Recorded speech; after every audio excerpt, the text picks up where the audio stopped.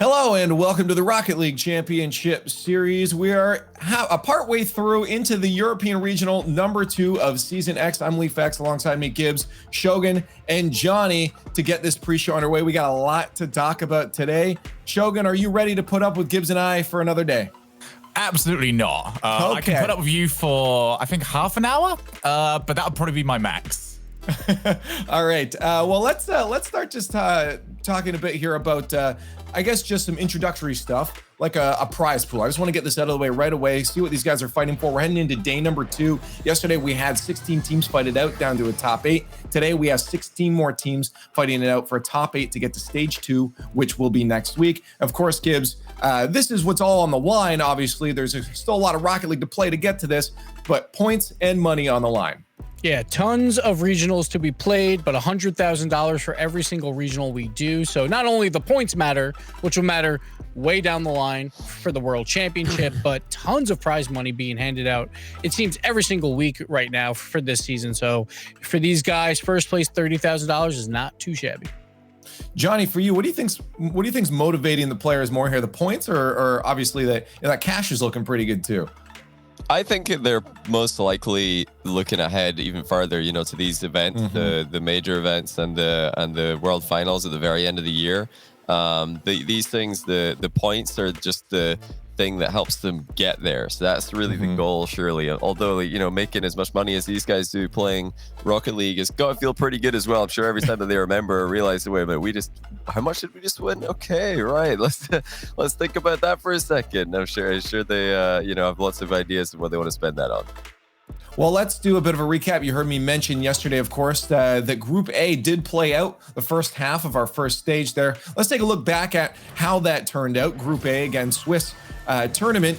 And here's your top 8 that did make it through until next week. Of course, Team BDS, Giants, Barca, Monkeys, Libertas, Magnifico, Barrage, and Guild were teams that made it through, some earlier than others, Gibbs. But I would say this is mostly on point here, except, of course, for Barrage.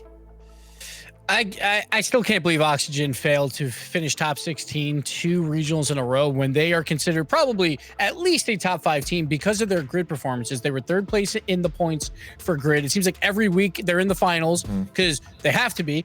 Because, of course, with Johnny Boy, he's got to cast every single match for the grid. But they can't show up in these regionals. They collapse once again. It was a very normal day until these last few rounds where teams like Monkeys went through 3-1 as well, with Arju playing now. So but it's good to see some shakeup at this point, because the first 3 rounds or so, it was like chalk.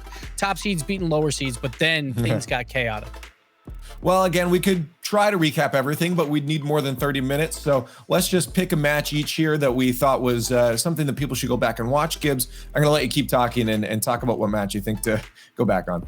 We gotta talk Guild versus Oxygen, because I feel like this is a perfect horror movie. Just the foreshadowing of what was about to happen. Because when we were watching this series, we were like, this is not a high quality series. Guild, they won the first 2 games, but they were trying to hand those away to Oxygen. Then finally, Oxygen woke up, because Astral is a god at times and can just do whatever he wants on the field. But then finally, someone tried to win a game, and I felt like that was Game 5. Nolly really performed well throughout Game 5 to give Guild a much-needed win that would obviously help them later on. But for Oxygen, their offensive woes were very troubling throughout this series, and we saw it throughout the day. That kept happening. Gibbs, how dare you, number one? How can you look at a series where we were 1 overtime goal away from the perfect 1-0, 1-0, 1-0 series and say that it's not high quality? That is fair. The best quality that we can possibly get to. And I'm still absolutely gutted that we had 2 chances yesterday to get that, and neither of them came on through. But in terms of actual gameplay, Oxygen was so strange. They were so scared the entire way through. Me and Johnny were just sat there the entire time just going, go. 2 players. 2 players on the other side of the field would actually be a real smart idea right about now. And it just didn't really happen until eventually Guild, made a couple of mistakes and allowed Oxygen to start making their own moves. Johnny, we haven't given you much spotlight here, so I'm going to make it the Johnny show. You got the next matchup here. Give her a go. For me, Magnifico versus Barca was just a super fun watch. And, it gave us a good look at what Barca are capable of. in offense in particular, but also, you know, there's such a great goalkeeping team all around. I'm very impressed with where this team are going, and this was a good showing for them. However, Magnifico, how entertaining are they to watch? They were just, you know, we had one game where complete whiff for Demensa lost in the game. We had another game where an own goal for Greasy cost them the game. And then they win 6-2 in game number 3. You never know what you're going to get with Magnifico. They did, of course, make it through into stage 2, which I'm delighted about. They're such an exciting team to watch. And, you know, I'm not more of a fan of own goals and whiffs in defense than good Rocket League play. But for me, it did make for some pretty entertaining viewing. Yeah, Magnifico is one of those teams we knew, like, they're not going to continue being a top 4 team. We all felt like they'll fall down to earth at some point, but I am very excited to see that they made to the top 16 once again. We'll see how they do next weekend. But this series, sometimes those the defense wasn't there, but that was also because they're playing Barca, who we saw throughout the day, insane passing plays where they just know where everyone is on the field, and that's the Barca we want to see every single weekend. All right, Shogun, we got some time for you to get a match in there. What match caught your eye? So building upon what Gibbs and Johnny were just saying about how good Barca looked, I've then got to then start look towards them against Team BDS in the very next round. Because it's great because we can talk so good about how Barca were playing, and they were playing phenomenal all day long. But it got shown there were currently levels in Europe because they came up against BDS. They made a fight of it. But my goodness, BDS are just a level above when it comes to their regional play. So fast, so quick, so efficient. And I think we got to see just how adaptable they can be as well, because Barca had their number a few times and they just switched instantly. If they want to play the long game, if they want to just, you know, hold away from the midfield, BDS were happy to do that. Engage them in long clears. They'll beat you to that one every single time. They'll start wiping away your players on the backboard. There was not something Barca could look at and say, this is our solid way to beat them. It's just you have to keep changing all the time. And even then, the password's not going to stay correct for all that long. Yeah, BDS were one of the 2 teams that made it through to stage 2 with a perfect record, 3 wins, no losses in series. And I think this was just their statement reminding everybody that, yes, you know, we know we've been struggling in the weekly grid tournaments, but we are the defending RLCS regional champions, and they're going to be looking to repeat that. If they can go 2 in a row, then I don't think there's really any question that they're the best team in Europe. Well, I want to get this. I'm really interested how this next topic is going to go. So I want to get to this right now. You guys have seen it in the sidebar for a bit there, and this has always been a hot topic. EU versus NA. We've seen a lot of Rocket League so far, but obviously due to the world circumstances, we haven't been able to see them clash together in quite some time now. So it's up for debate right now. Which of these we think is going to be hotter, EU versus NA? Gibbs, you put this in the pre-show, so yeah. I'm going to let you take the heat for starting this. So last week, Johnny Boy said Space Station Gaming is the best team in the world. Johnny, I want you to back up that statement. Why is Space Station better than any of these European teams? Well, going into this week's grid tournament, Space Station were on a 21 win streak. That's really all you need to know. When I made that statement, they were on a ridiculous win streak, which did continue until they lost, of course, in this week's grid tournament in a pretty ridiculous fashion with 3 own goals from all 3 of their players in 3 different games. But, you know, series like that happen. Games like this, like these happen. I still don't think, you know, 1 series lost there for Space Station is enough to take them away from the #1 spot. And although I would probably have most of my top 10 teams in the world right now from picked from the European RLCS X regional team pool, I think Space Station are still top of the bunch. Shogun, you were backing out of the conversation. Were you trying to back out of the conversation there? Were you trying to leave? No, I just enjoyed watching it. That was far too tame from both sides. Go on, get the claws out. All right, so here is my issue with Space Station being #1. You say that Europe has a bunch of the top 10 teams in the world. Competition breeds excellence. And Europe, sure, we don't know who's #1 right now, but I will take whoever is #1 at the time when they play Space Station, because Space Station right now, they're kings of NA. NA right now looks like a much weaker region than Europe. So that's the thing. I gotta back that up. I gotta say that right now, it's you look at a guy. So you look at the team in North America that could maybe beat all the teams in Europe. To me, that doesn't mean that region is stronger. That just means there's one team that's a bit better there. Europe right now has honestly been some of the most entertaining. Shogun, what are you doing? Are you gonna How fight many me? seasons have we had this?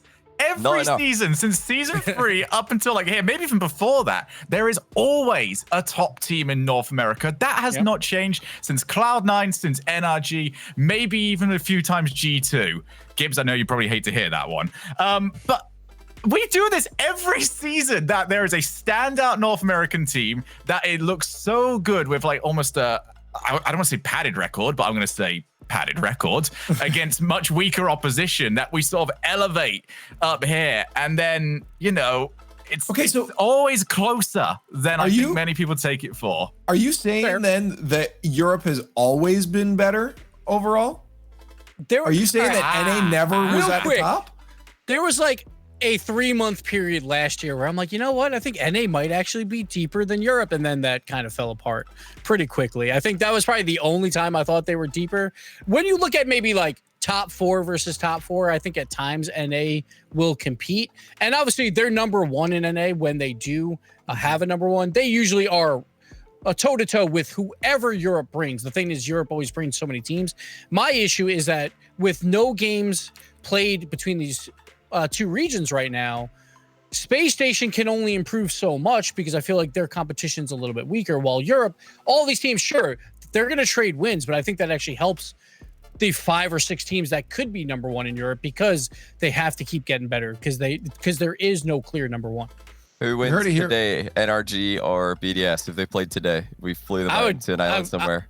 NRG, I would BDS. go BDS. I would go BDS. BDS, personally. okay. Yeah. Interesting. I mean, not even pick a space station. I think NRG. It depends how Energy plays, as well. obviously, right? Like Energy's hit or miss too. BDS. Well, dog, it depends how they play. That's true. All right. Well, for you, Johnny, who would you pick there? I actually would go NRG. I think NRG are probably going to beat BDS. BDS have like they've been good in RLCS X, but you know, not so good in the grid. And I think if we took them to a whole other different tournament, because it would be a different tournament, and we're not shipping NRG over to the EU RLCS X regional. I think NRG would probably edge it. They've been my second best team. I got a TLDR here. Basically, what we get is Europe is deeper and Space Station Gaming's had an easy ride. That's what I got out of this conversation. So let's move on and talk about Europe, because we got to talk about Group B, of course. We are on to day 2. These are the next 16 teams. We're going to whittle this down to 8 by the end of today. And Gibbs, you actually had some thoughts on this group before, just about how you feel, and it didn't seem like super positive. Yeah, right now I feel like with this group, a lot of inconsistency across the entire group. Like outside Vitality, where they had maybe one or two grids where they're a little bit shaky, but they still perform. Like I don't think anyone else in this group is a very consistent team at this time. Top Blokes, obviously, they won the grid 2 days ago, but then also 2 grids before that, they came in last 2 weeks in a row. So it's very hard to tell how this is all going to play out. Yeah, I got to talk about this. You know, I'm gonna move us on and do a little spiel here. I'm gonna talk about Dignitas. We got to talk about them. We'll talk about Vitality in a second. Let's talk about Dignitas right now. Dignitas is one of those names. You look at this, you're like, hey, look, I see a bunch of big, brand names here. These are the big hitters. But Dignitas, being one of those, has obviously had some issues lately, and I want to see if you guys mirror my frustrations. I've been casting them in the grid with Jesse, and that's been a struggle in its own. And then watching Dig, Dig has obviously been having some issues here. But I've always been saying, okay, keep the perspective that Violent Panda likes to build a team over time. Verge is doing the same thing with the team. They build a team over time, and it hasn't been that much time. The question is, when do you cut that off? Dignitas, for me, I feel like has always approached the game the same way, though. I feel like this is exactly why their reign was ended back when Cloud9 took them down too, is that they always have this pass to the front of the box here, just a bit outside the defender's reach, and take a shot on net. But all the teams have started figuring them out, and they're getting intercepted on almost every single one of their passes, and they're being shut down. The question is this going to work if they maybe just make it a little faster? I'm going to direct this at you, Shogun. Or do they need to abandon the play style that they approach and try something completely new at this point? Because for me, it's not working. All right, so you do look at the playstyle, and we have seen the playstyle hard countered a number of times, and it's not even been very recent. We saw it in the last RLCS season. Vitality figured them out, reverse swept them based entirely off just going, well, you're over there with the ball. This player's in the middle without the ball. You're probably going to put the ball somewhere. So I'm just going to go over in that direction, if you don't mind. I think that they need a level of spontaneity to the team. And that is what Astral used to bring. Astral was greedy at times with the ball. And that was fantastic because that added that level of questionability about what they were going to do with it. This is not me saying that Jorius is not a good player. This is me questioning if Jorius was the right player for that playstyle. And even further than that, if he's not, why continue with the playstyle? Why not adapt to something brand new? Why not try and look and innovate elsewhere? Because that was fantastic. That was an innovation a year and a half ago. Not quite so much anymore. When we talked to them at when they made top 8, we talked to Virgin. It's like, we're worried about defense first. We'll figure out the offense later. And that was my big question mark. Well, these last 3 weeks of the grid have not been kind to them. 0-6 in their matches, 23 games, 2.8 goals against right now. That is not a good stat. And their goals for 1.8. So they've been dominated for 3 weeks in a row. And we talk about Dignitas, they build their teams. When they're building their teams, they're still a top 6 team in Europe normally. Right now, you can't even consider them top 10.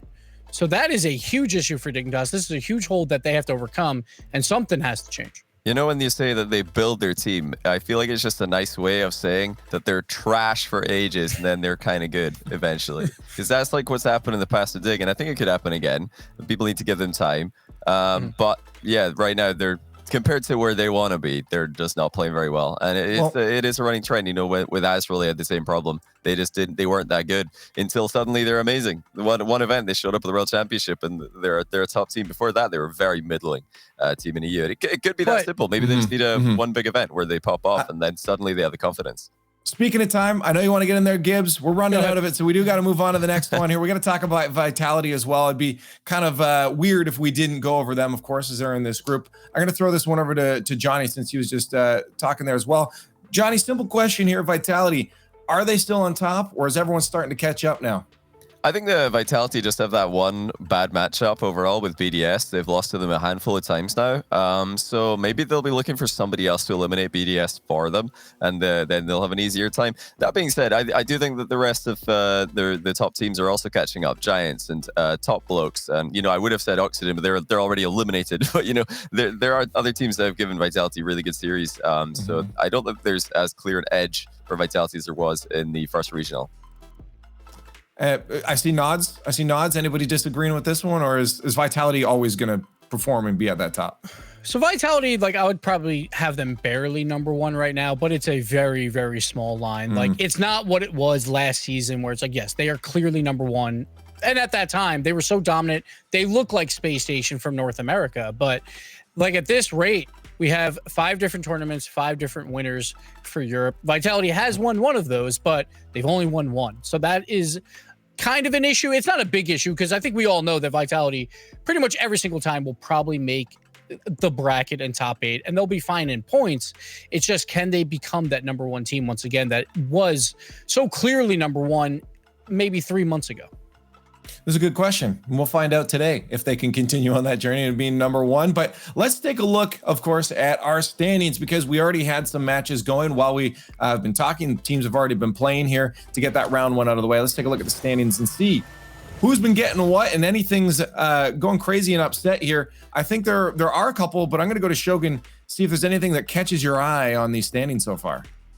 I mean, the two that we've got to look towards especially are the Dignitas 0-1 and the Triple Trouble 0-1. Especially Triple Trouble they're hard to track, really. Man, good luck anyone trying to actually predict them. They've had times where they have managed to go through and win an entire grid.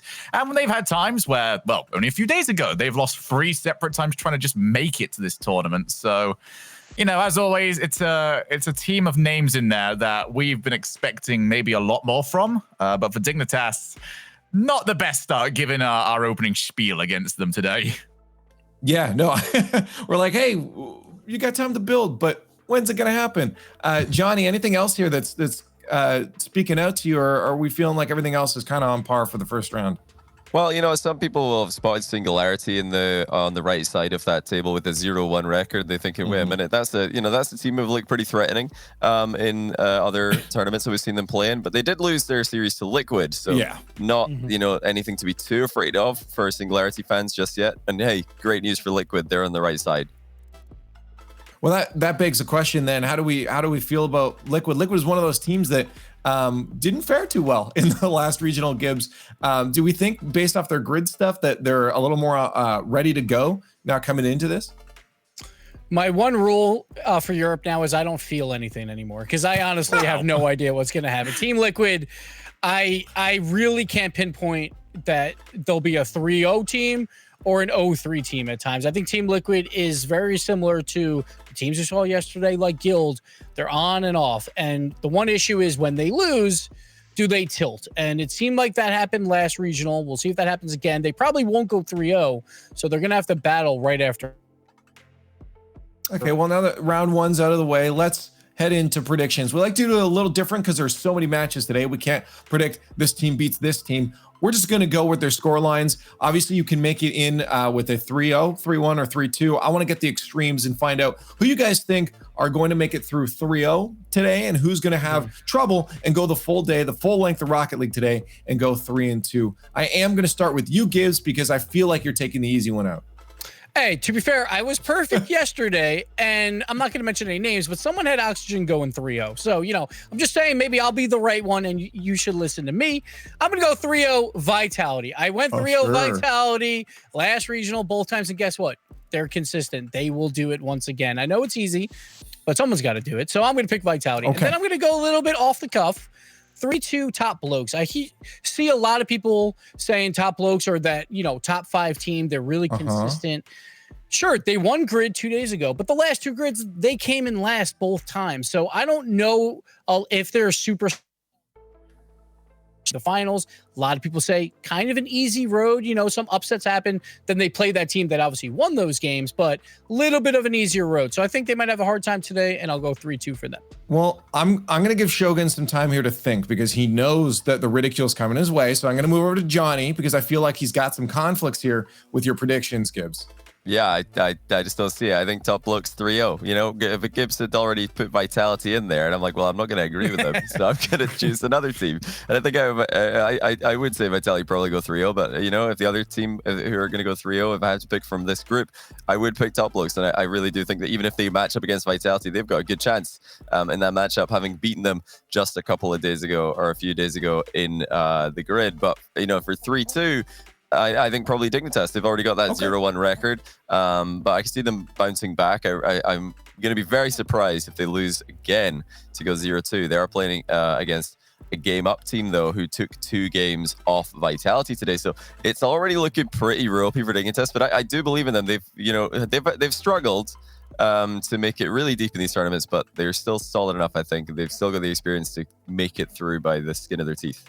Well, as someone doing the grid broadcast for Dignitas, I like to see someone keeping the faith here. But we do have to go over to Shogun. Shogun yesterday was a bit of sadness for your predictions, and I'm hoping that you can do something different. So let me know what you got for today, and how is it going to be better than yesterday?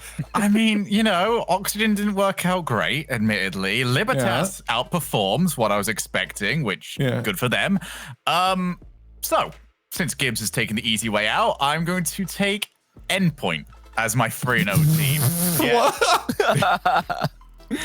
Look, you have a giggle now. You have a giggle now. There's only so many teams. Yeah, there is only so many teams. We talked about this earlier on, how outside of Vitality, there has to be another team that goes 3-0. And I think that's the main way a lot of us are looking at this is, well, somebody has to. Why not Endpoint on this one? They got a top 4 in the last grid, so there is precedent there for them to have a solid day. I'm hoping it's going to be today because I need something to go for me. Hey, I'm an Endpoint fan, so I'm going to back you up on this one. Yeah, good.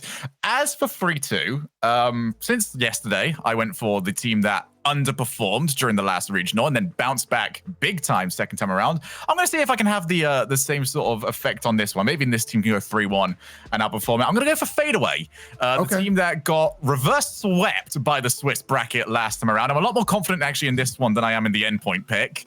But I think FADEAWAY 3-2, they've got to bounce back after last time because that was severely disappointing. The thing is, you like yesterday your picks looked good too. Today maybe Today the they look endpoint bad, one, which but- is fantastic. Hey, poor I'm taking endpoint. a I'm taking a new approach, Git. Leaf, okay? It's perfect. This is just rude. This is just rude on endpoint because I bashed him last week. I wasn't going to bash him this week. And then we see a 3-0 for endpoint and everyone's laughing. Like, man, they're not gonna be like laughing endpoint soon. can do this, you know? Like, I will be with Shogun and I think that is possible. I think endpoint has a Hey, chance at a 3. I said I'd back him up too. I was just more laughing at his approach to the situation here at his pick. Wow. Wow. I'm laughing at Shogun, not at endpoint. Anyways, we got to talk about those next matchups coming up here because kickoff is about to start. So let's take a look at what matches are going to be coming your way in just a few here. A reminder, there are 2 streams going on. One that you're on right now, twitch.tv/Rocket League. And of course, twitch.tv/eLeague TV. You can click the squad button underneath the broadcast there to be able to watch both at the same time, or just open up multiple monitors. That is a really good way to watch Rocket League. Over there on that broadcast, you have RV versus 2 Baguettes and a half. It's going to be a big climb for 2 Baguettes and Endpoint versus Venk. So, and hopefully for Shogun, Venk isn't going to show up today for Endpoint. But over on this broadcast, we have Solary versus Team Liquid and Top Blokes versus FADEAWAY. Let's just jump into talking about that first match right away here. Top Blokes versus FADEAWAY is going to be our kickoff match. Top Blokes, did anyone have them? No, that was a 3-2. So 3-2. I had them 3-0. Oh, you have them 3-0. Okay, so I want you guys The to fight perfect here. How this result one's going to here. go. The perfect result here for me and Johnny is Top Blokes winning this one. So Yeah, that way, my team can go to 1-1, and I'm still on point. So. I guess Gibbs could go for a win on this one as well, too. Yeah, but no one wants him to. That's the difference. Fair. Let's talk about the match though. How is this gonna go? How is this gonna show up on the field here? I'm gonna start with you, Shogun here. Top Blokes, what have they been doing to really show up, and is FADEAWAY gonna be able to shut that down? Oh, well, this is the big one here where we have to look at the fact of this is Freaky's X team. You know, he's got to have himself that little bit of a bounce back. He looked phenomenal during the last regional, and I still don't know how they managed to drop it. But on the side of Top Blokes, I mentioned this last time and I still stick by it. It is Cassio and Flame that will get them through regionals, but it is Archie that will win them championships. And he has been outstanding. Every single time this team has a good result, you always check out the stats, you always check out the rankings, and it is him that is on point for it. So yeah, just got to see some more of it this time around. Gibbs, how are you hoping this one? Like, because again, it could go either way here for you. Yeah. Either 3-2. Which way do you think is a better approach? Well, obviously they want to win this one. For Top Blokes, for your prediction's sake, which way is a better way that this situation goes? I think Top Blokes will probably win this, but watch out for Freaky. There is something about a redemption arc of you kicked me from a team, I want to prove you wrong. And obviously through that first regional, it looks like the right move for Top Blokes. His Archie is insane right now, so he looks like the best player on their team, and this is a great move. But Freaky and FADEAWAY, they looked hot for Regional 1 at the very beginning. They surprised us all. It's still 3 players that have a lot of experience, so it's possible, but I do think Top Blokes will be the ones walking away. Okay. Well, let's we'll get our prediction in a second, but not after Twitch chat gets theirs going here. We use those hashtags, #top and #fade, to pick which team you think is going to win. We want to see how you guys line up with the desk here. So let's get those predictions right down out there. Obviously, we'll start with you, Gibbs, since you just put yours out there. You think Top Blokes is going to take this one? Yeah, I think Top Blokes will, and my 3-2 is questionable, obviously, with me picking Top Blokes here, but you know, Top Blokes is the better team. They might lose somewhere else. I don't think it's here. Shogun, let's move on to you. Top Blokes or FADEAWAY? I'm going to go on the perfect result for both me and Johnny, although this does sound like a very freaky game to go on to win. You can imagine this all the time. But I'm going to go Top Blokes. I think they've just got that little bit extra, and I believe in Archie.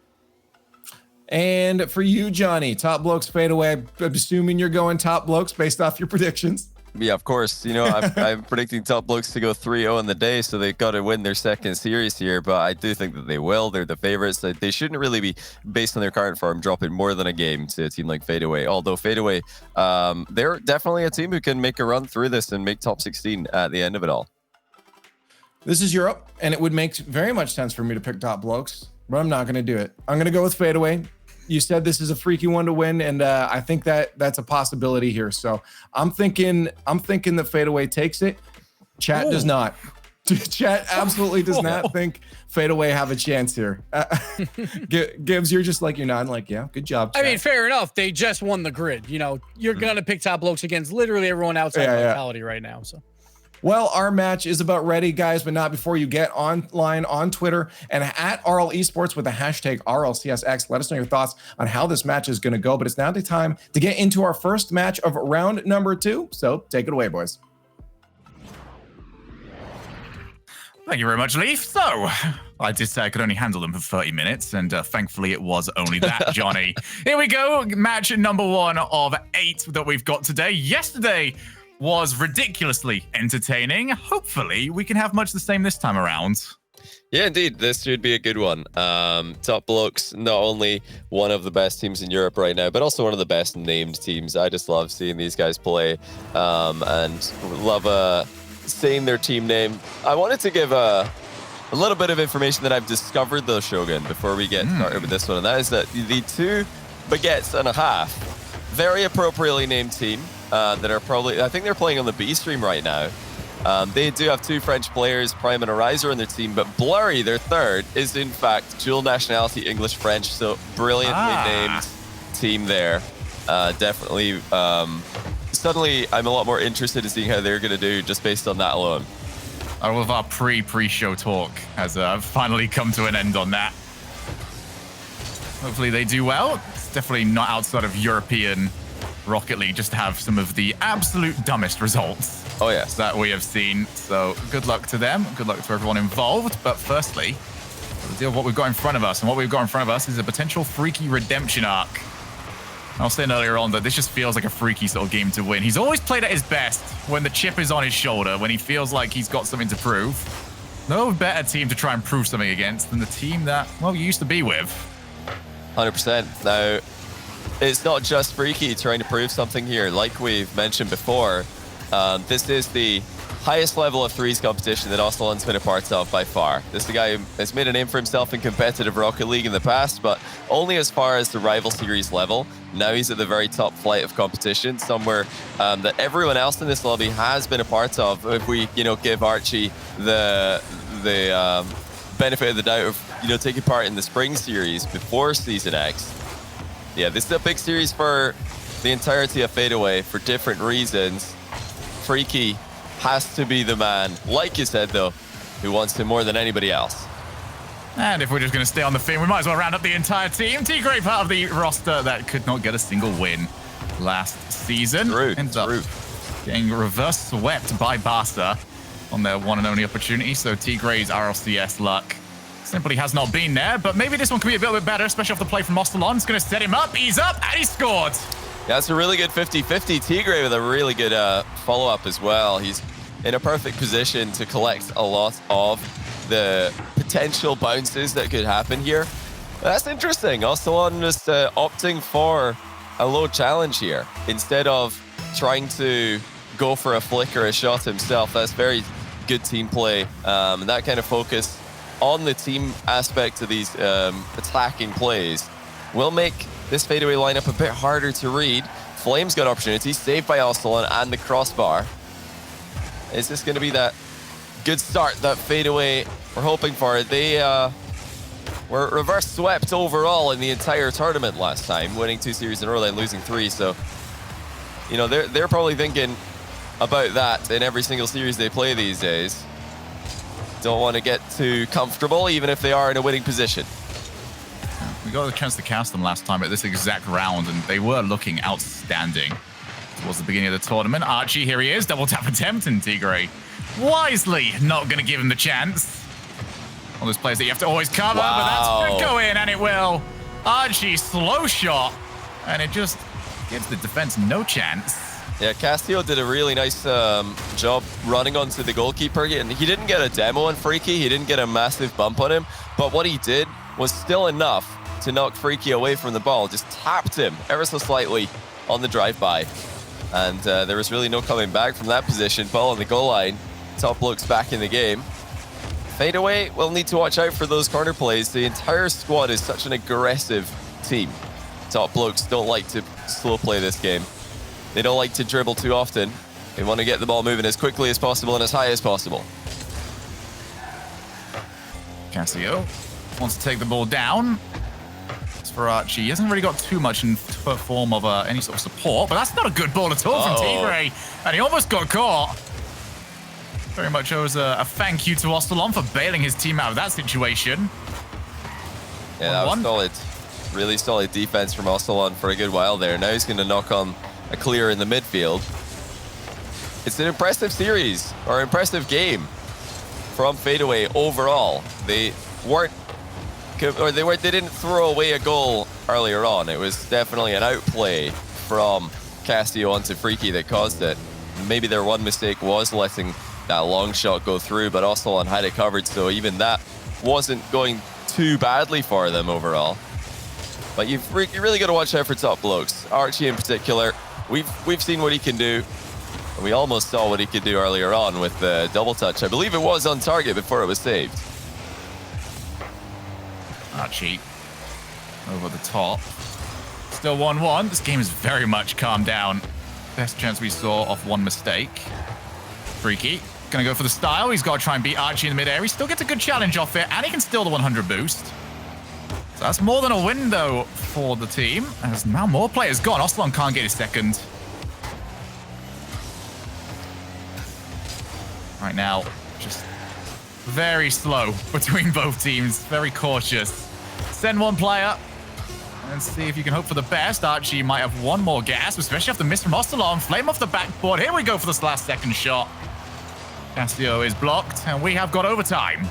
Yeah, it looked like Flame was looking to keep the ball in the air there by carving it up off the wall, but it's gone into the ground for OT. Flame's going to boost. That's a shot for Freaky and in. And after quite a quiet game for both teams, FADEAWAY steal it.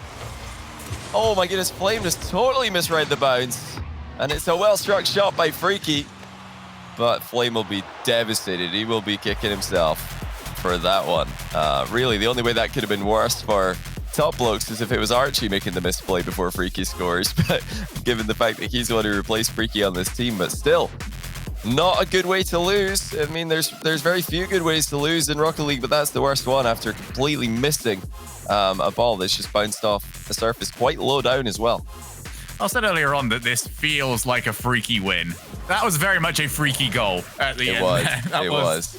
Straight from the kickoff. It was a very laissez-faire match before that. But straight in from the kickoff, one mistake, and he does punish you for it. I mean, we can talk all the time about how Freaky does seem to be the king of punishing mistakes. Well, he goes hunting for them. You know, he definitely doesn't overcommit. He sees his opportunity. He sees when you've made one small mistake, and he recognizes what the rest of the play pattern is going to be like. So continues to do that and in good form. Yeah, I'm a bit surprised that Top Blokes weren't able to punish the careless losses of possession that FADEAWAY had on occasion in that first game. There were a couple of loose touches in the midfield, just giving the ball to Top Blokes, and neither time that happened were Top Blokes able to get a goal out of it or really get a threatening shot in the play. This is some good passing to start off game number 2, though. Slow shot on target. It's into the bar. Flame will put it in, though. And that focused on the team play was what undid the defense. Tigray and Freaky were just all over the place. They were one step behind the entire time. And there's a big shout here for Top Blokes to say that they are the quicker of the two teams. So you might look at that last game where it was very passive and decide, all right, well, that's not going to work, but we might be able to outpace them. I'd like to see them try and take advantage of that slightly more here in game 2. The wall. Flame's not got the boost to follow. These boomer clears are going to be hit very often. Ocelon might be one of the best shots that they've got when it comes to passes, though. Gets it right over to Tigray, and you can't hit them much cleaner. Just an absolute beauty from Tigray. Look how quickly he got into position for that one. Lasered it to the bottom corner. Diving Top Bloke goalkeeper was close, but really no chance of saving a shot that's that effective. Brilliant response from FADEAWAY. They're proving to be not just a team who win off 50-50s. Look at the pressure again. Tigray looking for the awkward shot, and he's popped it in as well after Freaky's touch high above the goal. Top quality play off the kickoffs from FADEAWAY. And it has become a kickoff bonanza for both teams. Yet another one. And I already know that when they were on BLOKES, they were a team that would study the kickoffs quite a bit. They had different kickoff strategies. They had different things that they like to do. So you know both these teams are coming in with, you know, less of the thought of, oh, you know, let's just put the ball back right, and more advanced strategies beyond that. So far it is Freaky and FADEAWAY that have got the better of it. Yeah, at this point, I think it would be wiser for Top BLOKES to go for more of an intentional losing strategy on kickoff. And when I say losing strategy, I do, of course, refer to the territorial aspect of a kickoff, but they'll try and win possession off that. Let the ball go into their back corner, but have somebody there waiting for it when it arrives.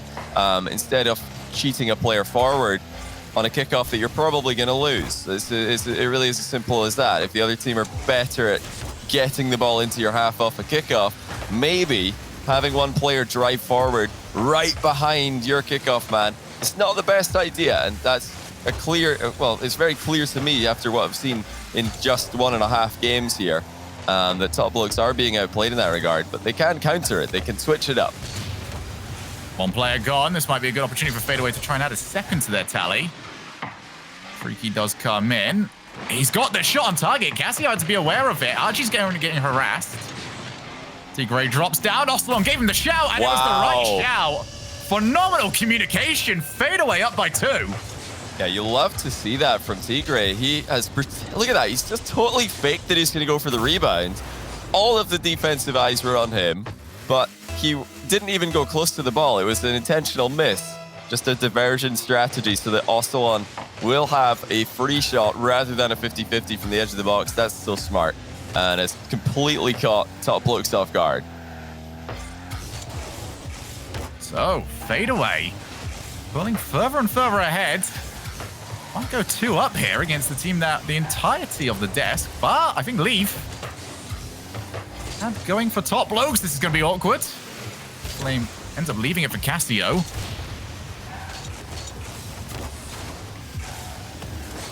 Two and a half minutes left here. Top BLOKES still desperate to get something going. That's going to drop in. Ocelon, once again, very aware of the situation. Ocelon's very solid. He's just positioning himself slightly on the verge of maybe getting it wrong, but he's got this one so very right.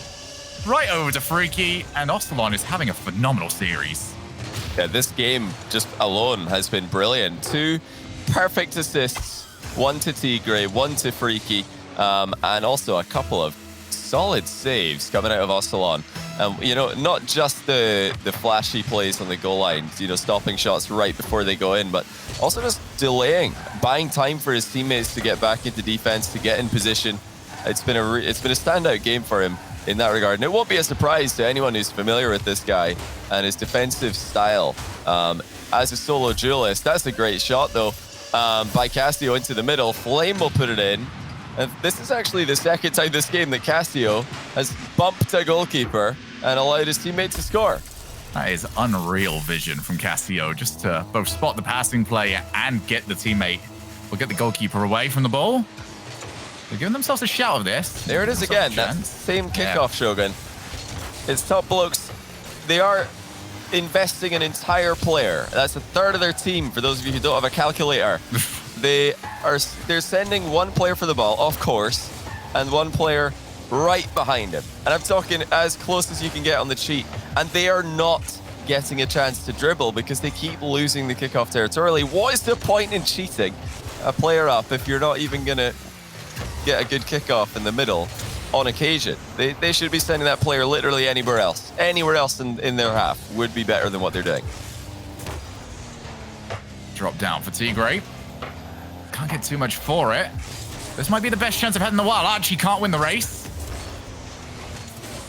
Just so on point so far for FADEAWAY. They're going to get another one from this. Freaky all the way up. He's got himself 2. Tigray's on 2. They're both chasing hat tricks. And this game could very well be out of reach. Yeah, I mean, did Cassio get a little flashback there? Was he remembering sweet times as a teammate of Freaky's or something? Because that pass was pretty solid. Oh, what's happening? Look at this. It's another kickoff where Top BLOKES are unable to follow up on the play. You know, this series has not just been, you know, kickoffs, though. There have been at least 4 kickoffs where Top Blokes have got the strategy completely wrong. They're literally autopiloting the kickoffs and just losing them. That's another brilliant save by FADEAWAY. But yeah, FADEAWAY they've been dominating the kickoff strategically. They've been, I would say overall, they've been passing the ball a lot better than we expected. I would have expected Top Blokes to have the edge in that regard. But also the defense, how solid does this FADEAWAY team look compared to a very dodgy looking Top Blokes lineup? I understand entirely why you bring it up as well, Johnny, because it is the one play that we do see over and over again. And if we fail to see the adaptations of the one play that you're going to see all the time, I do start to question whether or not we'll see adaptations from plays that we see less often that are still going wrong for them. It's a good goal from Archie, setting it up. But they're going to have to start looking towards this. We saw FADEAWAY get reverse swept by the bracket last time. Top Blokes have got the challenge of reverse sweeping them in this match. Yeah, you can forgive Ocelon for thinking that Archie's shot there was on target, because that Archie really hasn't been missing those very often. But this has been a disastrous series for Top Blokes strategically. There have been glimpses of their threatening offense with Casio physically knocking goalkeepers left and right, and Archie's mechanics showing up on occasion. But their kickoffs have been appalling. You know, you don't have to have a guy in your team who can win a kickoff. You know, that's a very 1v1 thing. If nobody in your team can do that, there are plenty strategies that you can play around that knowledge. Top Blokes aren't using any of them. It's been a complete disaster from the center circle, and they've been outplayed from that. The pressure that FADEAWAY have been generating from that position, just getting a lead in both these games from a kickoff goal, has put Top Blokes in the back foot, and they haven't been able to get out of that position at all. I do want to bring attention once again to Ocelon. He has had just a truly outstanding performance, especially in that last game. There's always been questions about Ocelon, about whether or not he's got the different layers to his game required to truly thrive, because, well, he feels like he's been on the verge of being a top player for so long. This might be his best chance for it. Certainly. I am definitely expecting them to make it through after seeing how well they're playing here. It hasn't just been a bunch of kickoff possessions. That's another free goal. Tigre is poaching right now, and Ocelon's challenge was all that they needed. That's such a good knock-on, but you got to look at the Top Blokes lineup. They had a couple players within a couple of meters there for no reason. They're just getting outplayed by one touch. It was a good touch, though. What a play by Ocelon to flick it on to Tigre. I mean, well played for Top Blokes to play the offside trap. Oh, dearie me. They've not got anything for this one. Fortunately, that rule does not exist. Maybe they can start to petition Psionics for it. As Ocelon over the top. Is that number 2? Oh, it isn't. Archie keeps it out. But this is terrifying for Top Blokes. They have got nothing going their way. Yeah, Top Blokes have to step it up here. They've got to play a lot more carefully. And we were wondering, you know, would it be a potential thing that Top Blokes can choke this series? Because there's always a weird kind of dynamic when you kick a player from your team, you remove him from the roster, and then he goes and finds another team and shows up at a tournament to play against you with his new lineup. That's what's happening here. And it's after Top Blokes have seen so much success with their new roster. And now all of that is being questioned. I'm sure no matter how well they've been playing, they are thinking, how embarrassing is this? We're losing to Freaky. Even though not that Freaky's a bad player, they still decided he wasn't part of their team or wasn't good enough for their team. And Freaky doesn't want anything to do with that. He's trying to prove them wrong again. Over the top, Tigre now chasing back. Archie goes early, it's off the backboard. Freaky's decided just to try and drive up with it. He's missed it. Huge save again from Ocelon. Every time there's a mistake, and there has been a few of them from FADEAWAY, it's been Ocelon to clean up the mess, as Freaky does take a shot, easily saved by Archie. It's so solid. The positioning has been perfect.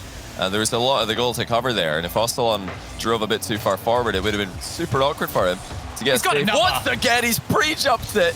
Ocelon is just a flying brick wall, and Top Blokes do not know how to get the ball past him.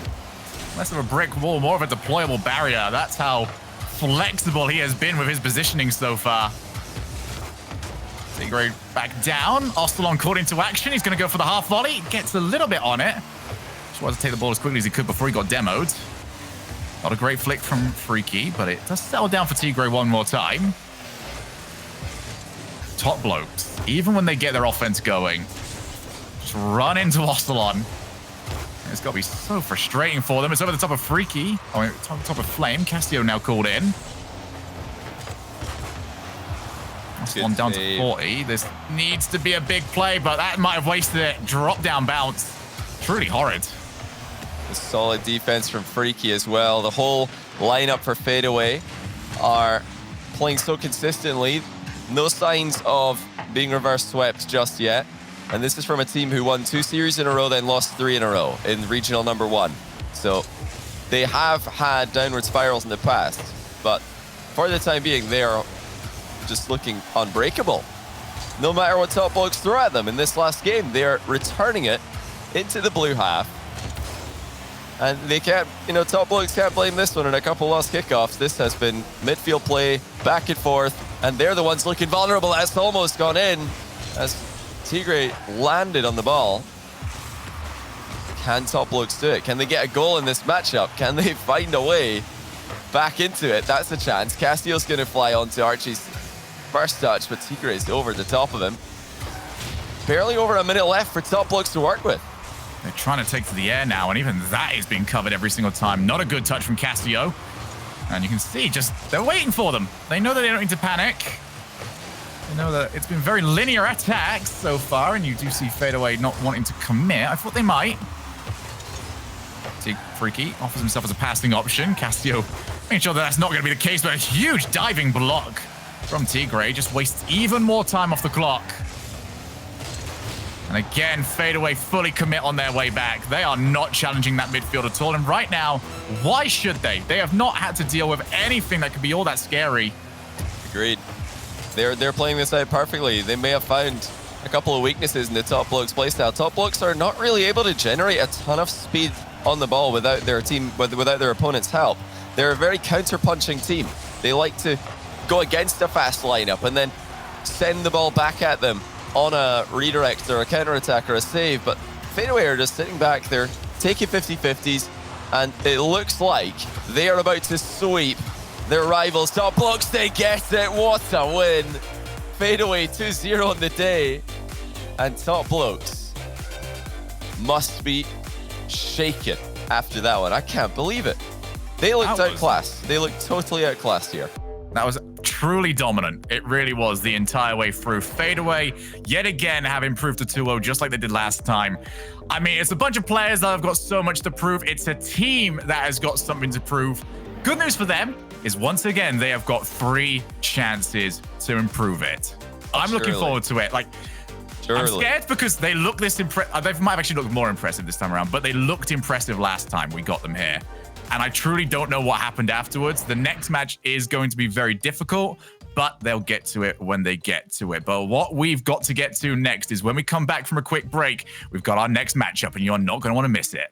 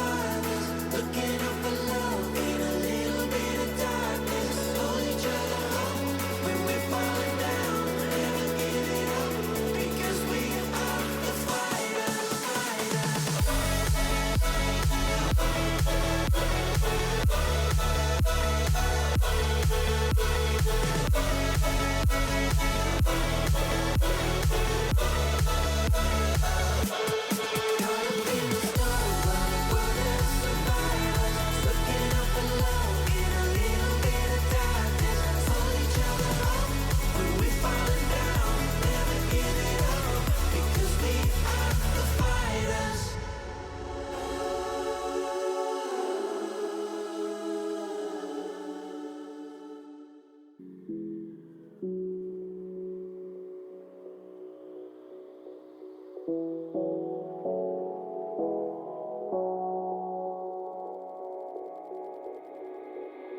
you feel it? The fire in your soul, leaping at the chance for love. Can you feel it? Haunting your senses, letting all your fear.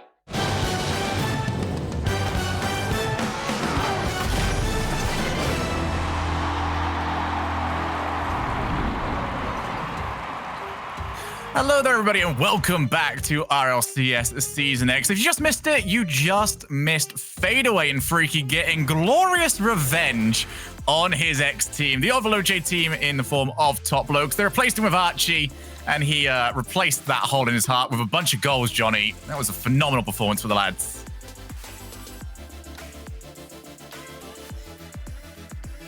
They stole that game one. Not really stole it, but they were able to secure it with a brilliant goal off the kickoff immediately. Flame whiffed, Freaky put it top corner.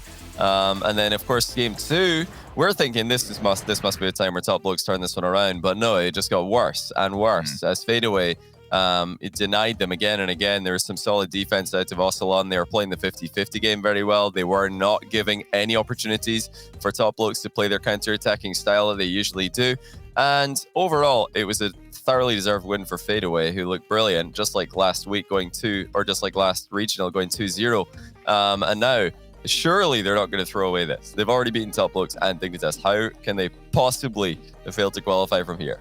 Well, you do say that, but there's been an awful lot of like the same sort of feelings as we got during the last regional, especially after Oxygen ended up not qualifying yesterday. Now we see FADEAWAY going 2-0 today. There's been an awful lot of comparisons to the first stage of the previous regional, and one team that will definitely not want comparisons to the previous regional is Team Liquid, who are up next on our screen. They take on Story, and it has been, I mean, this team came with a lot of hype. A lot of people were very excited, especially after a couple of wins against Vitality in the offseason.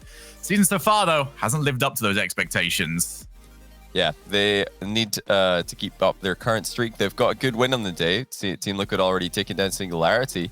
They're a very dangerous team.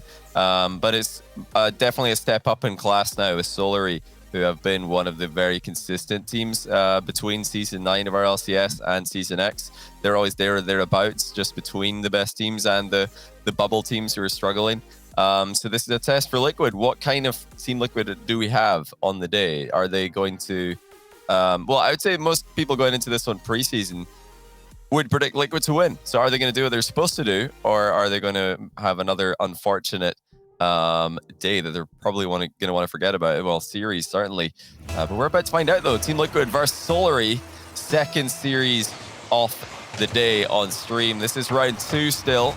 Both teams were able to take one win in their opening series of the day. Let's see who's going to go 2-0, who's going to go to 1-1. And also, this matchup is so unbelievably important for both as we automatically start off Team Liquid on offense. It is arguable for a lot of people that have been following them that this match would be more important to Team Liquid. Oh, yeah, for sure. Not shown very good bounce back ability once they have taken a few losses, and this might not be the start thereafter. Yukis couldn't find target. Actually, both teams. Yeah, an opportunity or two. Yeah, they both had moments where posts are saving them, but also at the same time they're being denied by their opponent's posts. So not ideal. Bit of a scary start for both lineups, but I would definitely agree with you there. Team Liquid need this win really badly. They haven't been resembling Rubber very much with, like you mentioned, their bounce back ability. I like that. Is that in the dictionary? That if it's not, it should definitely be added in there in the Shogun section, Shogunisms.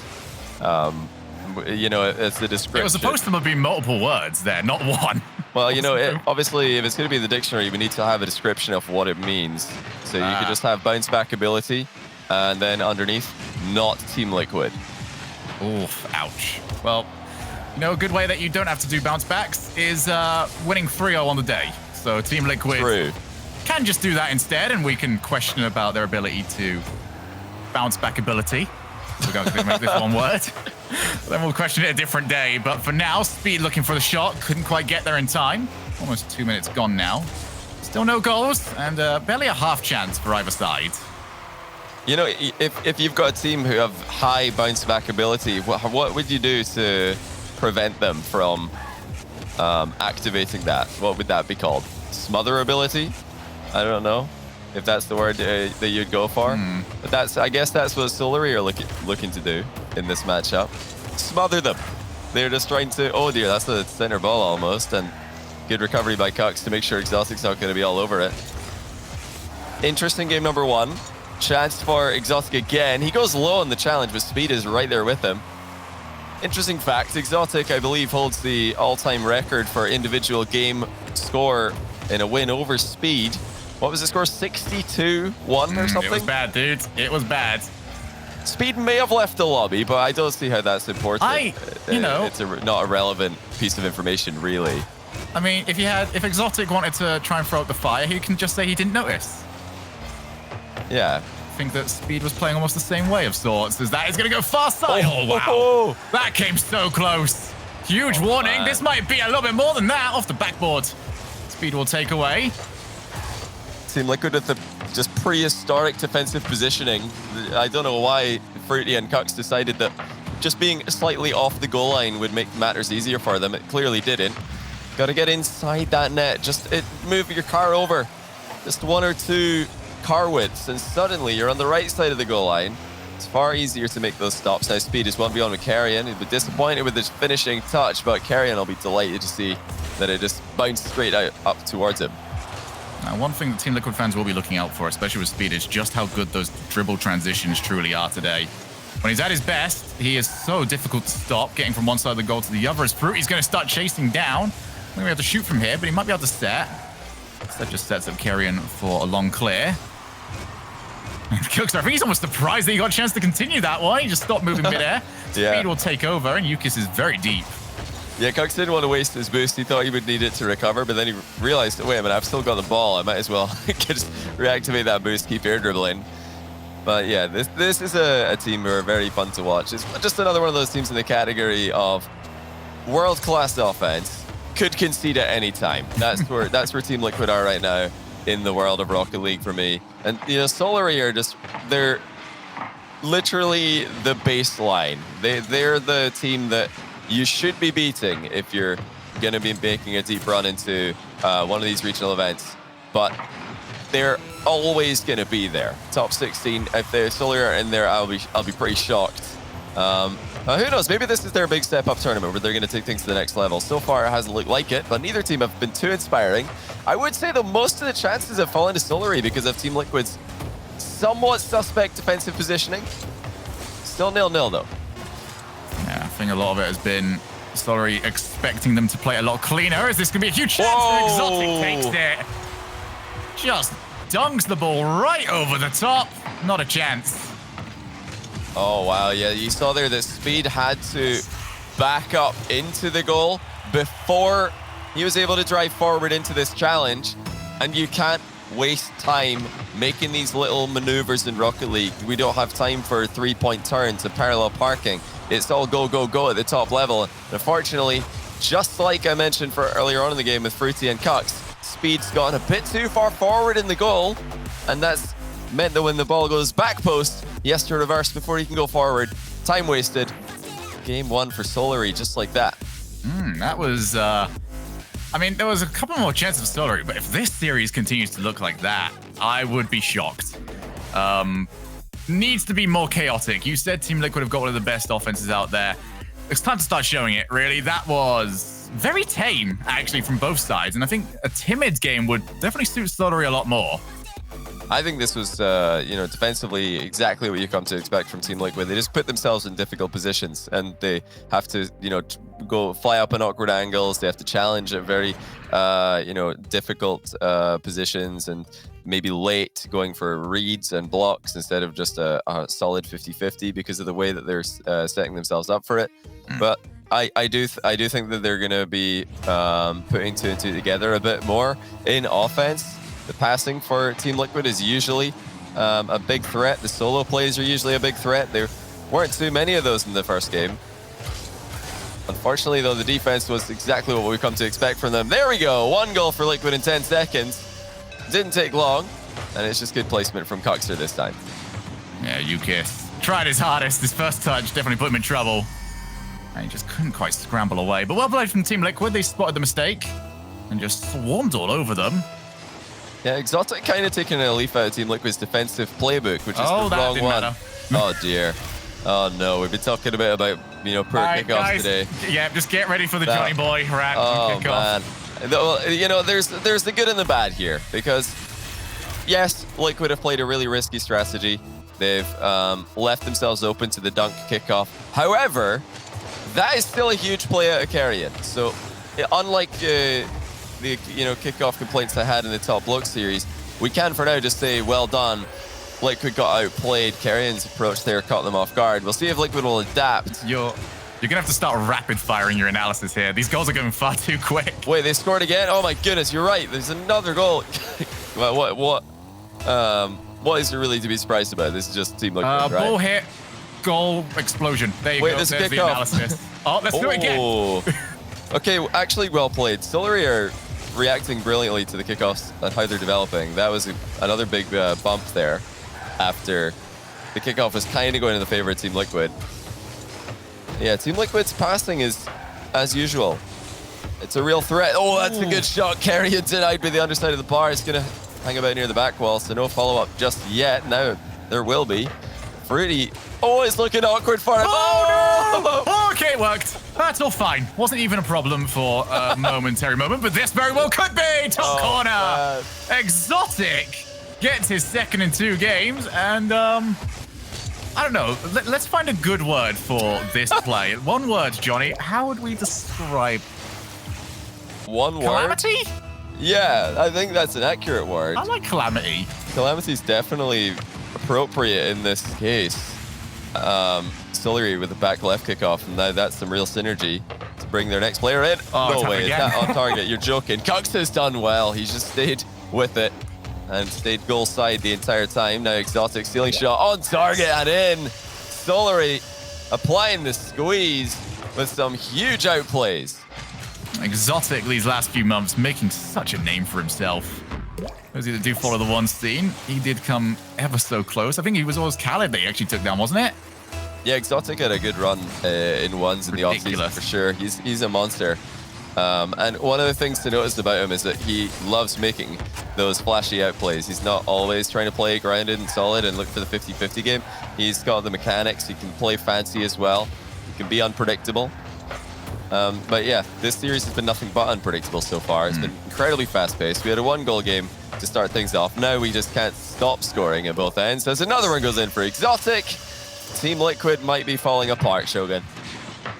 This is one of those games where you look at it and you compare this to other esports, and you say, all right, how long was between each game? Oh, it was a half a minute. How did this much change in half a minute? Well, see, the thing is, the outcome has changed, but had 4 goals gone into Liquid's net in the first game, I wouldn't have been surprised. There were so many positions where they looked really awkward. The balls... At this rate, they could be looking at 12. Certainly, like if Liquid conceded 12 goals in a game this season, I don't think anyone who's been paying attention to how they defend would be surprised. They end up in such ridiculously awkward positions. And I think they really just have to go back to the drawing board, take a look at some of the other top teams in EU right now who are so much harder to score on, because what they're doing, it just doesn't work at all. And at least it doesn't make life easy for them. They're still a good enough team to compete at the highest level, which tells you, a lot about their midfield game and their offense. As Cuxer now looking for a double, he's spiraling into it, and what a pass that's going to be. Fruity, you're not allowed to miss that goal after an assist that beautiful. Look at that, just slices at it. Exotic's got no chance. Solar have got no chance. I'll tell you who has got a chance this now. Team Liquid for as weird, if that's a nice way of putting it. Their defense has been, they're only within 1 goal of this, and we have seen 7, Johnny, before even half the game has been played. This might be number 8. Shut down by Exotic, and he's got a massive block. This could still be number 8. In comes Exotic, can't win the challenge. Yeah, solid play there by Fruity. And he's actually ran on ahead and demoed Carrion in the Stillery half. Look at the space that Fruity's bought Cuxer's speed. Cuxer gets it through the challenge, but it's bounced pretty well for Stillery here. This will be quite easy for them to dilute the pressure now. It's still, it's such a a great game to demonstrate what to expect when Team Liquid are playing. They might score on any attack, they look threatening. I mean, every single time Liquid attack, they do look dangerous. And you can't say that about every team at the top level of EU right now, certainly worldwide as well. But they also look like they could concede at any time. Oh, FADEAWAY's rebound just wide. Liquid are asking a lot of questions of Solary right now. Well, will they get too excited and get caught on the counter? Solary did take quite a bit of time to get that one going. In fact, they've given FADEAWAY a lot of space. Exotic wants to go back for boost. It's right back into that final third. Looks like they're very far forward, though, and he's ended up losing the race for it after he had to try and track back. Long clear. That's the midfield. Pass over to Speed. Speed goes for net, and Exotic heads up as always, but they might still have to try and drag out another save, and they have done so. That was a huge not read. getting caught out by the weird angles. Yeah, it was great passing from Liquid, but Exotic was able to follow every single touch and got in the way of the shot at the end of it all. Brilliant interception by him. And that interception is the one thing that's keeping them ahead right now, because Liquid are running rings around them at midfield. They're just really not giving Solary any touches in the ball. Now Solary do get a few consecutive hits, and briefly, see what the blue half looks like. Liquid are right back into offense, and you know, as long as Liquid can stay away from the defensive half, they do look pretty good. They look great, in fact. So for them, more than anybody else, offense is the best defense. They need to get away from defense, just not do any goalkeeping. Don't have to do any defending midfield passes. Once again, Liquid on the attack, find success. What a read by Cox. He's just faster than Yukis in the play. I do love this setup as well from Speed. He just drags it to the right, forces an angle that he can also jump right into, which means that there's going to be a fantastic bounce for Cox. Now 4 each, and this is massive. Team Liquid desperately need the next goal. Could very well be coming up right here. They do have decent possession. Speed will wait for his chance. Long clear hits the ceiling, so he's not going to get the distance that he was after. Exotic takes it down. I think they're going to want to try and get us to the floor now, Solary. Or maybe that bounce actually give them something to work with. No, that one's definitely something you're not going to play around with. So 4 each. Next goal, the most important one. So far, so good for Liquid. They're not in huge trouble from the kickoffs. Solary have had a lot of very sneaky kickoff strategies, so that's already a big win for Liquid in overtime. Lucas back flips. Cooks, they can go chasing, actually. He's got a good angle. Kyrian again. Able to just move in at the right possible moment. A few defensive mistakes here from Solary, but they have been covered. Speed takes over. Don't know what his boost situation looks like. I don't know how the team's boost situation looks like, especially after Kyrian did move through and took a number of them. Fruity drops down.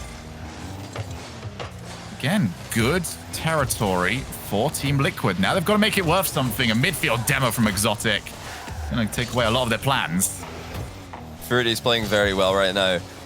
I don't remember the last time he made a bad touch. Every single time he hits the ball, it goes towards either a blue player, or it'll be in a position where Solary don't have an easy time collecting the ball. So this is some brilliant play out of Fruity in the most important match of the series for Team Liquid. Now Speed with a redirect attempt. Oh, he saved it. He just got way too high up on the ball, on the play rather. Almost couldn't get out of the way after that. Still look at Fruity and Liquid's abilities to play keep away. That's a chance for Fruity. Oh, he's missed it. And now it's the counter-attack for Solary. Cuxter scrambling back. Speed up. Wants the double. It's already up though for Yukis. Nice half volley clear for him. There's the interesting duality of the double taps is that you do actually offer the backboard clear as well for your opponents. It's still one of the best ways of scoring as well. Cooks there. Clears down to absolutely nobody. This has turned into a bit of a hard clear battle, and Solary looked like they got better. Speed to Yukis. And that might have actually been better to leave for Exotic. I think he had the better angle to it. Instead, he's now being bullied. Cooks there can't get the set. Might drop, but Fruity holds midfield. In fact, no, he doesn't. Easily danced around. Speed now on the backboard. This ball is just bouncing around the field. It's doing shuttle runs across, but that is a massive block from Yukis. Liquid have calmed down somewhat. They're giving each other a bit more space to play with now. And when they spread out like this, their passing is a lot better. Oh, suddenly, it's an open backboard. Speed's rebound lands.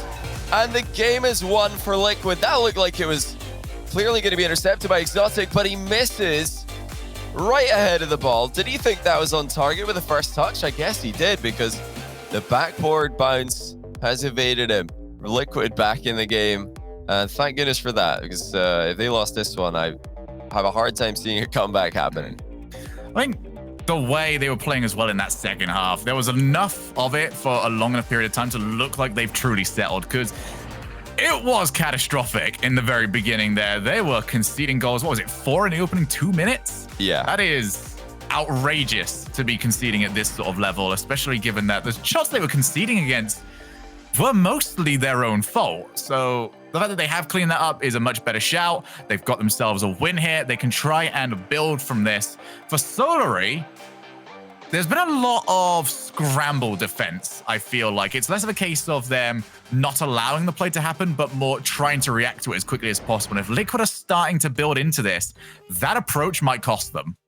Well, you know, there's a reason why so many people are surprised and so many people are upset by Liquid's underperforming in the first RLCS X regional and in this season as a whole. And that's because this team, at least on paper, and this team potentially, it should be better than Solary, based on what we've seen so far from these players' careers.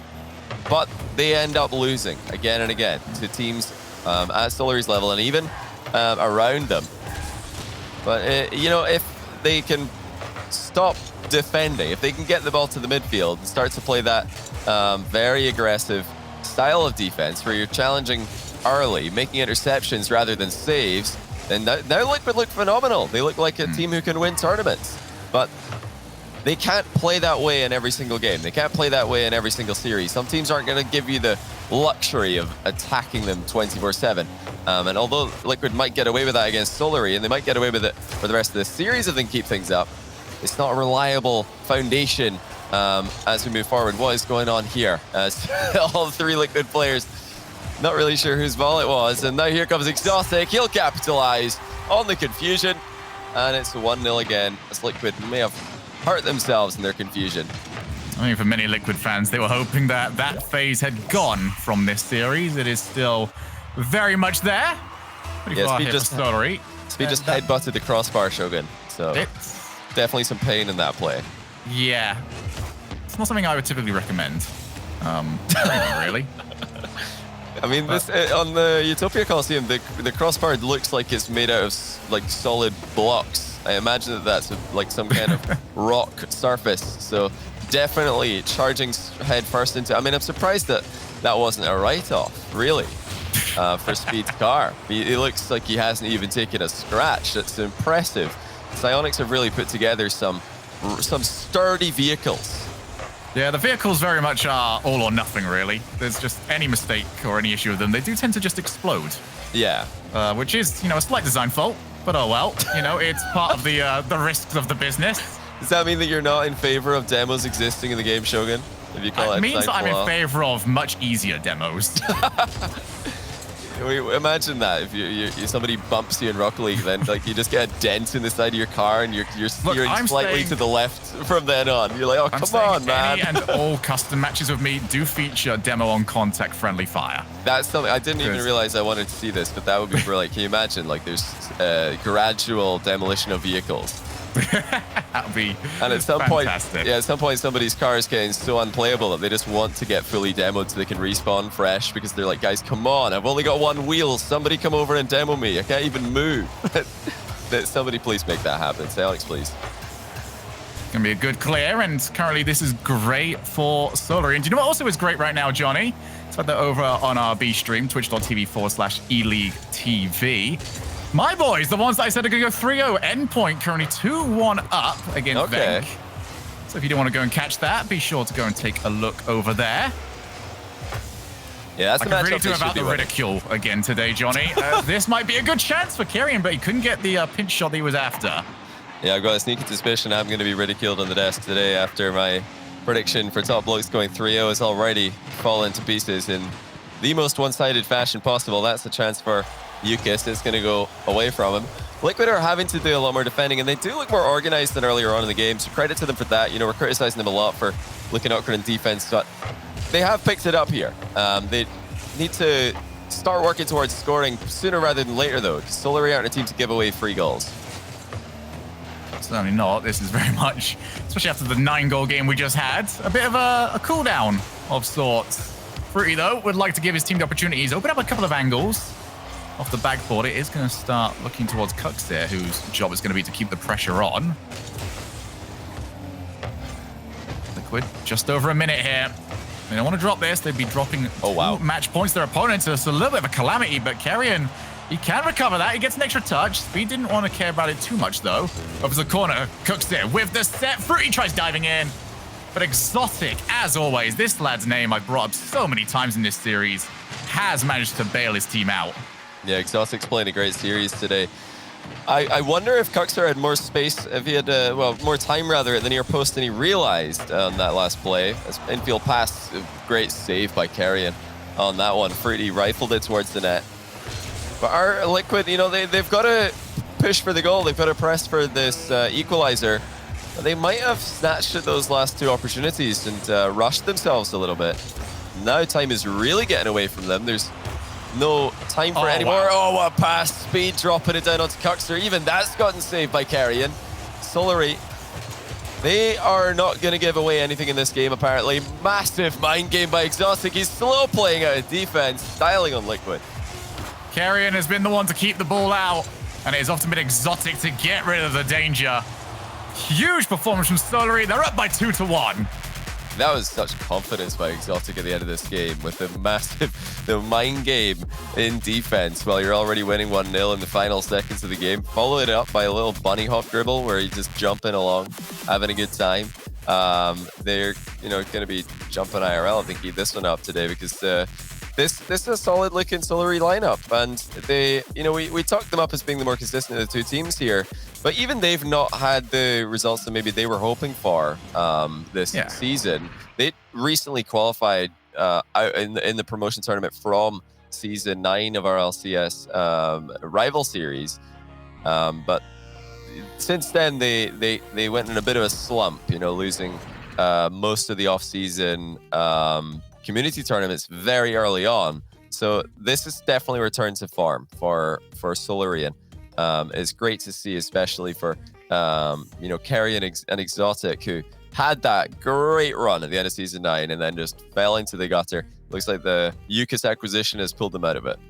Well, they'll definitely feel like they're almost the forgotten team of sorts of that rival series group that ended up coming up. Vodafone Giants didn't even qualify, and they're sort of being talked about Solary much higher. They beat the Giants. The Solary were the team who were, denying the Giants their rite of passage into the very top level of Rocket League play in Europe.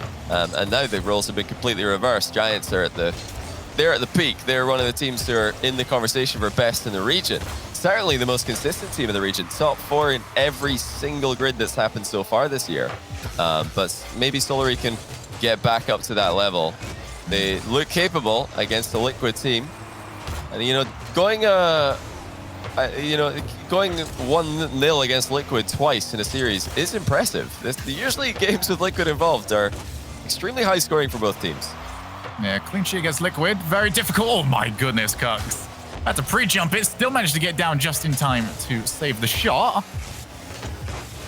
This has been such a disciplined performance from Solary. It feels like this is a team that knows their strengths and weaknesses, and they are building into them as much as they possibly can.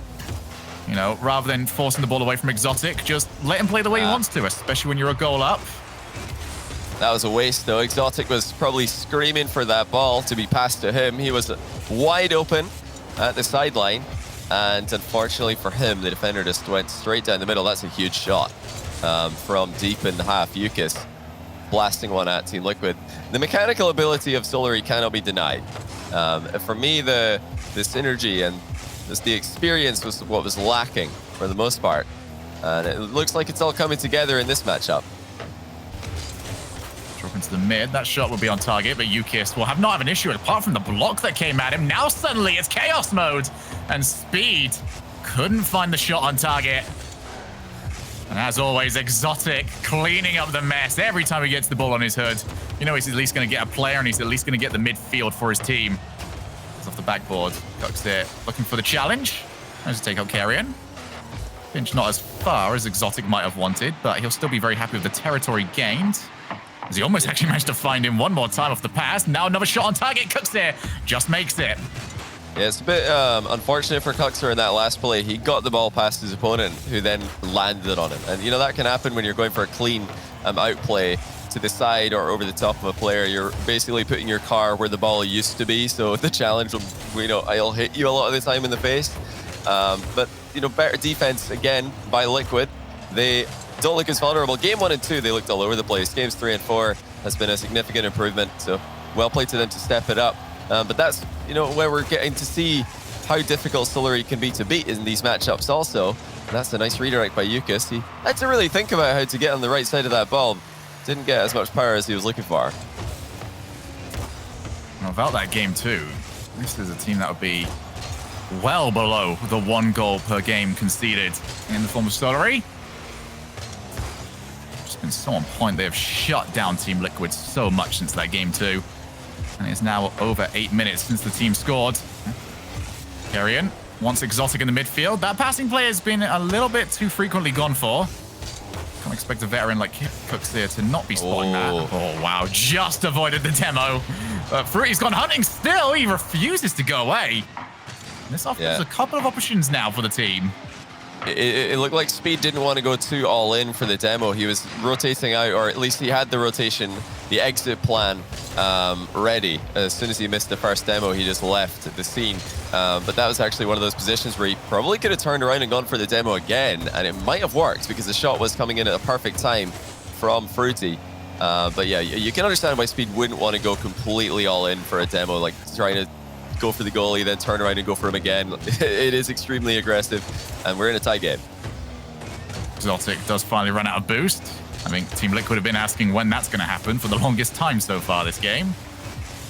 Does drop down. Fruity shot not blocked. Cooks it. Pops it for Speed, who races for it. Outstanding goal from Team Liquid. Look at the reflex pass from Cux. Fruity just bastard it at him. Cux got bumped up in the air, but he managed to dodge in such a way to pop the ball up for Speed.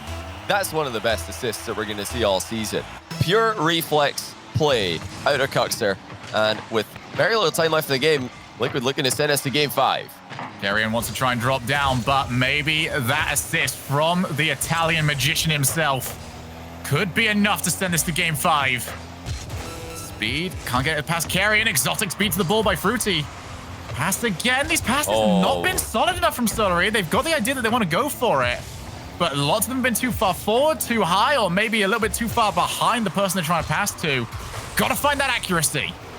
Yeah, that was kind of the ranked gameplay mistake. Speaking of, what is happening here? Backwards. It's just Team Liquid defending, showing nothing to see here. Pretty standard stuff. But yeah, you know, the high ball and the infield pass is something that I'm surprised to see Solary go for. If that pass was low, it's so much easier for the player receiving the pass to shoot that ball on target and pick their spot while doing it. So it was a bit of a throwaway there to go for the lob pass. A bit pointless, you know. You might think, or maybe the thought was, if I lob this, then it makes it easier for my teammate to get up and choose where they're going to shoot that ball. But really, I don't think it helps at all. I think the low pass would have made a lot more sense, and it usually does. So, here we go. Game number 5 coming up next. It's been a bunch of 1-0s, really, hasn't it, here? I feel like if there was a 1-0 for the game 2, I'd be very excited about this game 5, because whilst it might not be the 1-0, 1-0, 1-0, yes, I do keep bringing it up. You're going to get bored of that throughout this season. I don't care. We would have maybe got the best of 5 version of it, but unfortunately, just not the case here.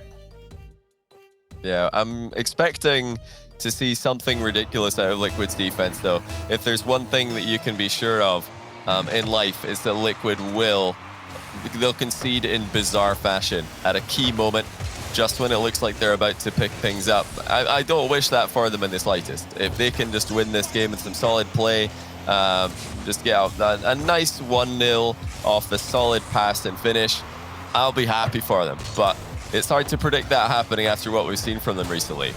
Again, Exotic making a bit of a misread off the backboard, but Cooks there stretches. He does get there. Those of you that were checking out the E-League stream, you'll know before everyone else that my boys, the ones I had going 3-0, Endpoint, have managed to take the win 3-1 against Venks, so they are going to be going into that 2-0 side of the bracket. Well, you know, very easy teams to beat, such as FADEAWAY and Renault Vitality await them. So easy for me today, Johnny. I've got everything on lock. Yeah, you know, if Endpoint end up against FADEAWAY, I would probably give them the edge in the matchup. So you might be right, Shogun. You might have picked a good 3-0 team today. Although it didn't look like it when they were, you know, 2-2 against Glory for Builders at the start of the day. I thought, surely that's a terrible prediction out of Shogun. Oh, Carrion's missed the ball. Luckily, nobody on Liquid expected that to happen. Solary on the counter. Speed with some brilliant positioning will swat it clear. Now Cook's it, looking to take away. He does realize he's got Yukis diving in on him. There's never a loss of pace on Yukis. He just goes something, he lands perfect, and he has pretty much lost no momentum each time, so he's always going to get that second challenge that you don't quite expect. Cook's there, I don't know if he missed that or if he just got called off. Either way, it's difficult to tell typically with the Batmobile. He missed. Yeah, he just drove under the ball. It's the Batmobile being a bit too flat there. He just tried to go for the little chip, and it went over the top of him. That's got to be the biggest downside of this car. More than any other vehicle, it will just have those awkward little moments where you try and start a bounce dribble and whiff completely. But Cox is not too bothered by it. He's still getting involved in offense, and it's looking very similar to the last two games. Liquid playing a consistent closure to the game, it would seem. This very well could be another 1-0 if this continues. Carrion over to the corner. Can't quite get it any further than that. Exotic's flip reset. Good enough to get one player out, but Fruity instantly covers. And he's going to keep going on. Fruity bundling everything out of the way. He's opened up an option. Speed. Who takes the chance? Big plays by Fruity. What a read. Just changing his mind, thinking about diving down low. Instead, gets back on the wall, predicting exactly where the clear was going to go. And it's centered perfectly to Speed, who finished from such a good position that, you know, the offense of Liquid is just, once again, so impressive that they're spreading out, they're giving themselves tons of shooting angles to work with, and when they get one, boy, do they pick their spot. I think what's most impressive about Fruity's setup there is that it was on one of those exotic dribble attempts to just try and remove the pressure from the field. Instead, he read it this time around. And what has been one of the greatest strengths for Solary turned into one of their weaknesses as they now try and team play out, and they've done a fantastic job of it. They might even get a goal. Oh my goodness. 4-way passing play.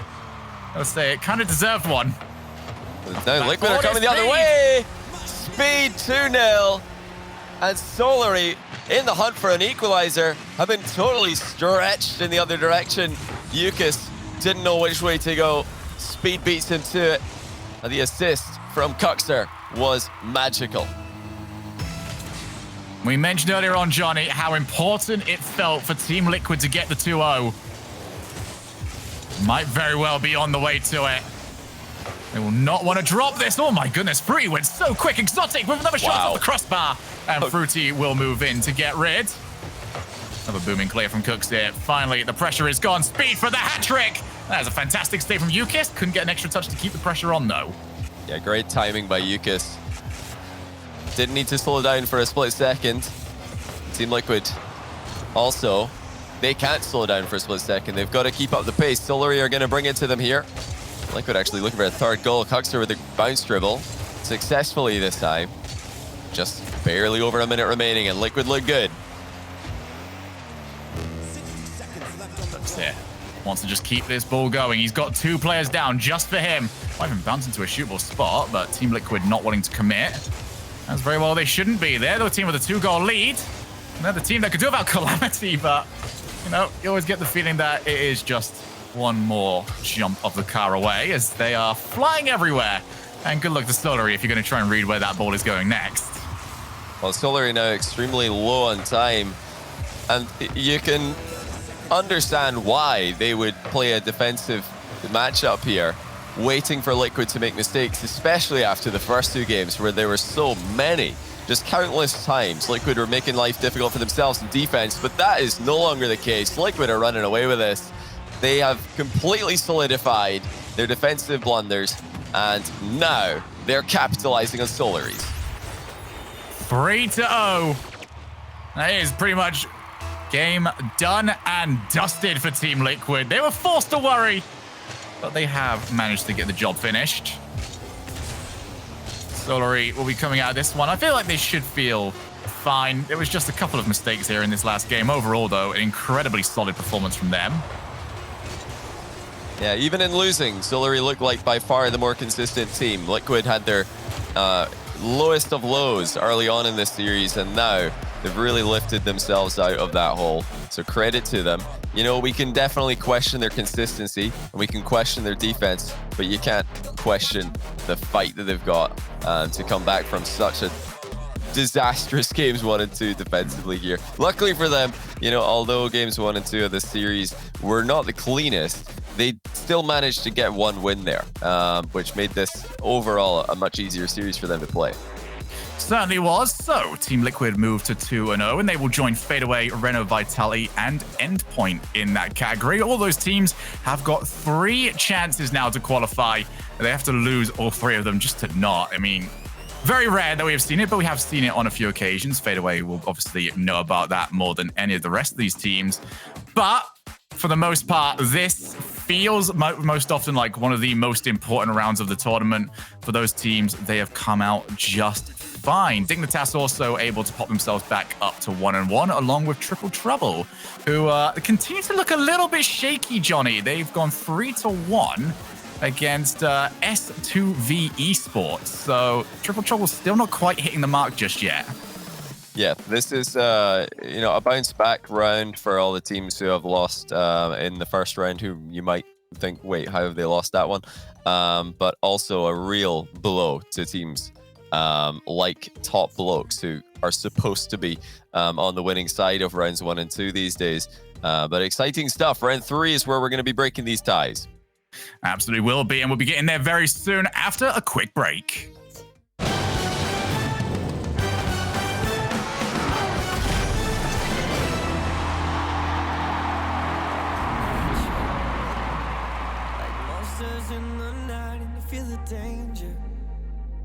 That makes you wanna hide when the cards are stacked against you and you're standing on the edge. Now's the time, now's the time. Think about all the dreams you keep inside. Think about all the ones you love. I know this beating heart will be my guide. I know that we can overcome. When the world's so cold and we're losing hope, I need her, I need her. When the darkness comes and we're overrun, yeah, I need her. That's when we need each other. That's when we need each other. That's when we need each other. That's when we need each other. That's when we need each other. When you're falling faster and don't know where you are, you feel the danger closer than your heart. When the weight is getting heavy and the future is unsteady, close your eyes, close your eyes. Think about all the dreams you keep inside. Think about all the ones you love. I know this beating heart will be my guide. I know that we can overcome. When the world's so cold and we're losing hope, I need her, I need her. When the darkness comes and we're overrun, yeah, I need her. That's when we need each other. That's when we need each other. That's when we need each other. That's when we need each other. That's when we need each other.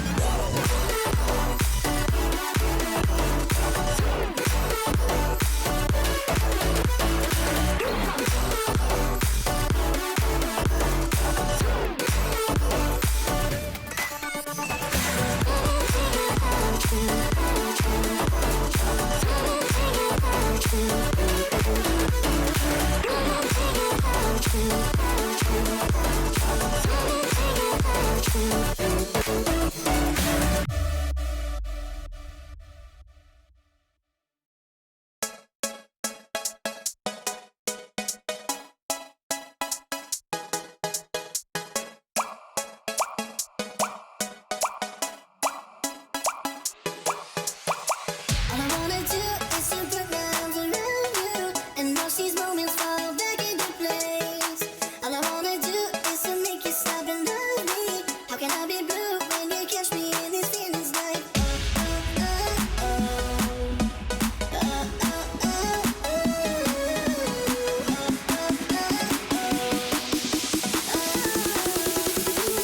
okay. I love you, I do need you, I do love you, I do need you.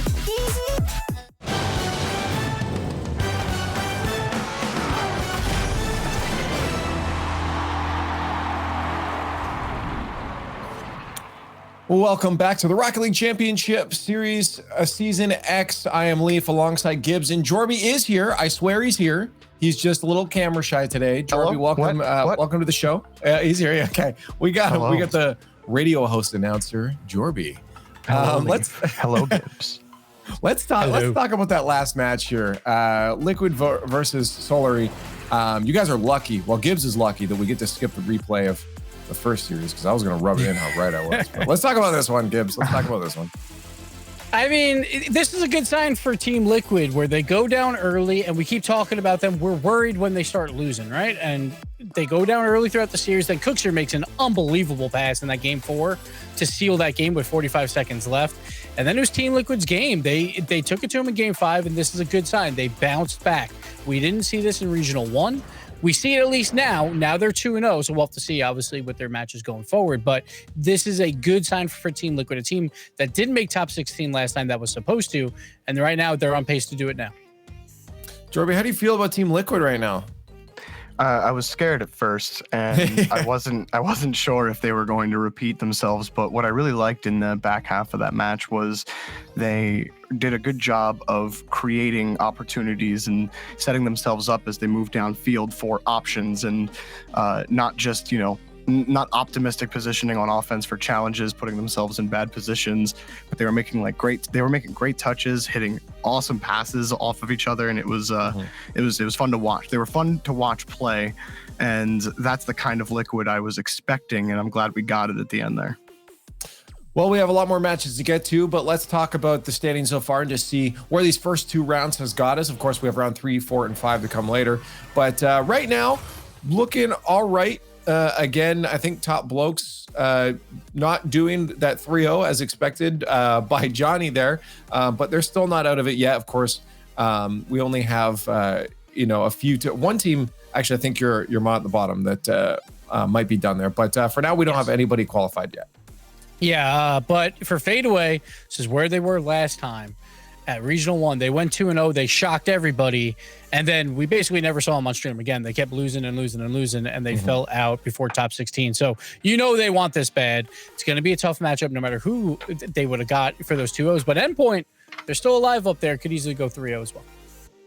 Well, let's take a look forward. Of course, we got 3 more rounds. Let's talk about round number 3 and the matchups that we got. We got 2 streams going on. I must remind you, of course, here at twitch.tv/Rocket League and twitch.tv/eLeague TV. You're going to get Top Blokes versus Singularity over there and Solary versus Nordavin. So if you want to catch those, make sure you have the squad button click there, or just have that tab open, of course, on a separate browser. Over here, you're going to have Vitality versus Liquid coming up second.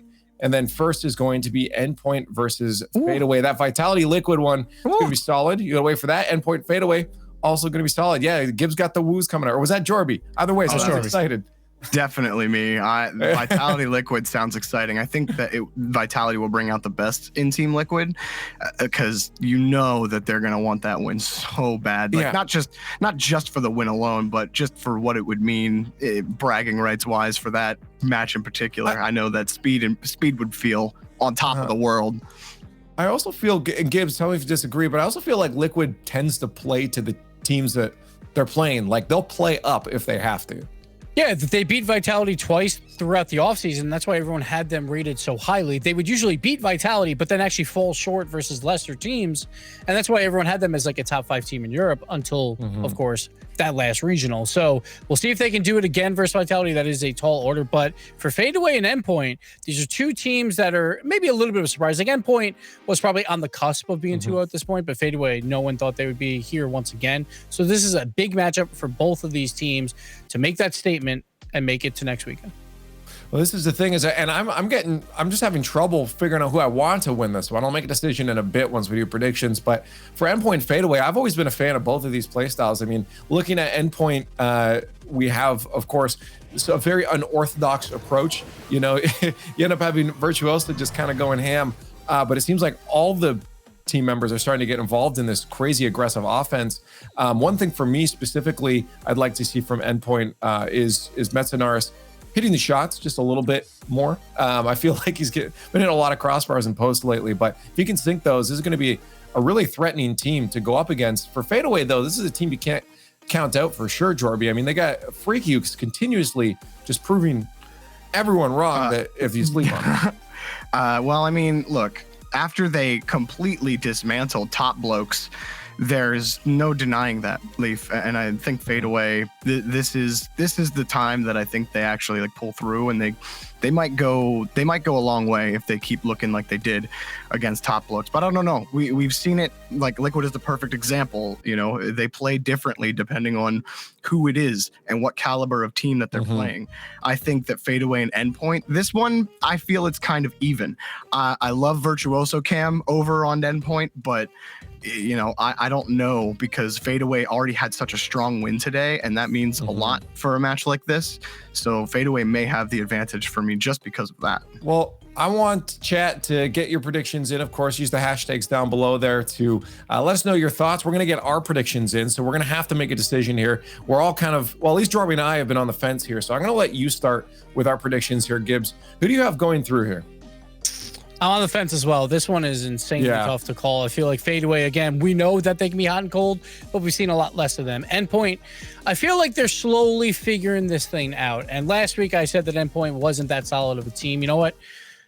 I'm going to retract that statement. I'm going to give Endpoint the win here, and they'll go 3-0, and this is probably how I curse them, but I will pick Endpoint. Well, the nice thing about being Gibbs is that he gets to retract any statements or opinions or stances that he takes, and everybody just goes, "Okay, cool." He's not on a delay. He's not right on a delay. He just redacts previous information, so you don't know that he was wrong. Yeah, if you black it out, no one will ever know that it was said. That's how Gibbs gets away with all of this, man. It's ridiculous. Well, I'm gonna pick Fadeaway. I think that win over Top Blokes was pretty big for them, and I really like Freaky on this roster. I think he's playing really well today. I haven't seen Endpoint myself today, so all right, I got Fadeaway. Okay. Fadeaway, I think, is the pick I'm going to have to go with as well. I think if I can see a different story here from Endpoint today, my future predictions for this matchup or other matchups for Endpoint will change. I think Endpoint's kind of on the edge of getting a solid offense that is like a little bit consistent. But right now, I think Fadeaway, based off what we've seen, should take this one. And Chat's actually on the fence too. Chat is almost straight down the middle, 51-49, just slightly in favor of Gibbs was probably in chat typing, and that's probably why it went to 51. We just need a fan vote. Swing in the favor. Me versus this battle car, like over here to my left. If that's what we need a fan vote for next time. Hashtag Gib, hashtag Jorby. Let's see. Wait a minute. No, any poll you're in, you win. Like, you can't just do that. Let's have a poll. Win. No, because you just win. You've never looked better, Jorby. That's all I'll say.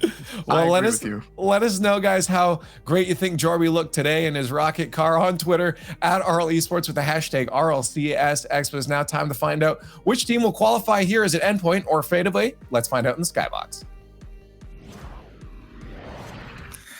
Wow, so much change. I mean, what was this? 2 hours ago that Fadeaway lost a fan vote 76-24. That is very much a shout as to how our esport tends to work. Fadeaway putting a phenomenal performance in earlier on, and suddenly they've got the vast majority of the same desk that voted against them earlier against Top Blokes, thinking that they've got this one achieved. How do you look at this one? I think Fadeaway is playing incredibly well today, but you're right. They brought it up a little bit. You know, they've been in this position before, and then it took a nosedive. But at the same time, it's very much a toss-up, like they all thought. Of course, they all ultimately picked Fadeaway, but oh dear. Well, that's just unfortunate, isn't it? That's a tone setter. I was just about to say you're really looking for Metzenaris to have a quality defensive showing, and that happens. You had the chance to back away entirely from the caster sentence. And you still went for it, Chiefs. You know what? That's what I respect about you. You'll never back down. You're going to need to be a little bit more on point than that. Fadeaway. Not giving away their opportunities at all. They have been taking every single one of them that they possibly can. This is a bit of an awkward position for me as well, Achieves, because I had Fadeaway 3-2 today, and I had Endpoint 3-0. So you're looking for Endpoint to win, and then Fadeaway have a bit of a I'm struggle. not saying biased, but I am saying being right would be nice. We get ourselves towards the final part of our opening minute. It's already 1 up for Fadeaway. They look to try and make it 2. Relating Wave holding that midfield.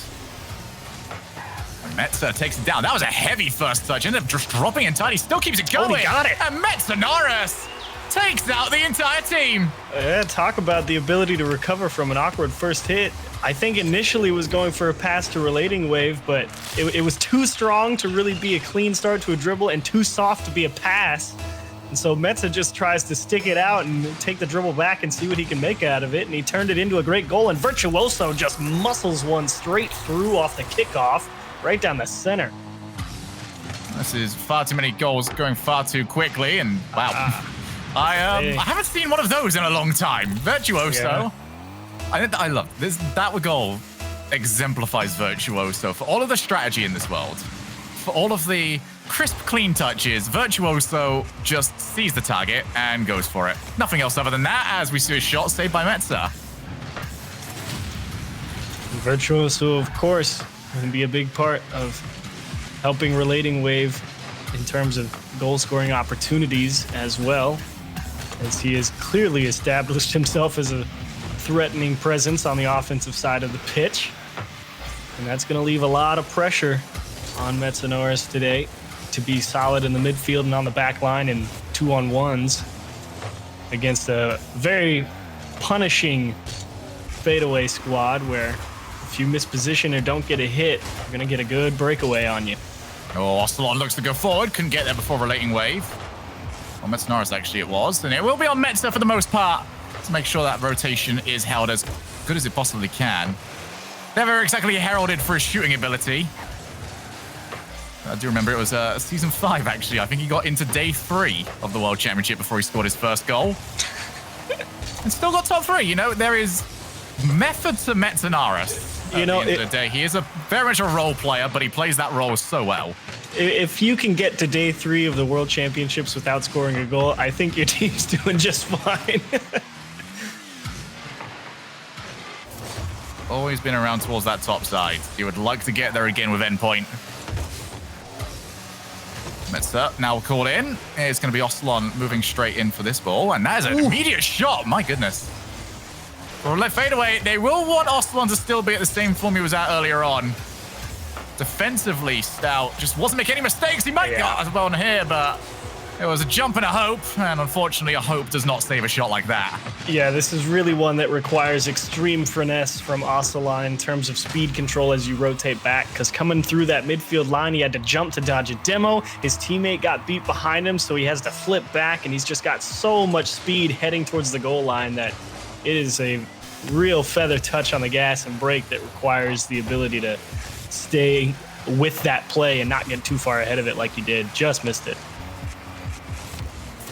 So 2 goals to the better. 2 minutes left. Fadeaway looking to get their own plays going. That pass is far too far back on Freaky. Didn't really stand much of a chance of getting something going. Well, for Endpoint, to the start that they were very desperate for. Virtuoso long clear. It's only straight back over to T-Gray, but that doesn't matter for them. They're not the ones that need to create anything. And Fadeaway, they'll be wondering what on earth they are doing with possession. They keep hitting the ball so hard, but often than not, there's no options for them. They are hitting and hoping for a mistake for a team that doesn't have to push too far ahead. So those mistakes aren't going to be as easy to get as Virtuoso looks to make it another one. Couldn't quite squeeze it in. And I think that's really the big shortcoming of that Fadeaway roster, right? I mean, as we alluded to a little bit earlier in the show, they're excellent counterattackers and brilliant punishers of mistakes. But there's really nobody on that team that you look at and think, you know what they can do? Make 3 people miss and then score a flashy goal. They just don't have that knock you in the teeth and make a sick play potential as high as other teams. And when you need to score goals, when you're down 2 with 50 seconds and you don't have a player that you can be like, give them the ball and they'll make something happen, it makes it that much tougher. Tigray does pass the ball down. Only 40 seconds, and you do get the feeling that if FADEAWAY are going to make a comeback in this game, needs to be off a goal right here, right now, and that miss from Tigray. He was on no boost. It was always going to be difficult, but they just needed it, and they did not get it. So this game looks like it's pretty much done and dusted here. Double demo, why not? Virtuoso getting stats padding up. Extermination. He got the extermination. He got 7. My goodness. He really has invented a style for himself, hasn't it? It's a team dynamic between Mets and RS, Virtuoso relating wave there. Oh, he's got bumpy. Almost... Oh, no! Good luck trying to play against this. He is the tiltiest player to go against because you just can't get any sense for it. And you look at the team dynamic. These are 3 players that have all got their own individual skill sets. Very much, you know, more skill set to specific things than I think we see for any other team in the world. But they make it work. Somehow it slots together. And you want to know what makes Virtuoso so dangerous is because if you're chasing people around and you get 8 demolitions in a game like you just did in this one, and you're still able to put up 2 assists and a goal with 3 shots and really not feel like you're leaving your teammates in 2-on-1 counterattacks all the time, you're doing something right. And you were absolutely bang on correct about creating a style for himself and the way that he's able to find the line between the appropriate time to demo and still be a contributing member on the defensive half of things and creating scoring chances outside of just hitting people out of the way is a very powerful tool to have. So Virtuoso, I think, you know, I'm very curious to see where the continuation of his career goes because I think he's definitely got something going for him that not many, if any, people have. And it is, you know, he's pretty much the guinea pig of sorts to see if a place like that, oh, it's already happened. It's already been and gone. Virtuoso got such blood in his eyes that he even started hitting his own teammates. So maybe not that. There's another one gone. Well, when I got a chance to watch Endpoint this week, when they were against Guild, there was much less of a focus from them about the demos, and they were much more focused on a regular rotation. I was wondering if we were going to see more of that this week. No, we're not. They've gone back to their norm, more or less, but that is the joy of us being on the broadcast, not necessarily... Oh, wow. It's just explosions era. Stop it. Stop it, Virtuoso. He's got 4 demos already. It's like he's determined to try and see whether or not, if he hits them enough, the respawn will stop working. He's gonna keep going until it's tested. My goodness. It has been absolutely insane so far, but, you know, it's the joy is that, for the desk especially, they've only had the chance to see FADEAWAY. Well, you guys at home, though, you get a chance to see all the games live. Let's go over to twitch.tv/eLeagueTV, and you can see what's happening over there. And you would have been very well informed that Endpoint are in form today. You could have been part of what could be the correct 50% for this one. Over there at the moment, Singularity top blokes. What have you got over there, Achieves? Oh, for Singularity and top blokes? Or am I misunderstanding your question? Nope. Who have you got? Who would win that one? You're not casting it, so you don't got to worry about it. Ooh, I think I actually like Singularity, believe it or not. I really had a lot of fun watching their offense play last time we saw Europe, so I want to see Singularity make it through that one.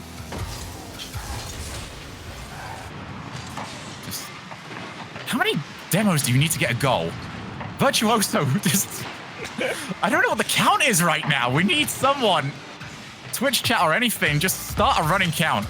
Well, he had 4 in the first minute, so he's got at least 1 or 2 more by now. I haven't got a goal for it just yet. That might change soon. It's a sort of playstyle as well that it feels like it does much more in a long series. If you can get 2 or 3 games in a row where he's doing that, it's very difficult to stay mentally in the zone against him because you just start looking out for it. You might start tilting.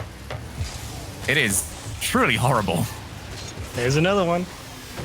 And that's a big play from Tigray there to come up and make that strong 50 right there on the midfield line because Virtuoso, since he just got that demo, if that ball gets through Tigre, it's going to be a 1-on-2, maybe even 1-on-3. So Tigre is definitely understanding that, look, if people go down in the midfield, which is really where Virtuoso is getting most of his demos, then someone's got to step up on that fadeaway side and come up with a big challenge. And that's a very tough thing to do if you're not sure if the demos are coming through.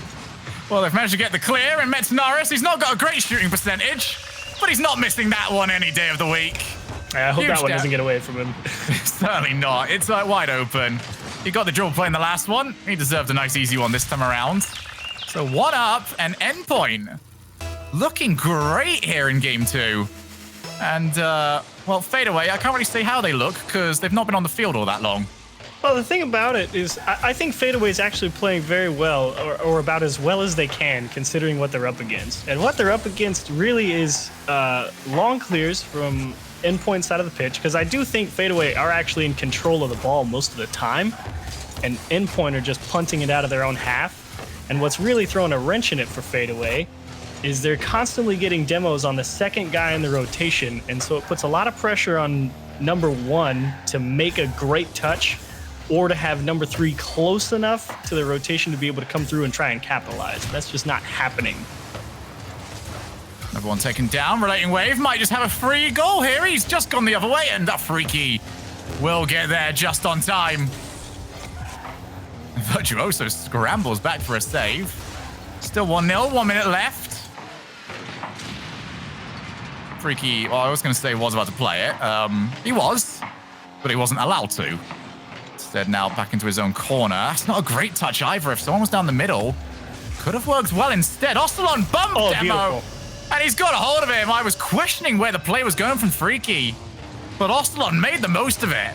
Oh, yeah. Metza just couldn't quite reach it. I mean, it was absolutely a race all the way there, and Metza knew that he had to try and get in his face, but Ocelon just had the much better line to the ball, and he turned it into a beautiful air dribble goal off the kickoff. Relating Wave trying to get on the outside of a challenge and squeeze it into that lower corner, but unfortunately, nothing going. Tough ball here for Freaky, and thankfully Metza is too far away. Oh, wow, Freaky. I thought Metza might have been the last player back. Ocelon's pass turns into a high jump challenge for Freaky. Couldn't quite jump high enough. Tigre now to Ocelon one more time. The passes just aren't forthcoming right now for fadeaway. Know how lethal they can be once they start connecting with them, but it's not been so far. Virtuoso up, he didn't make contact. It's in anyway. Relating Wave shot was good enough, and Virtuoso was a diving distraction. Absolutely. Ocelon totally thinking that Virtuoso was going to have a touch on that. He turns to the right because it looks like it's going to be hit down instead of straight in, and Virtuoso comes up empty because he couldn't reach it. It's not like he faked it. He legitimately couldn't reach the ball. But Ocelon, thinking that he had the touch, just got it to go over his head, and that is a tough way to lose a game if you're fadeaway, because you absolutely had to battle for that one. Yeah, I mean, that was a good... I mean, still, again, I think these are good performances from fadeaway. They are just getting caught by 1 or 2 little things, and you can see what the result of it has been so far. And it's interesting, we do keep coming back to Virtuoso on this, but it's not just us that are confused by this playstyle. I had a chance to speak to Nolly a few weeks back about this playstyle from Endpoint, and he doesn't get it either. There's a lot of pro players that don't get it. He's almost insulted by the idea that Virtuoso leaves his teammates in 2v3s. Yeah. You know, against a team like that. Like, the players don't get it. I'm sure Endpoint players also sometimes don't quite get it, but it is rewriting, you know, what we have got to know in Rocket League. And I'll tell you what, as just a third-party enjoyer of the esport, it's great. Yeah, I think it actually is great because it is, as you say, it's an incredible departure from what we normally see. And I literally spent 4.5 minutes out of that 5-minute game on Virtuoso's camera. And yeah, he absolutely does leave Virtuoso and Metza just alone on their own half. He's like, all right, make the play. I'm going to go open up holes. You guys just don't miss the ball. And they don't. So it's like they're putting in a bunch of work on that defensive side to make things happen. Yeah, certainly so. And for fadeaway, the reverse sweep now required. They've still got 2 more opportunities if this one doesn't go their way. But they'd rather not be put into that position yet again, because that is where the questions start coming up. That is where you're the team that has to start reacting to losses of teams that have been coming in from wins. is always going to be a difficult job to do. So I want to try and figure this one out nice and quickly. Power block. This is just a brick wall. Constantly going around for endpoint. They have not given anything up for free. Ostalon called off by Freaky. Wants the long clear. One thing I would point towards for FADEAWAY is that touches haven't been as clean as we saw earlier on. They're sort of getting over the top of the ball a little bit, but that one couldn't have been any better. Right over to Ostalon. And as a defender, well, you dive, you hope, and you sort of look a bit silly, really, but you tried all you could. Yeah, relating wave there, thinking that he could let that ball come down a little bit further, but that back line of FADEAWAY just jumped up, took it away, and Virtuoso kind of caught in no man's land, thinking that perhaps the challenge was going to happen, and to have that ball just come straight back to him. Just didn't have enough time to reposition, and he got beat. Ooh, big result at the moment right now, which is currently not being streamed. 2 baguettes and a half, up 2-0 against Dignitas. Oh, wow. That is a team that us on the desk earlier on were questioning how they were performing. As Freaky will just get back in time. But yeah, that is a 3-2 in overtime and a 3-1. Dignitas we've got all to do over there. That is a 1-1 matchup. I do believe there was some choice words about Dignitas during the pre-show from you guys. I don't know what you're talking about. Pillars of positivity, especially Gibbs. Metzler over the top. FADEAWAY got their lead. They'll want to try and keep it. The last time this happened, though, they did end up dropping it a little bit too quickly. Ostalon looks at the flip reset. He did get it. Great. Hadn't got the power, but still, he's got position for his team. Endpoint still always very quick to get bodies in front of the upcoming shot. Ostalon still being a hassle. You know, maybe I spoke a little too soon about FADEAWAY not having a player they can look to give the ball to, because Ostalon, while he hasn't converted every attempt or made them all into the most scoreable, he is doing a great job of really putting pressure on this defense. Yeah, I think he's one of those players that he has forced the play to revolve around him. He's getting a lot of time on the ball. Yeah. And he is the right player to do it for, because he's not doing it with breaking rotation. He's just being very aggressive. And you get the feeling that a player of his caliber will make the chance count eventually. And once he does, he's going to make more and more happen after that. He definitely seems to have the car control for it, that's for sure. Metzer takes the ball down. Good flick. He's also got Virtuoso. It's almost an entire blue trio on that left-hand side of the field. Still getting away with it. Metzer coming in. Can't make contact. And Demo leaves Virtuoso by himself. Can very cleanly get rid of it, though. FADEAWAY having a couple of ideas so far. They just haven't been quick enough to truly take advantage of them.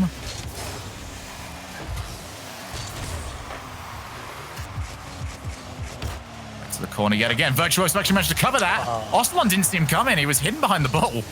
I don't think Virtuoso meant that one, but still works good enough. Tigray looks to go the entire way. And Virtuoso not back in time. 2 to the better.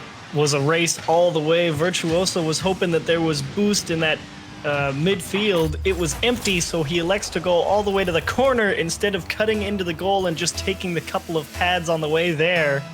And that difference of time cost him the ability to make the save. There will be no player on this field more desperate for a good result then than Tigray. RLCS last season went without a win.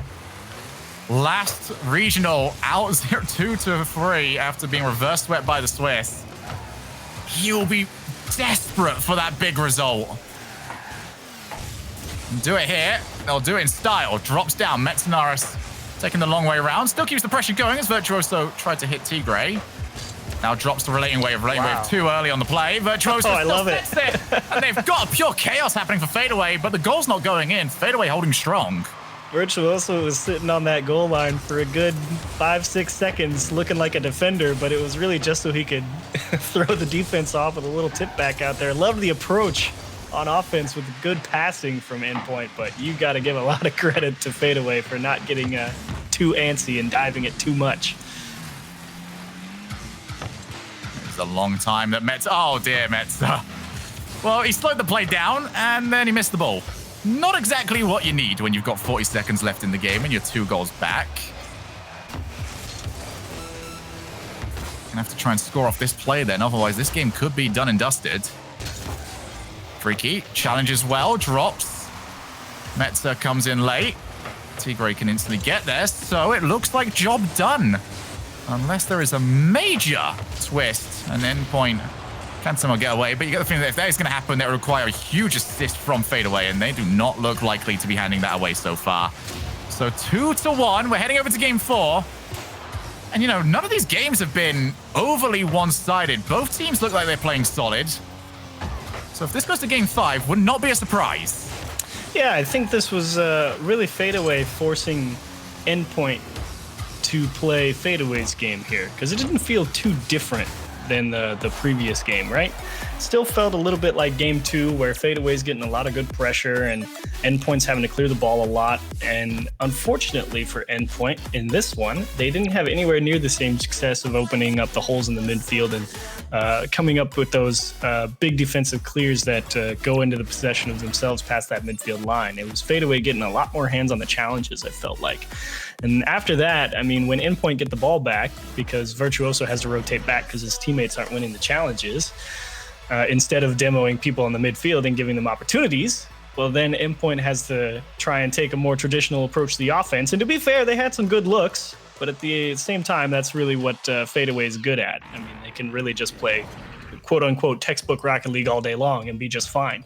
And while they had a couple of creative attempts with the passes right on the goal line and stuff like that, it was great fun to watch. They just couldn't bring it back. So FADEAWAY and Endpoint really played the same game over again, but game 2 was Endpoint's way to play it, and game 3 was FADEAWAY's way to play it. Yeah, I feel like if there was any way I could really differentiate the performances from both teams, is that one Tigray showed up. He assisted with a fantastic pass over to Ocelon. He bundled the ball over for that second. You know, Tigray, he's the one that wants it the most. And you get the feeling that level of desperation might result in some phenomenal performances for him.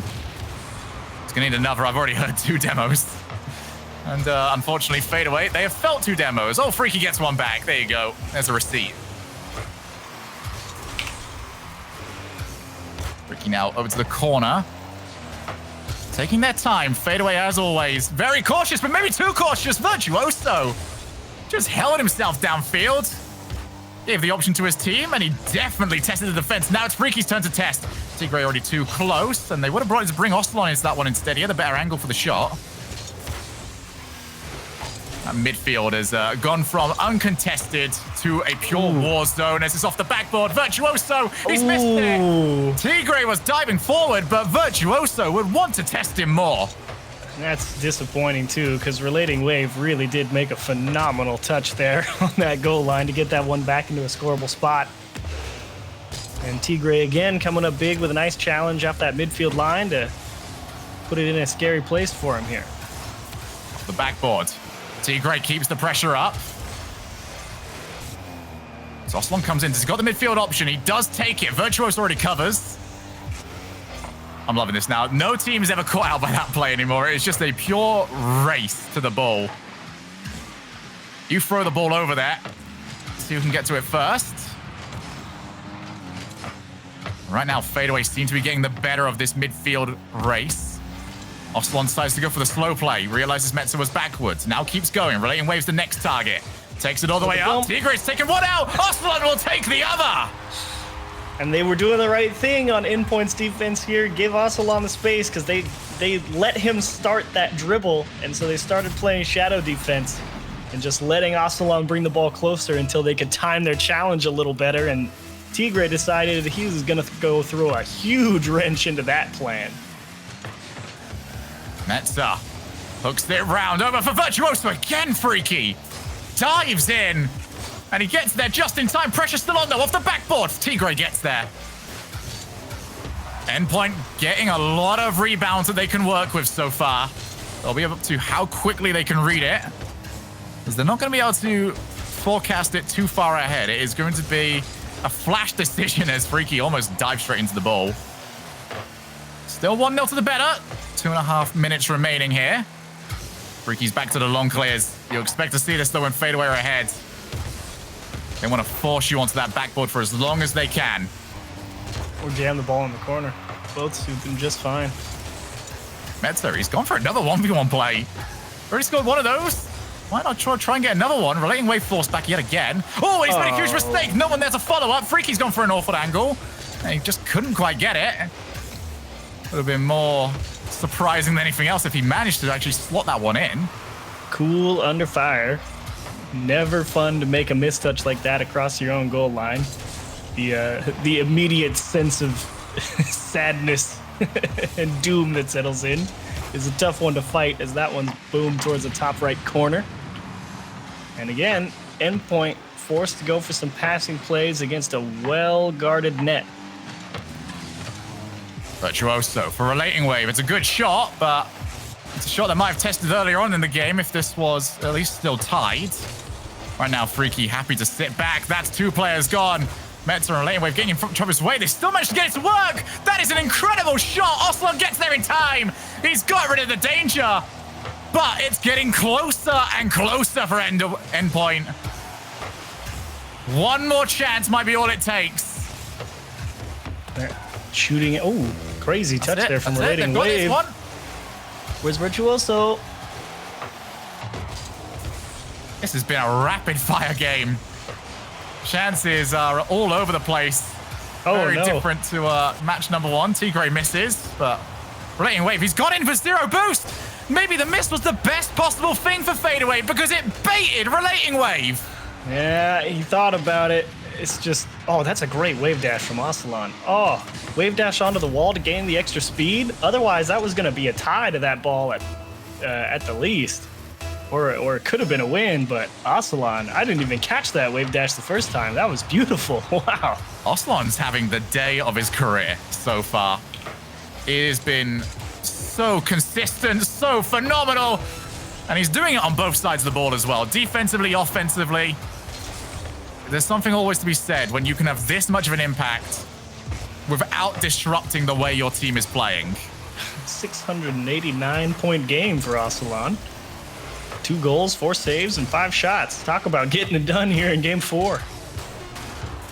2 goals up, and it looks like Game 5 is inevitable. Fadeaway reverse swept by the bracket last time. They're 1 game away from reverse sweeping their way to stage 2. It's going to be a tough one. This game was very close to being equalized on more than one occasion for Endpoint. 0 goals on 11 shots, excuse me. And those could have easily dropped. A lot of those pinging right above the crossbar, bouncing in and around the goal line. And so, Endpoint, they know they could have got this one, but some hero saves and some calm approaches to some tight scenarios get Fadeaway a win, combined with some great play from Ocelon. Yeah, Fadeaway have adapted well here. I was worried about what would happen, especially after those first 2 games. Game 2 was as Endpoint a game as they could possibly want. You know, when your playstyle is going that well, you do have the possibility of really just mentally getting into the way of Fadeaway. Yeah, and they haven't. They've just got better for it. Tigray has been great. Ocelon has been fantastic. Freaky has been so solid. And now 5 minutes away.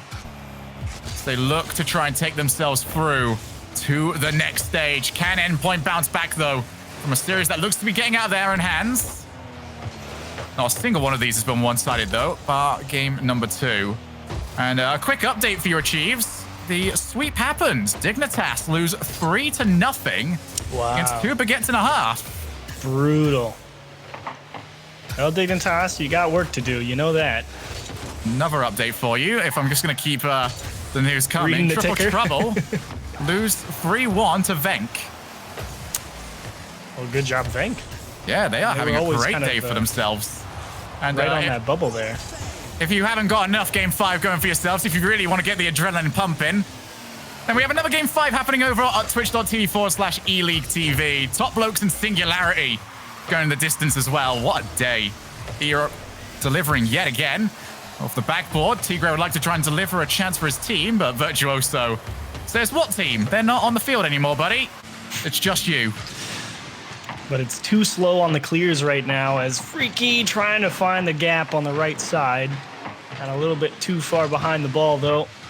And it just feels like the clear is a little bit too weak from Endpoint. This is the first one to at least cross the midfield line, and maybe that's all they needed. Double commit. It's going to be awkward here for everybody. This one just gets stuck here in the fadeaway corner. Well, we don't tend to see the highest quality Rocket League when we go over to Champions Field, because that is where the nerves tend to flare up. Off the backboard, Freaky does double commit with a teammate, but as long as they get rid of it, they won't be too bothered by that right now. Oh my goodness. Here is Metza. Oh Good my first goodness. touch. Oh, he's not got the speed.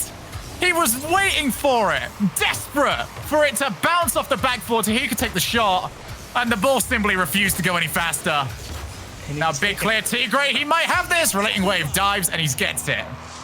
Again, just so close for Endpoint. It took some huge touches from Relating Wave, and Virtuoso oh so close to finding that demo that would have allowed Metza that extra time for the ball to get there. Endpoint, you know, you feel like it's got to happen sometime, right? But does it happen in 2 minutes and 30 seconds? That's an awkward angle to work with. Double commits galore for both teams. Tigray takes his shot. Metza be very happy that it was right at him. There's so many. Relating Wave up yet again. That's very clearly the one in the rotation. Virtuoso starts to slow down the other one, but FADEAWAY has just started adding extra heads to the Hydra. Take out one. We've already got someone else to try and replace him. Now Metza's got to read it. He fails to do so. Osman moves in for the shot, and it's in! And that all goes back to that big block from Tigray in the midfield. We talked about it early on in the series. You know, it requires that third man to be able to fill the gap quickly off the demo in the midfield, which Virtuoso got. Unfortunately, though, Tigray right behind it took the ball right back into that Endpoint side, and bit of a scramble for Virtuoso and co, and they could not recover. FADEAWAY turn in another go-ahead goal. Well, that's the biggest step taken. Now we just have to survive for 2 minutes. Freaky on the hood. Virtuoso of a fake challenge. Manages to get the play at least somewhat working for him. But we already know just how difficult FADEAWAY are to break down when they've got a lead. They are hitting the ball clean. That complaint I had earlier on is completely nullified. If they give FADEAWAY a single ball that is unchallenged or is just making contact with a surface, they are going to half volley it. And the chance will be gone. Huge demo. Tigray won't be able to finish it. Freaky went for some dynamic he was trying to plays. get around it. Yeah, not quite able to. What do you do with your Endpoint here? Do you have time? I think it all starts with how you get the clears, and Relating Wave, good head on his shoulders, not panicking there. Realizing that was off the bar. The issue is, Endpoint's transition game has been so slow that FADEAWAY can get all the players back. They have not got to worry. They've got 3 people behind the ball, a couple of them backed up on the backboard, a few in the goal. Anyway you put it, they've pretty much got it covered. I like this. Oh, they needed to touch. Virtuoso was waiting for it midfield. Another booming clear. Each one of these is just another punch to the gut for Endpoint. It looks so good. They were dominating this series. They're not done yet, though. Final 30. Endpoint have had solid look after solid look. They just need one of them to drop. Freaky, another touch. 20 seconds now. Metza for Relating Wave. It's so many slow transitions. FADEAWAY are completely unfazed by it. I've been talking for so long. From FADEAWAY, and so big ups to FADEAWAY. I thought Ocelon and Tigray both played very well. I've got to say, you know, Tigray played fantastic, but Ocelon was a step above everybody in the second half of that one. That is phenomenal play from them. It is a phenomenal result for FADEAWAY, and it is redemption secured. When we come back, it is our other undefeated teams going head-to-head. Reno Vitality against Team Liquid.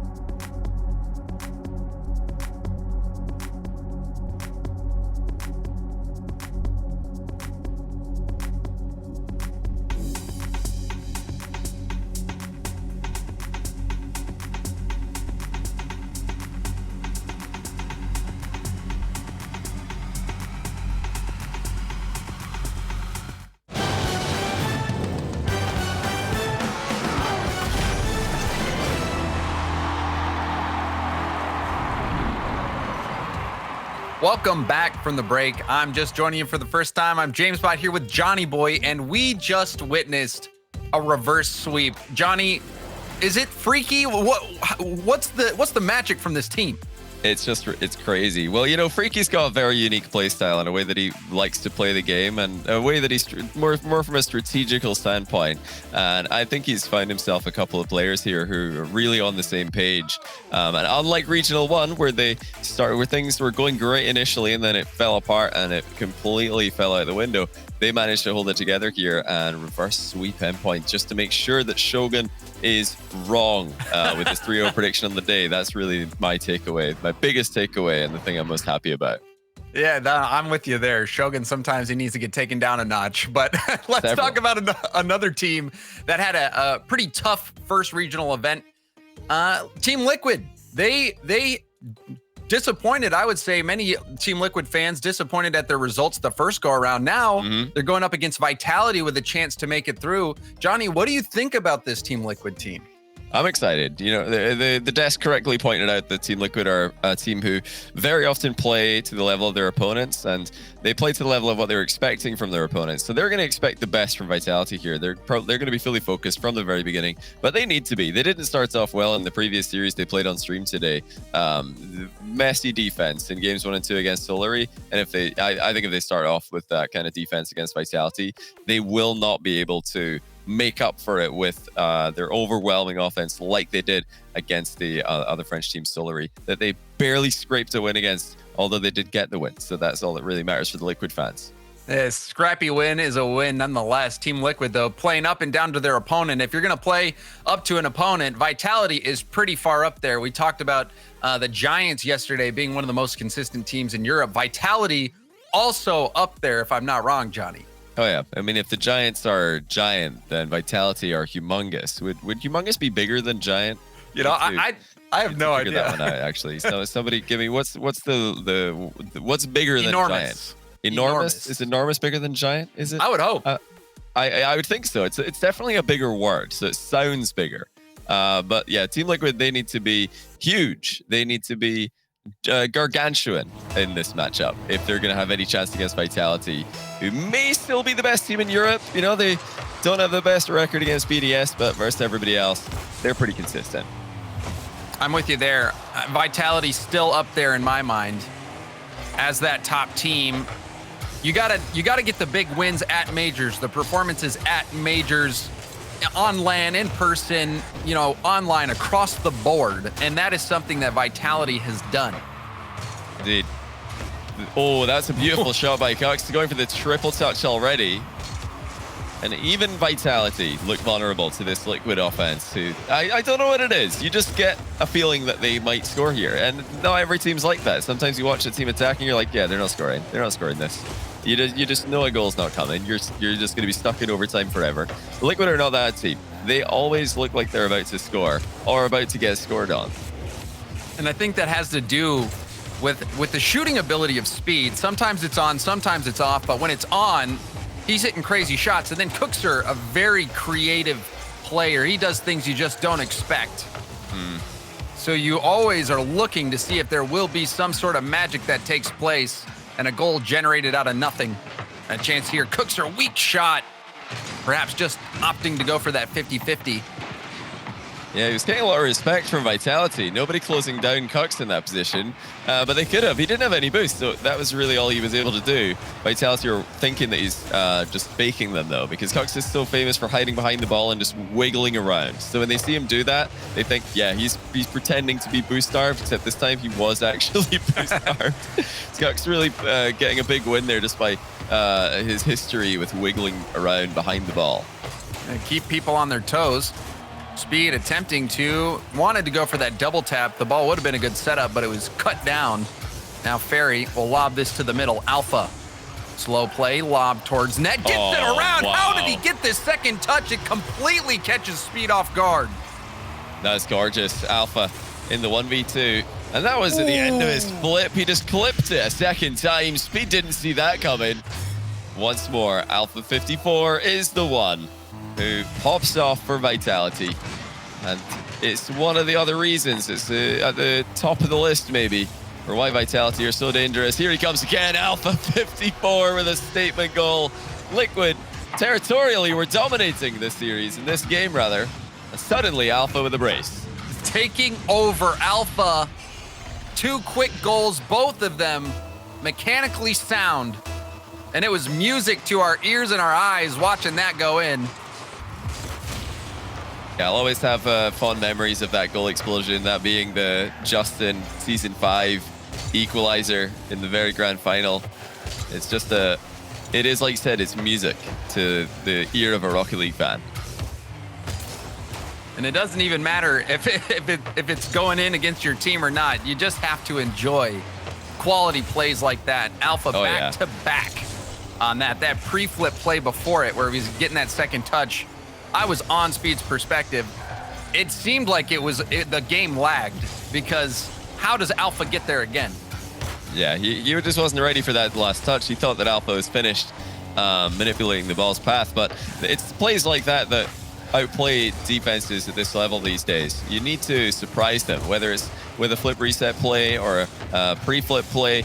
Just anything that's only recently become commonplace in the metagame is going to be harder for the defense to read because they've not had as much time to practice against it. And, you know, I'm still waiting for the day that pre-flips are readable. It's still not. Alpha puts in a third. I corrected myself earlier. It's actually I guess I'm just like imagining Justin's goal going over again in my head. It's actually is that the new white dueling dragons right there from Alpha? Oh, I'll have to take another look. It is a beauty. He's just got style and class. I mean, I love his Fennec pearlescent paint job. Everything about him polished. From the shots to the goal explosions, Alpha, pristine. And that pass, something else as well. Fairy Peak was able to get that infield. Vitality, this is why many people regard them as the best. And it's players like Alpha that really make Vitality stand out. They're playing a very role-based game so far. Alpha scored 3 goals. Fairy Peak snuck in a playmaker, kind of unawares, and K-Dop has 5 saves, and that's it. They don't have any other stat lines on them. Oh, he's not going to save this one though. K-Dop, that was set up for you, buddy. The double savior, and he just flipped past it. Let's take another look. Alpha. Oh man. Oh man. He got smoke screened, I think. That was really all that could have happened. K-Dop panicked. It was written. He needed the 6th save there. Such a clean scoreboard though. They don't have any second stat, just like goal, assist, save. And if it's working, it's where. Yeah, you're right. If you look at the colums, yeah, Alpha has all the goals and shots. Entire column. Fairy has all the assists, and K-Dop has all the saves. I really hope that the game ends like this. We've got 45 seconds. I'm actually just keeping my scoreboard open right now. That's all I'm looking at. No, Fairy Peak, don't shoot. Oh, okay, it didn't register. We're fine. We're good. All right. That's Team Liquid. Liquid. The most bias you're gonna hear. Oh, this is gonna be a goal likely. Right, K-Dop. Fairy Peak. Don't ruin it. Leveling Alpha take the goal. No, K-Dop. Why? The perfect stat line. It's ruined. Utterly ruined. And Fairy Peak just leaves it. Alpha comes in, chips it up in the air for K-Dop. Oh, man. Oh. Yeah, there was a period of time where it was only Alpha with any numbers on the goal stat. Fairy had all the assists. Until that goal went in, yeah, it was all the assists, all the shots, all the goals were all in one player each. That was so perfect. But yes, it wasn't meant to be. Sorry about that, Twitch. You didn't get to witness brilliance. One day. Maybe again, if Vitality keeps playing like this, seems like everything's going according to their plan. We said Team Liquid plays up or down to their opponents. Right now, they weren't able to get their head out from under the water. As Vitality crushed them in this first game. Yeah, Vitality were brilliant here, and Liquid need to step it up. They need to be a lot faster than they were in this game. They've got the right ideas. You know, they're trying to be sneaky with their offense and unpredictable. They always are unpredictable with their entire play style, especially offensively. But yeah, look at that. Just the one goal and the one shot from K-Dop ruining I guess the assist from Alpha. Actually, Fairy Peak took a shot as well at the end of the game. Yeah. They all ruined it. They ruined it right at the end. Ruining that perfect scoreboard. Well, hopefully we'll see that again at some point. That was something I don't think I've ever seen that before. But Alpha, we have to talk about him starting out the game with a fury. That first touch, the pre-flip, second tap play that he was able to make right into the double tap. He played a role in every goal, even the one that Team Liquid scored, getting that demo into the smoke screen. Alpha was everywhere. Yeah, Alpha played really well. When you've got Fairy Peak and K-Dop on a team, you know that they are going to be just playing no-nonsense Rocket League consistently, start to finish. Like no time for fun, basically, for these guys. It's fully business and just competition. But then Alpha, he's the one who is the most difficult to predict on this lineup. And every team needs a player like Alpha, I think, to be a world beater, to have that extra, that X factor, I guess you could say, of unpredictability and flair, perhaps. Well, players like Fairy, players like K-Dop, so consistent playing at that top level, but then you have the innovators. And Alpha is an innovator. I've seen him do things that I witnessed for the first time. You know, I think of him, players like Astral, Justin, players that just do things that you've never seen. Yeah, and I like to think, well, it really does look like they're just inspired, just making it up as they go. They end up in a position and just figure out the correct mechanical solution to what they need to do. That's a good touch by Fruity as well, intercepted though by Alpha. You know, to compare Team Liquid to this, two solid players and one unpredictable player, they don't really fit that same description as accurately, but if they were to, Kux would be the unpredictable, and Speed needs to be solid, and he was here. Speed getting Team Liquid on the board. That pinch did not go Alpha's way, and that angle was very difficult. Speed, you know, it wasn't the worst positioning on the ball after the pinch, but Speed still threaded that through. I can already see Fairy Peak's post-series tweet if they win this. It's like, despite Alpha's best efforts trolling, we have made it through. That seems to happen every single time that Vitality progressed in any of these tournaments. The accusations are coming in. Alpha always on the receiving end of some stick from Fairy and K-Dop. And I think that's the mark of good chemistry, when you got players comfortable enough to take little chirps and chips at them. They got to keep his ego in check. He's an innovator, like you said. You've got to keep him down to earth. He could get carried away with himself. Especially when he's got a full tank of boost. As Fairy Peak tries to get this one downfield. K-Dop with a miss. Alpha there to help. K-Dop again with a miss. Fairy and Alpha both up. Quick succession. The touch is working out. That could have been a lot worse. Yeah, Vitality as a whole, they're all trolling right now. As a double whiff by K-Dop and then the double commit. What's next? Are we going to get a double of a lead for Liquid? Oh, this is awkward. Fruity ran out of boost at the worst time there, but he did get the clear. And we didn't talk too much about Fruity on this broadcast yet. Fruity, player that was on Reciprocity, teaming with Farah and Chaussette. They were for a good period of time, considered the best in Europe. Certainly, yeah. And Fruity getting let go, replaced by Astral, who's a player that you expect teams to make moves for. Fruity trying to find things with a new roster, or trying to make things work with a new team, and his specialty really is speed, aggression. He was the spearhead a lot of the times on Reciprocity. See if he can get something going here for Liquid, because they just have a 1-goal lead, which is never safe against a team like Vitality.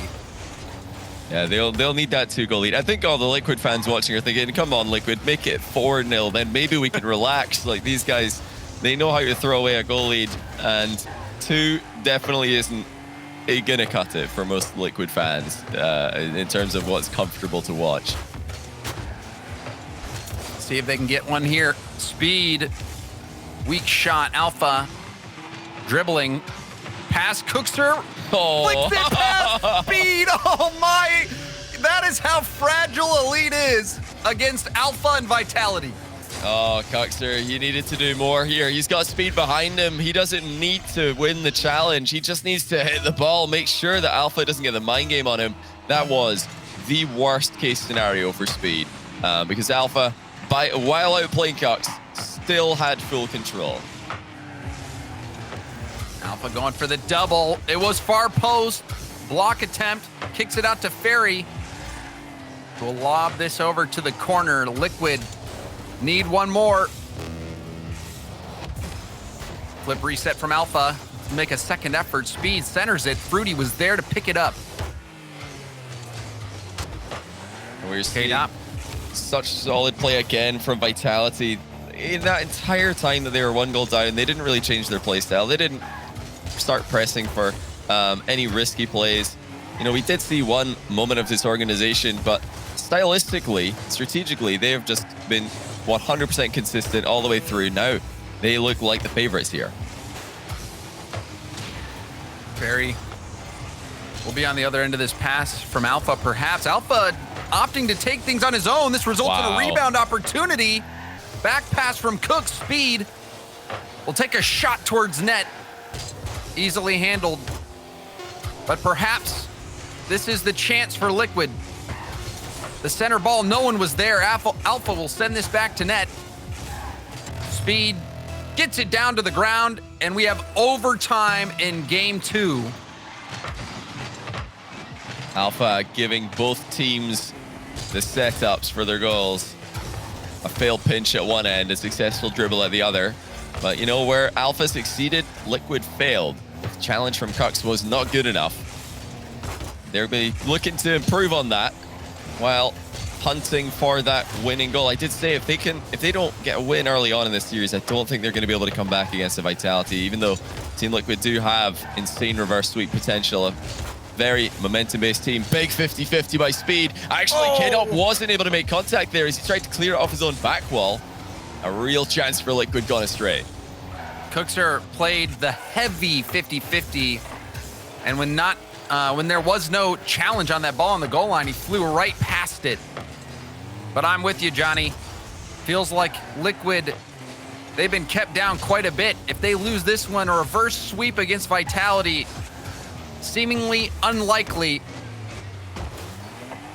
This is a big swing game. Double commit from Liquid. Alpha will go to the back wall and hit it to the corner. Fairy Peak will pop it up high. Speed up very early, but Alpha still gets it around him. Cookser using that Batmobile, aiming for the flick. Fruity with space.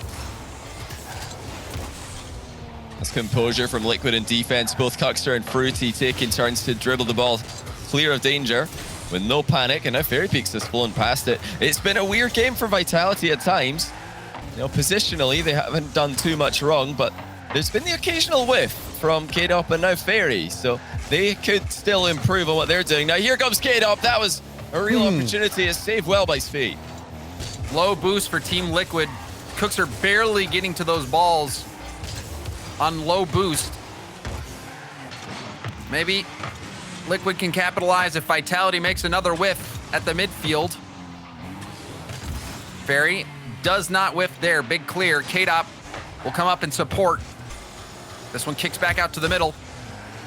Alpha challenging Cookser quickly. In the corner, K-Dop. That challenge goes out in the mid, and Speed will hit it to the side. Cookser was coming up for the shot. It looked like he cut him off. Yeah, it really did look like Cookser had a better angle on that one, and Speed wasn't under pressure, so it didn't really make sense to hit that one off the sidewall. Now here come Vitality. Should have been a goal. Fairy Peak hit it into the bar. Fairy Peak. You could see his mechanics a little off this game after the whiff, and that time, I'm with you, Johnny. That should have been game. Fairy Peak doesn't miss those too often. Still Vitality pressing forward. They won't be thrown off. They won't be too distracted by the misplays that have occurred. They just keep on playing. They go on to the next one. This is a nice save by K-Dop, but follow-up shot by Fruity is there and wide. As Liquid try their chances. Actually, oh my goodness, Cookster gets the goal at the back post. Credit to him for ignoring the defender. But what happened in Vitality's defense? K-Dop's missed again. K-Dop misses on that vertical, and it was back and forth. It was like a monkey in the middle on the goal line. Fruity sending it to one side. Speed, that challenge, he read Alpha wonderfully in the corner. And that window was very small. Cookser knew that that was an awkward position for K-Dop and played the miss, and it paid off. You know, not many teams, well, not every team maybe, will play the miss against Vitality. They won't play anticipating a whiff, but it can happen. And as we saw in the replay, it was a very awkward ball for K-Dop. And the fact that he took off in the wrong direction made it impossible for him to recover. Because he just had momentum going in the wrong way. Yeah, definitely a bad game for K-Dop individually, but I'm sure that Vitality will be able to bounce back from that. Huge win for Liquid, absolutely massive. I think they really needed that. If if they lose a close game like that one against Vitality and go 2-0 down, it's probably over for them, and they're still in with a chance of qualifying to stage 2 of this tournament with a perfect record. That would be a massive confidence boost for them after their failed season thus far. There's a lot of people looking to Liquid to put up some results. This would be some results. 3-0 against Vitality for the final series. See if they can pull it off, or if Vitality will look as polished as they did in game 1, particularly Alpha.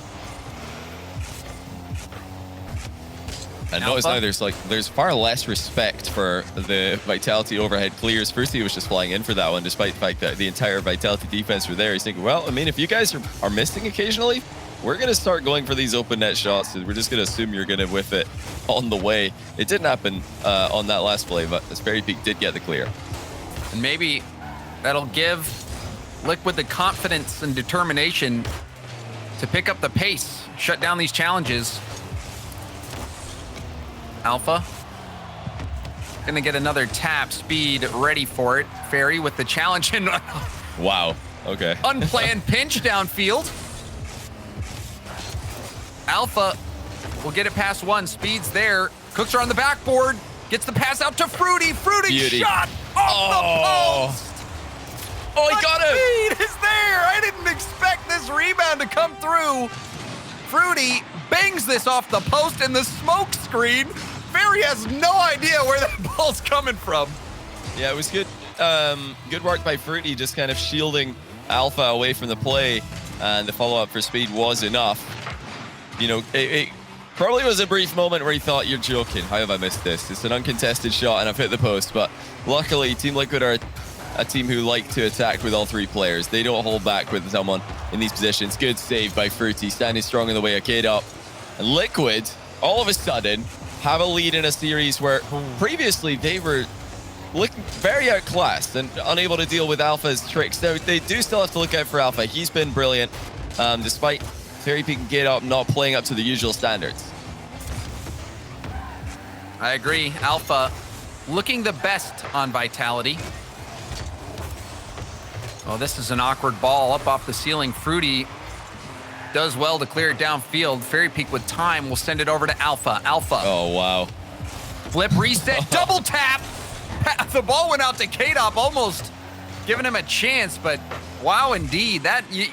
Using his flip reset to get the first touch, then flip into the double tap read. Alpha, something else. Insane. Yeah, I don't know how Alpha can not only land his flip reset on that ball, but stay with it. That is unbelievably difficult to do from that angle. But he makes it look easy. And still, like we've been saying, Alpha he's playing very good Rocket League right now. Even for him, this is impressive stuff. And Team Liquid have to be careful whenever he's near the ball. As far as Fairy Peak and K-Dot go, though, they haven't shown us anything today that Team Liquid should be afraid of, and they are just going to keep on coming forward. They are not respecting the usual power duo. K-Dot, backward pass, but Fruity gets in the way. Rebound down into Speed. Speed will clear it out. And that's not what you expect when you think of Vitality. Fairy Peak, great scorer, mechanical genius. And then K-Dot the striker, but Alpha taking matters into his own hands. This one fed by Fairy Peak's 50. Beautiful. Beautiful disguise on K-Dot's pass. Made it look like a shot until the very last second, and that allowed Alpha free reign from the inside of the box. And that's what we've been waiting for. K-Dot and Fairy looked like they were sleeping in the last game. Now, K-Dot makes a huge play and gets Vitality back on the board. Of course, it would be Alpha scoring the goal. He seems to be the main source of all of them today. But Liquid's defending is improving, and they were outplayed there, but it was a brilliant pass, and that will happen against a team like Vitality. K-Dot, he's never been incredibly flashy on mechanics, but one thing that he's always been is precise. That double tap, it looked like Cookser barely got a piece of it, perhaps. Yeah, K-Dot was very close. I think that might have been what he needed. He's had his impact moment, and now he feels like he can make a real difference in this series. It's not all Alpha 54 for Vitality. Yes, they can win purely off the back of his solo plays alone, but a lot easier when they've got a full team making plays. K-Dot warming up. Hard hit down the middle. Speed will slow it down. K-Dot, awkward read for Cookster. He does well to play that to the corner and gets the follow-up past a couple defenders. Fairy Peak will pass it back to him. Speed downfield. This one kicks straight out to Fruity. Fairy Peak. Good back pass. Now, a chance for Liquid to counter-attack, but actually, Speed leaves the ball behind. K-Dot will pick it up for free. Cookster's just going to lob it out into the middle. Is Speed going to get there? Not this time. It will be sent back into the blue. Last chance in regulation. Who's it going to fall to? The ball's bouncing around at the halfway line. No shots just yet. It looks like Liquid might go for OT. Never mind. Cookster flicks it into the ceiling. They want to take it at least one more try. You know, Cookster, when it comes to clutch goals, I look to Cookster for plays like that. He has a reputation of stepping up in those big moments. And that would have been brilliant. I mean, a lot of teams would have just gone for the overtime there. Has he done it? What? Oh my goodness! How? What on earth did we witness? How has Cookster pulled this off? Did that? Oh my goodness! Are you joking? I do not believe what we have just seen. I do not believe it. You can't plan that. You can't plan that. You know, Cookster, he's got the Cookster pinch. I guess that's the Cookster 50. I don't know what that is. That kicked off a K-Dop's tire. It sure I've never did. seen it. Just, you know, he must have been putting his foot down on the gas and it hit a wheel. Shot it straight backwards. Yeah, it's funny. Sometimes when you're just flying past the ball, the hardest redirect that you can make is the slightest touch possible. Not really, you know, I don't have the understanding in, you know, physics to explain that one to you. But when it clips the wheel perfectly, boy, does it fly quickly. Unfortunately for K-Dop, it's not in his own net. Disaster for Vitality. It was like hitting a boost pad. It was like hitting those old school boost pads in a video game, you know, that has all the arrows on the ground. Yeah. You drive over it. That was It's essentially what it looked like. It was like mutator settings just got turned on all of a sudden. Ball speed flicked up to the maximum. I swear somebody, one of the admins just like turned the switch there to get the ball moving quickly. Must be a Liquid fan. But no, jokes aside, it was a risky challenge still. You have to be aware that that can happen if you're challenging on the outside of the ball instead of from goal side. So it's a challenge that's risky by nature. But you also have to highlight this, risky for Kux to go for that outplay because big dunks can happen in that position. This time, he's on the right side of it. Yeah, that was, you know, Rocket League roulette.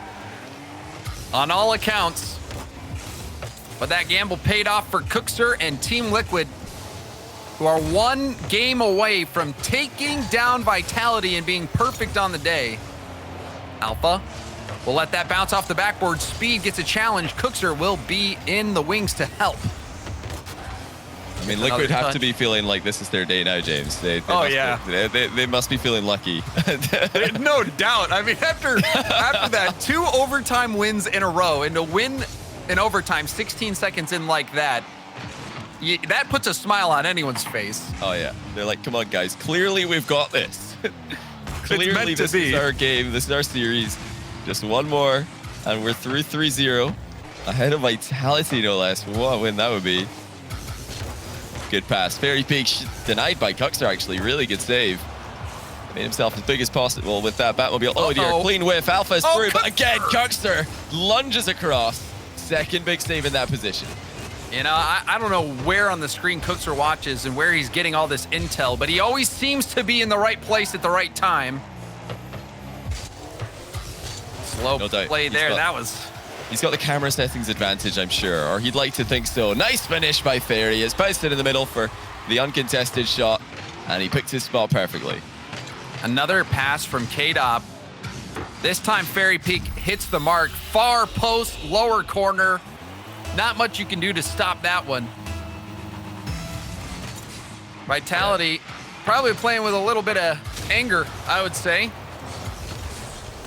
Yeah, they should be. I mean, K-Dop especially, he's going to be furious about how that last game has ended. And they're out here to right a wrong.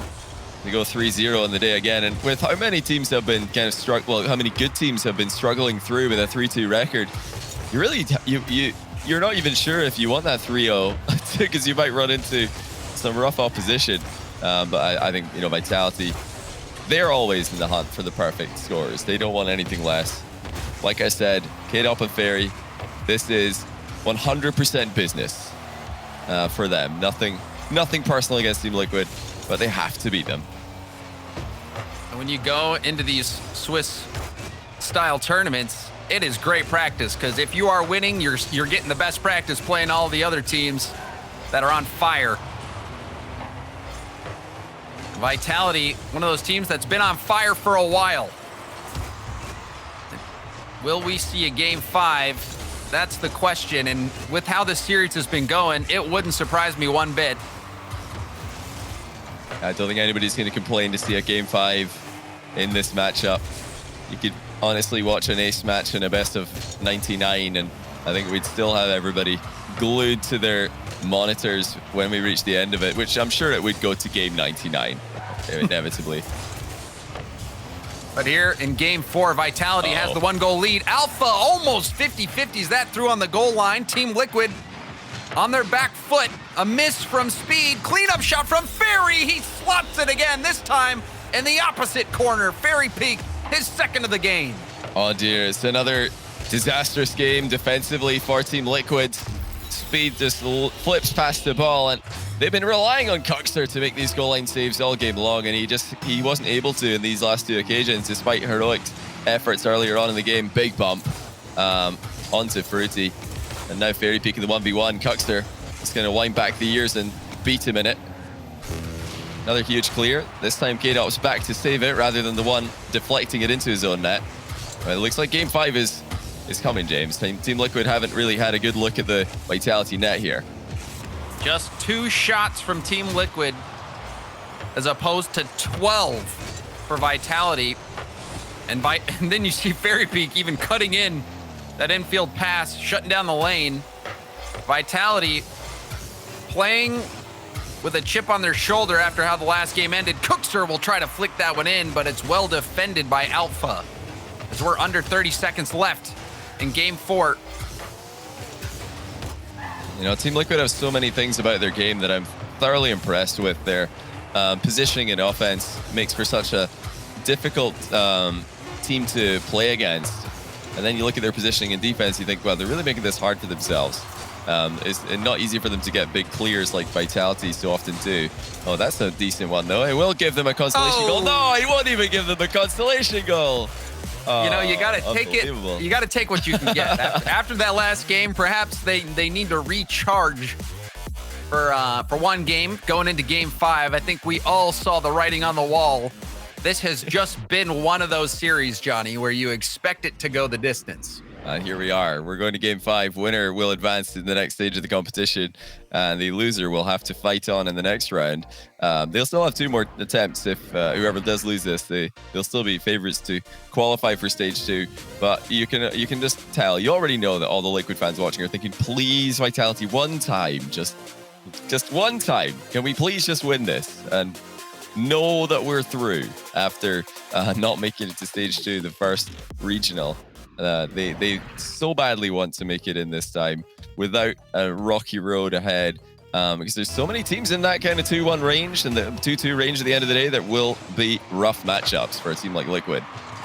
And I don't think anyone needs to rehash the old Mouse roster and their attempts at getting to the World Championship.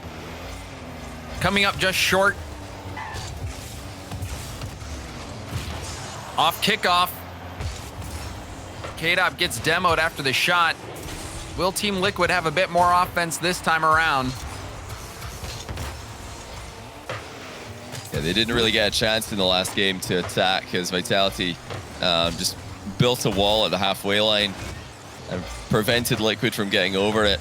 Liquid, they tried to dribble out of defense. They tried to get a hard clear game going, but every time that they hard clear the ball, Vitality would just send it back even harder. So it's got to be about the passing for me. Liquid need to start connecting with each other, whether it be in offense or in defense. You know, defensive passes really are the best way to start a counter-attack or to start turning around the pressure game in a boost game. So that for me is the thing that Liquid needs to focus on.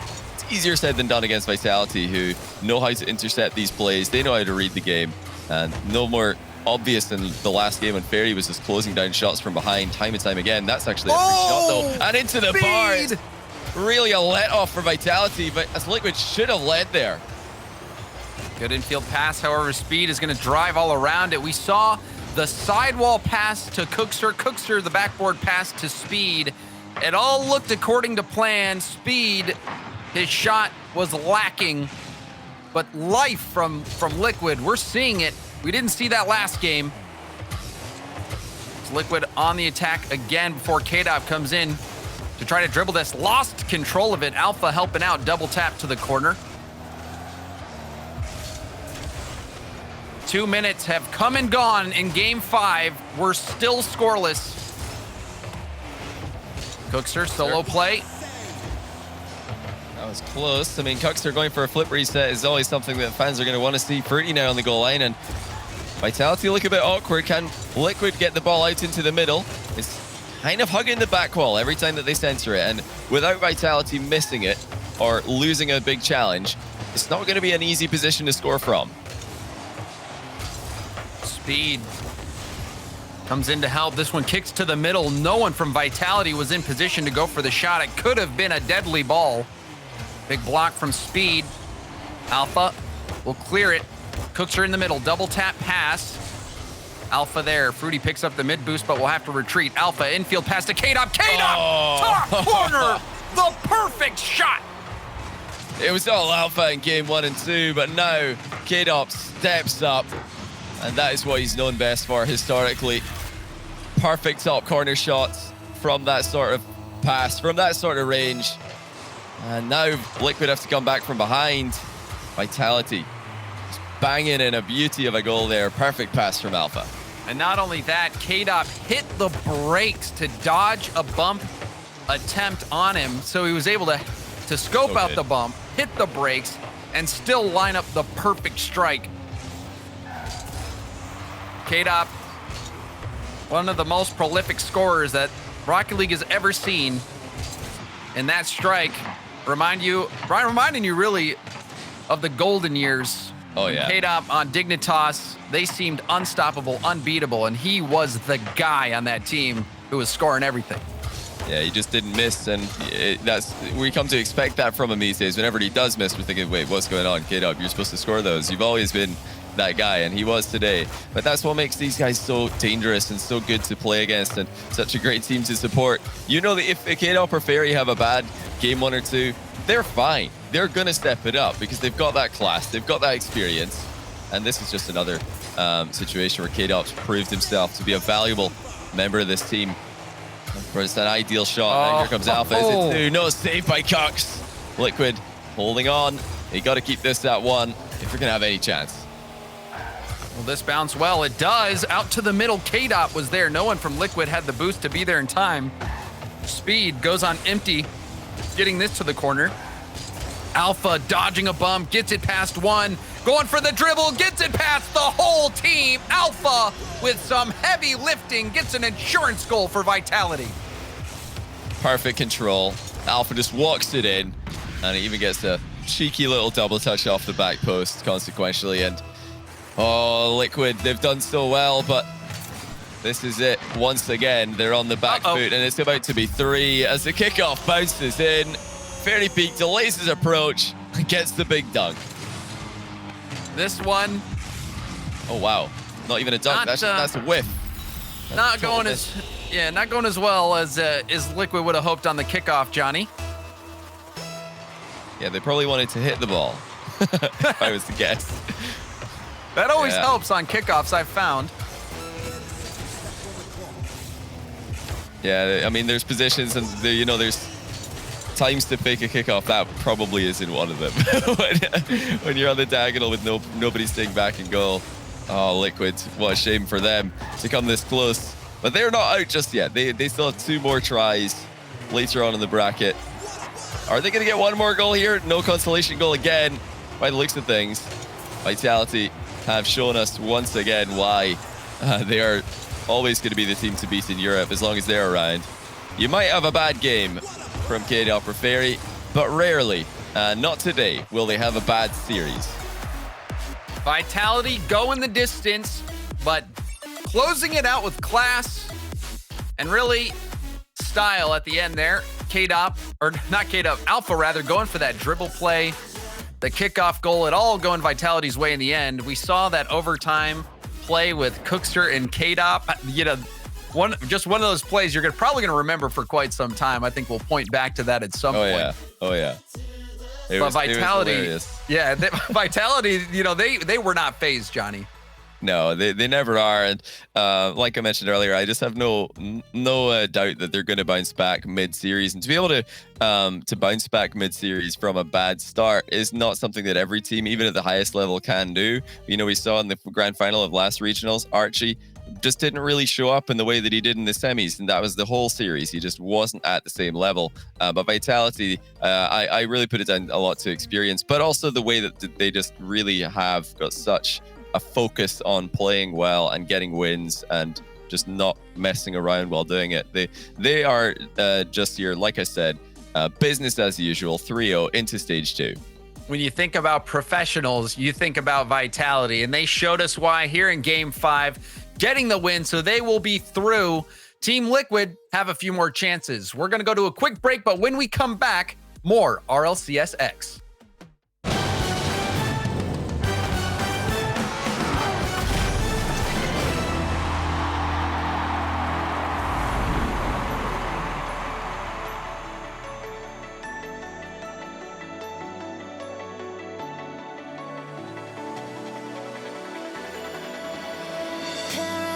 My heart, don't wanna feel your touch like ice, tracing all my scars. Why is it hurt on the inside? It's unforgivable, but I forgive you every time. Hard to let it go, 'cause we're intertwined.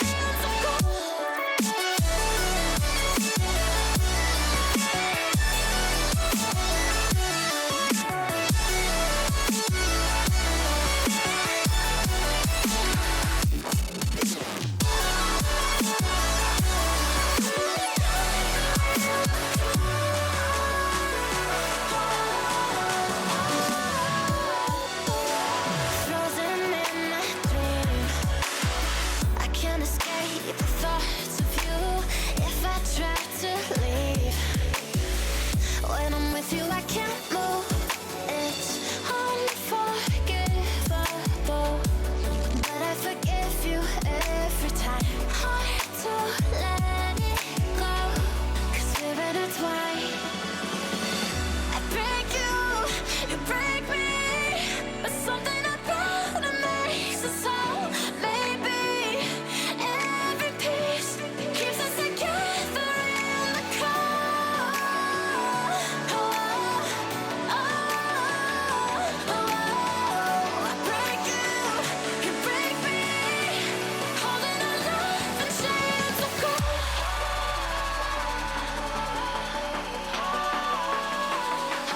I break you, you break me, holding our love in chains of gold.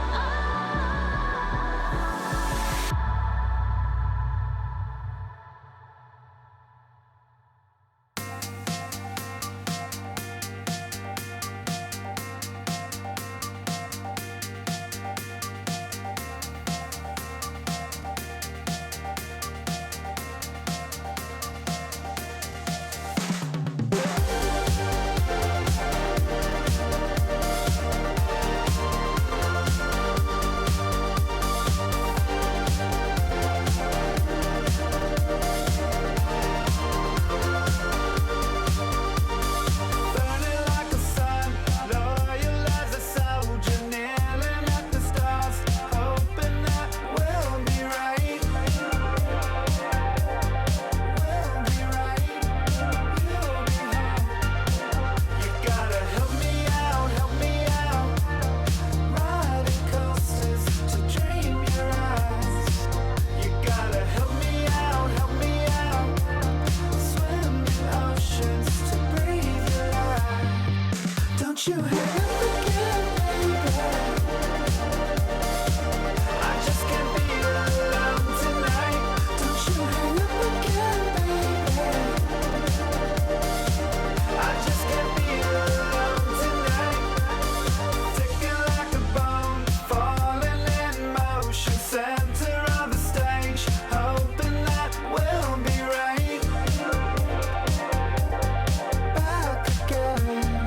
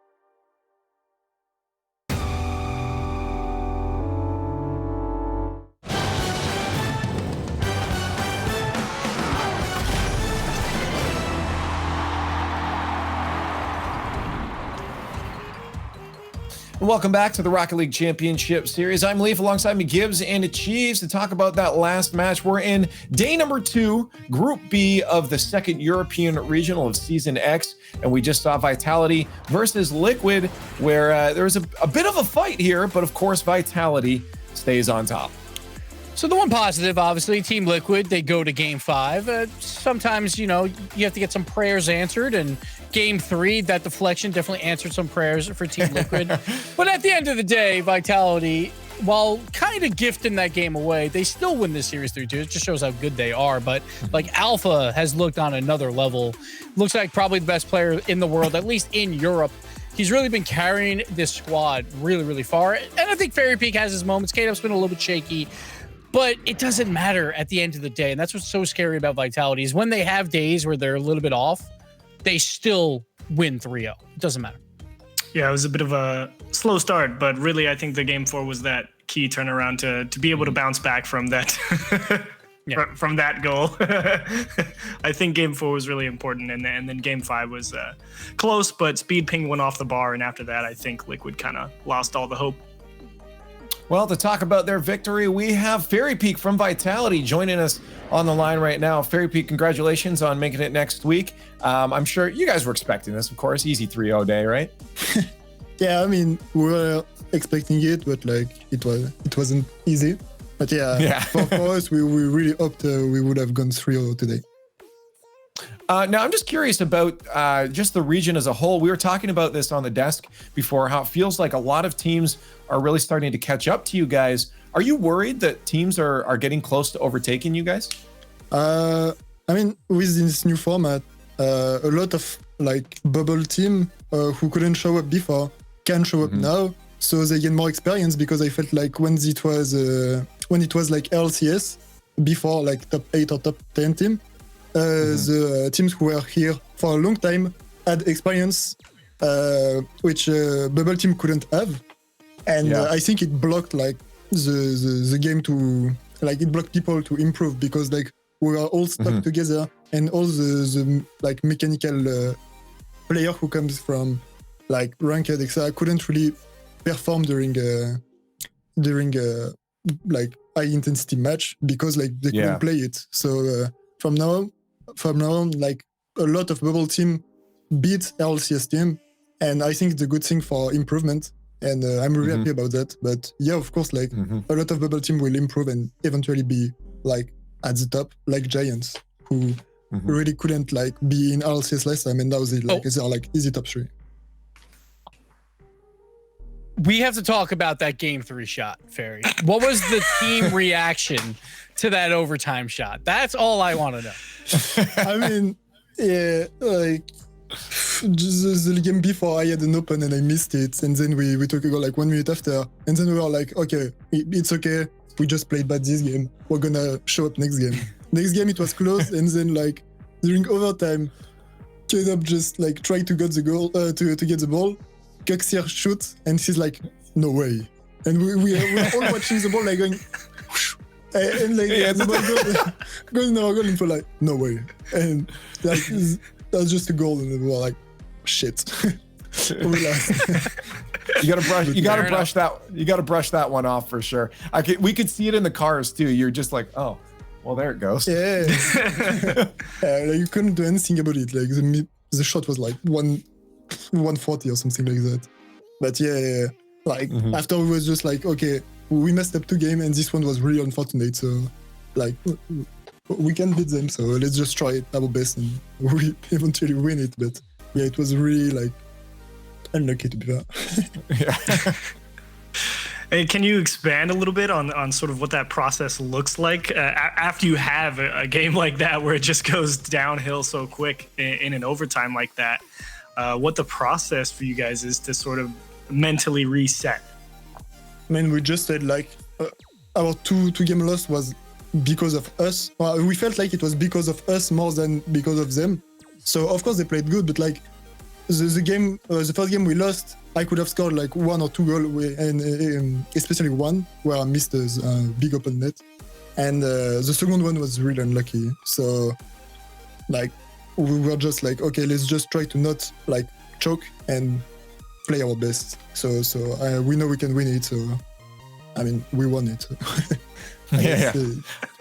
Yeah. One, we just try to not tilt and play our best, even if we are down like 3-0. One final question for you here before I let you go. Obviously, you guys are into next week, as we all thought you would be, but there's a couple teams that are still kind of on the line here. Two specifically, Dignitas and Team Liquid. I'm curious, do you think there's a chance that either of those teams don't make it to next week? I mean, Liquid, I feel like they're playing still good. So if they don't tilt about this loss and play better, like, or play the same or better next games, they can like easily get to the next week. Dignitas, I feel like they are a bit on the not on very good how to say that, not mood, but like a way to win this, because I don't know, like I feel like they're not working together. So maybe they need more time, but I don't know. I hope for them they're gonna be better, but like for the moment, I'm not really. I wouldn't like say they will for sure get to the next week. Well, we're going to find out as we go on throughout the day. Right now, you get to take a break, though, Fairy Peak. Thank you for joining us, and congrats on making it to stage 2. No problem. Thank you, man. And there's Fairy Peak. Of course, again, we expected Vitality to make it through. Got a little bit closer than they wanted, but they do end up getting through on the day. Well, we're going to move on, of course, because we have more. Let's talk about the standings so far and just see what teams have made it through. It's only 2 so far. It's FADEAWAY and Vitality, and down at the bottom, Glory for Builders and your Ma down there at the bottom that are the first 2 teams out. We still have 6 spots left here, Gibbs, to make it in. Yes, 2 baguettes and a half. They swept Dignitas last round, and that's going to mean a lot going forward. Because not only does that mean that Dignitas is now 1-2, if they do win and make it to that 2-2 round, now they are going to be one of those lower bracket teams that will play the loser of one of these 2-1 matches. So for all these guys at 2-1, normally it's like, all right, we fall down, we're playing a lesser team. And sure, Dignitas hasn't looked that great right now, but it's still the name of Dignitas, and you still don't want to play Violent Panda when it's 2-2 and everything's on the line. So it's going to be so important for these 2-1 teams to close it out here. All right, we're going to move on and talk about the next round of matchups here. Of course, we still have 2 more rounds to get through, round 4 and round 5. Round 4 is coming up now. We do have a second stream going on, twitch.tv/eLeagueTV. Over there, you can find Dignitas versus S2V and Game Up versus Triple Trouble. On this stream here, we have Liquid versus 2 Baguettes. Will be coming second, and up first is Endpoint versus Solary. Kickoff's about to start here, so let's start talking about that first match. Endpoint versus Solary. How do you feel about this one, Achieves? Endpoint is looking good. Solary's looking good. How do you think this one's going to go on the field here? What's it going to look like? So, I really liked Endpoint's approach in their match earlier today, but of course it ultimately didn't quite get through. So obviously the big things to watch out for, because I don't think Endpoint's going to make too many changes. As I said, I think they played well. It was really just the shooting accuracy that fell apart a little for them at the end. So if you want Solary to be successful, you're really going to need real good awareness in that midfield, because Virtuoso is absolutely coming for you. Exotic Carrion and Yukis, I think they're good enough definitely to beat Endpoint, but if Endpoint starts combining those demos and has the shot accuracy go up, I think it's going to be a pretty tough one for them. Of course, get your votes in chat right now so we can see if you guys agree with the desk. We're going to get our predictions out while you guys are doing that, throwing your hashtags in the Twitch chat there. Gibbs, I'm going to start with you. How do you feel about this match? Which way is it going to go? Endpoint, I'm trying to be on your side. I tried and then you failed me last time. I think both these teams are high-quality teams that should make it through by the end of the day, and this is a tough draw for both these guys.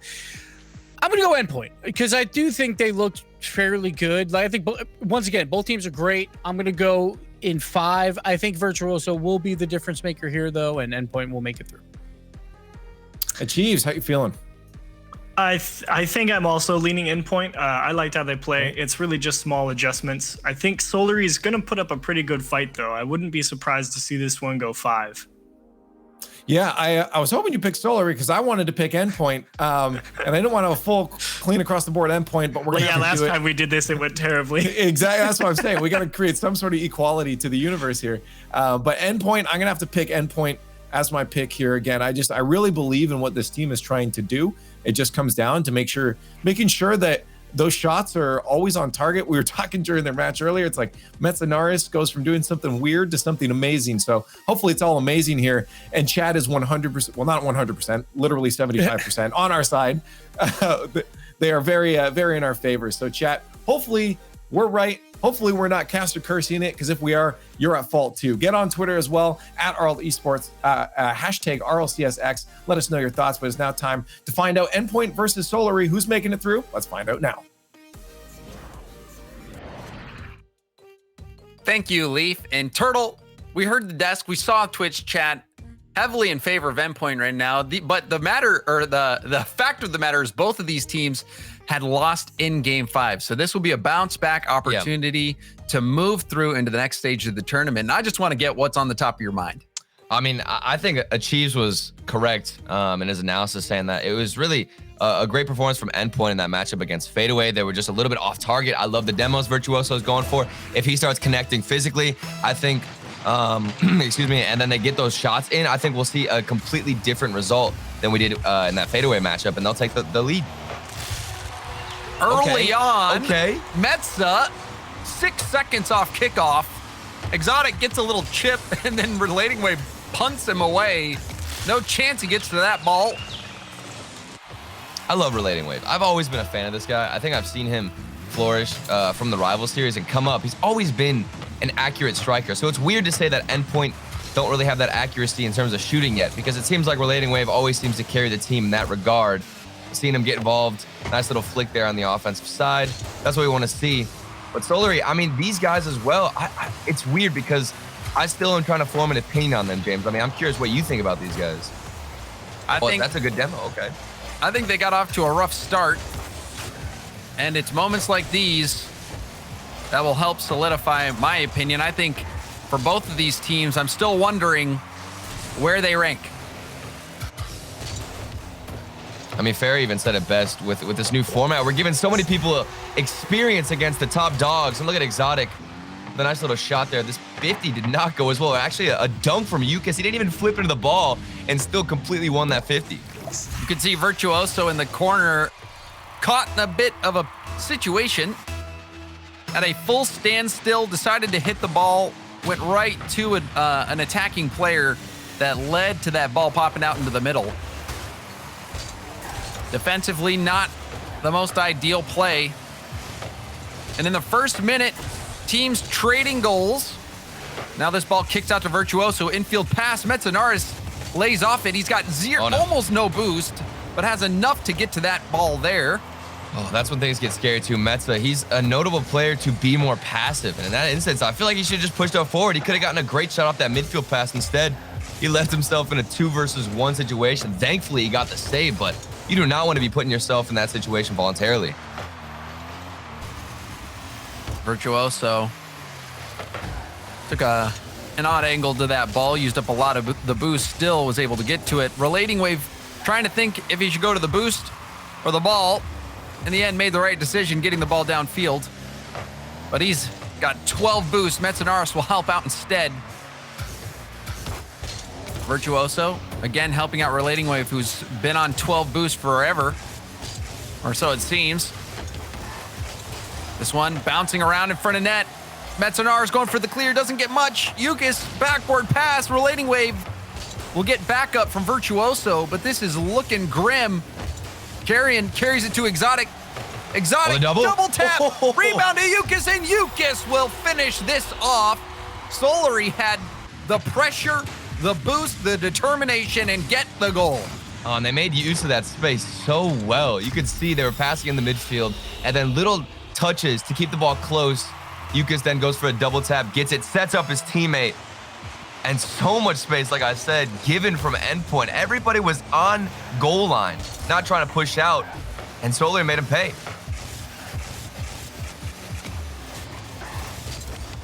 Carrion will yield this to Yukis. Hard clear downfield. Metza hits Virtuoso on the wall. Virtuoso going for the 50. He loses it, but it goes right back to Metza. Metza staying in the play. Another challenge. Will go for a 50-0 boost. It's going to bounce in front of net. Exotic will clear it off to the side and take his own pass. Wave dash into it. 50 sends it upfield. See Exotic, they're going for a little slower pace there, trying to get the 50, force it in. I told you, whenever that space is given to you, just use it. They're making sure they're not panicking on defense and going with level heads here in the first game, which is what I want to see out of Solary, because I thought Endpoint, they had all the advantage. The desk and Twitch chat certainly believing that to be the case. Infield pass, Metza will go for the backboard. And Yukis, well positioned to handle it and gets the 50. Virtuoso has Metza in the middle, passes to him, but the play cut out by Carrion. Now on the other end, Carrion can't win that 50 against Relating Wave. Ball back to Yukis at the midfield. Yukis too slow to the ball. Virtuoso attacking the backboard. Exotic will slow it down. Metza will miss. Does half flip into the boost. This could be good for Endpoint. Metza turns, but hits it right to Yukis, who puts it downfield. Carrion, the shot denied by Virtuoso. Rebound to Exotic, and he dropped it over. But another big save on the goal line. Endpoint keep this one within reach. Virtuoso had to get that pre-jump in the net. He saw the shot coming in from the corner, jumped a bit in advance, and still got the save. The man who gets so many demos is actually the one saving his team on the goal line, but they're still trailing by 1 goal. 45 seconds left. Here he comes with a nice little clear shot. Doesn't go in, but the pressure is there for him. Carrion going for that 50, gets the boost steal in the corner, but Relating Wave, big clear, racing to it. Carrion's gonna have to get the play. Rebound out, Virtuoso, a step slow. Demo, the net could be open. Exotic going for the shot, but Metza spawns on the right side and is able to break up the play. Oh, so many close plays back and forth. I love the counterattacks from Solary, and they were able to keep their defense really tight with rotation. They were getting in front of the shots, but there's a bump from Virtuoso, what we expect to see, and yet no shooter, no pass comes out, and they've got 3 seconds to make up for it. Kyrian, he puts that one in, and it's the counterattack that pays off, James. Carrion finishing this one off after Yukis leaves it for him, and that one crossbar down. Can't place it much better than that. And a strong ending to game one. Solary had a lot of pressure, keeping Endpoint on their back foot a majority of that game. And Endpoint gonna have to go back to the drawing board for game 2. Yeah, and I think the concept is trying to recover after Virtuoso goes for a demo or a bump. Even in those final seconds, there was such a good opportunity for Endpoint to get a shot on net, but the recovery from everybody on Solary on defense was pristine. They got somebody on the backboard even whenever their goalkeeper was bumped and made sure to challenge it, no matter if the pass from Endpoint was on point. And I think that was really an important point to make, Turtle. We saw Yukis on the backboard, denying those backboard passes, so that's going to force Endpoint to start looking for those infield plays if they want to get it past Solary.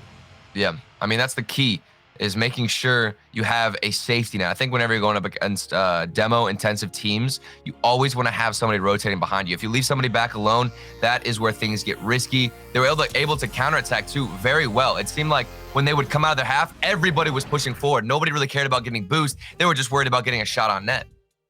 We'll see if Endpoint can bounce back game 2. Twitch chat and the desk all looking to Endpoint to get the win here, but Solary takes game 1 pretty commandingly. We'll see if game 2 is any different. I love that interview from Ferry where he talked about the format giving a lot of people who don't have that much experience in teams to kind of close that gap in skill. I think that's a great example of that. I mean, Metza, a player who has so much experience now coming up against Solary, who didn't have the most experience coming into this format, but now they're popping off. We've got a really close game. I mean, even Twitch chat doesn't know. I mean, how are we supposed to guess who's going to win at this point, James?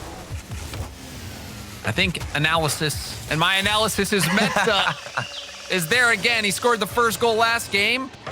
Does it here, another early goal in the first minute. Oh, that was some beautiful passing too, back and forth. Metza got a little touch there where he didn't even have to flip into the ball, and they're making sure to keep possession as Virtuoso will go for the bump.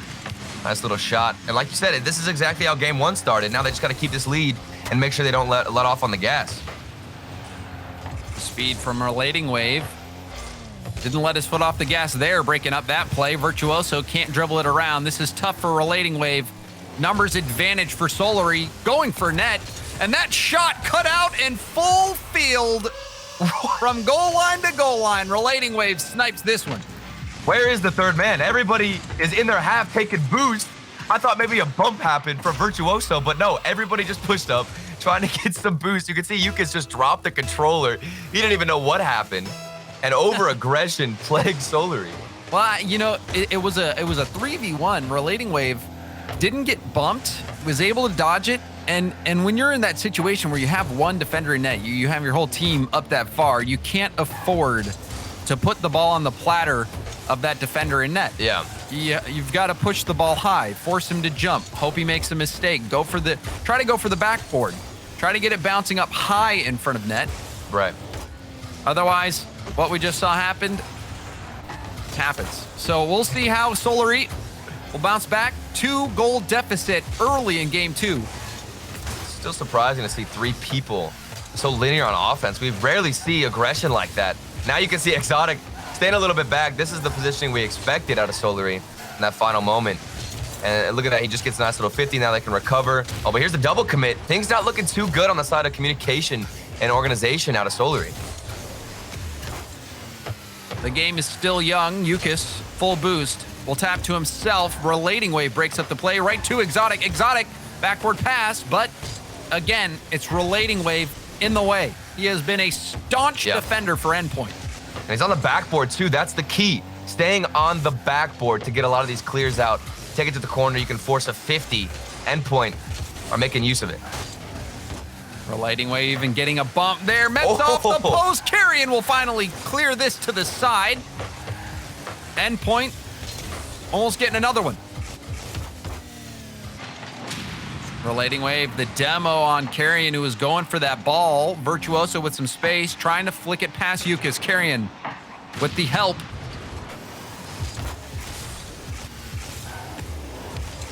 Relating Wave. I like that first touch. Second touch, couldn't get it around Yukas. Metza in the corner, challenged by Exotic to Carrion. Good read from Relating Wave. He was up early, denies the backboard play yet again. A monster on defense. Endpoint, they've been able to hold on this entire time. The difference between this game and the first one is that you've got Relating Wave on the backboard being consistent. Didn't really see much of that in the previous one. A little bit more passive, but now everybody's definitely confident when it comes to challenging off that backboard. Even Relating Wave here, look at him. He continues to follow it after he gets to the touch off the backboard. And now there's an open net, it feels like, to shoot at. Barely gets a save from Carrion, but their offense looking better and better. I thought that might have been a mistake from Relating Wave, who let that first touch get away from him. But Endpoint almost turned that into a goal. Carrion to Yukas, but Metza is there. Carrion again will poke it around Relating Wave and now clears it cross field. Relating Wave trying to take it up. Will go for the pinch off the ceiling. Metza was there. Carrion will have to challenge Virtuoso. Doesn't get there in time. The pass. Carrion. That one was a scary moment, Turtle. Oh my, that shot for Virtuoso reminded me of the Cooksteer goal that we got where it barely nicked off the player after he got that hit or the clear. And Johnny Boy was even talking about how much power you can get if you just barely touch the ball after it bounces. You can destroy it in terms of power. Oh, but that's a great pass in the midfield. It's so clean. It's so good. Oh, crispy. That one sizzling across the field. Hard pass, even harder shot. 85 miles an hour, 138 kilometers per hour.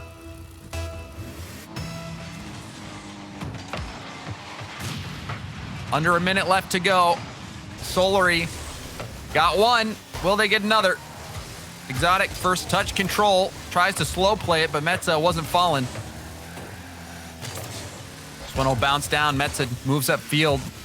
Will hit it high. Exotic on the backboard with time. Takes space. That 50 will bounce right down. Now Carrion. Solary struggling to get it out of their half, and Metza with the solo play will put this game away for Endpoint. Oh, there's so many things in this play that are involved. There's awareness and then also the control of that ball. He knew nobody was in the corner right away. If he brings that first touch and keeps it close, he can follow up with a nice little double touch, where he just hops into it, gets so much power. And now Endpoint, they've got so much security here. Even demos from Virtuoso with 20 seconds left. I can't see them losing this game. Metza making sure that Endpoint keeps a firm grasp on this game. Burning more time. And in game 2, Endpoint worked things out, and a lot of it was on the back of Relating Wave, who defensively had a standout performance. That was their whole issue the first game. They couldn't get organized on defense, and it felt like there were so many times where everyone was bunched up in the goal. And if that keeps happening, that's how you know nobody's on the backboard. I guarantee you there had to have been some kind of communication where a player or a coach was saying, look, we're getting bunched up in net. We're all on the goal line. Let's have somebody go on the backboard. That way we have a much wider range of where we have our defenders. We can get better clears off. And Relating Wave in this instance was that player, James. He really was. Relating Wave, a goal, an assist to his name as well. Making plays left and right. Metza scoring goals as well. Cleaning things up, being where he had to. Much different look in game 2. You can understand why the predictions were the way they were after witnessing what we just saw. On Metza, I love that little 1v1 play in the corner where he kept it to himself. There's so many times where it's almost habitual for a player just to throw it into the corner. But for Metza to switch it up, take it inwards with that little dribble and go straight to net, it was a beautiful play. And I think that's what gave them the edge, the security goal right there. A lot of confidence just given to Endpoint. So now we're moving into game 3. This series already looking back and forth. We saw game 5 against Vitality and Liquid. This one, close enough. Maybe we'll see that again. Again, lots of game 5. Carrying off, kickoff, solo play from him. Lovely. This looks so good. Look at that first touch, keeping it close again. That's been the theme so far. As Virtuoso misses it, just barely mispredicts that bounce off the backboard. It's a hard hit to go for when you think they're going to get another touch. And Endpoint suffer. Virtuoso. This one streaking back towards net off a strange challenge. Carrying up. Yukis hopped off the wall early, so Metza will be there first. Demo from Virtuoso. Clearing up some space for Endpoint. Metza will send it towards net. Double commit from Solary. Virtuoso trying to force the issue off the sidewall. Double commit. Another double commit from Solary. The defense trying to get their feet under them for Solary, and as Endpoint keeps this going. A couple mechanical issues though for Endpoint. There have been a few instances where I've seen them with good looks in the midfield. They get a pass across, but where's the shot? Where's the mechanics to put one on net? They have all the ideas, the foundation there. Even Metza a little bit slow to get up to that. That's a double commit. But Relating Wave, just a little hit to nobody as he gives away possession for Exotic to get a nice little clear. Virtuoso staying upfield, getting a bump on Yukis as well. Carrion will be the last there. Has to get a good touch. And he recovers on the backboard. That spelled danger. Not out of it yet. Yukis with the backflip save. Endpoint taking shot after shot after shot. Somehow Solary still keeping this ball out of the net. Yeah, we talked about backboard defense with Relating Wave, but we just saw a crazy play from, I believe it was Carrion on the backboard, the recovery to keep following it up. Solary getting tested as they get that first goal advantage. Metza will give up possession. Big clear to the corner. Exotic was waiting for it, tries to center it, but Relating Wave there yet again. Pass up to Virtuoso, now up to Metza. This one almost weaves its way through the defense. Relating Wave, low boost. Can't center it. 2 players in the Solary net for Endpoint. Relating Wave getting out. Not much boost. Looking for the pass. Now on the other end, Exotic. He was flailing all around in front of net. You thought he might get a redirect, but no go. Maybe going for a little bit of a fake there. You could see his teammate was lurking underneath and waiting for the ball to drop. It would have been a nice little fake, but the defense, I'm not sure who it was on Endpoint. Good patience from him to stay there, keep his cool, and make sure he doesn't freak out with a little pre-flip here and there, assuming someone's going to hit the ball. Love this play from Metza. He didn't boom it downfield when he had the angle, had the lineup, was low on boost. Instead, let it roll back, get boost, try to make the play there. Endpoint battling from behind despite outshooting. Oh, there we go, Virtuoso! The double tap, low altitude. He got the demo in midfield, and then look at this. He actually hits it to the left side of the defender to make sure he has a double tap off the backboard. If he hit that anywhere towards the net on that first hit, it would have been saved 100%. Virtuoso, not only did he open up the space, but what a mechanical play from him on the shot. Seemed like a matter of time. Endpoint out shooting Solary 7-1. So much possession from Endpoint. That was the first goal at the hands of Virtuoso, who, like you said, Turtle, creating space with that demo. He's still going for bumps too. Yeah. And that's something you expect from Virtuoso. Bring it to the table. Relating wave. In the trenches, seen a lot of small ball teams trying to slow it down, get around the ball, accept the 50s. We're approaching the final minute of gameplay. A good fake from Exotic, but we see Virtuoso was having none of it. Virtuoso going all the way to the back corner to get boost. Now is going to be hunting for a demo. Oh, nice 52, getting in front of that ball. I think the defense from Endpoint truly stepped up their game. We aren't seeing a lot of shots go uncontested on the side of Endpoint. Here's Virtuoso with a little air dribble. Does he have the flip? He does. Out to Relating Wave. The slow shot. It gets across all defenders and somehow goes in. And this whole play going back to Virtuoso, dribbling this ball on the wall, out of his own half, flip reset pass off the backboard. Virtuoso, a statement game. So a lot of people who just think this man just demos, but now after seeing this, how can you think any otherwise? I mean, he gets the demos, but then on top of that, he's got mechanics. You know, he's insane. He's got so many layers to him, and he's also just an annoying player to deal with. Like an onion.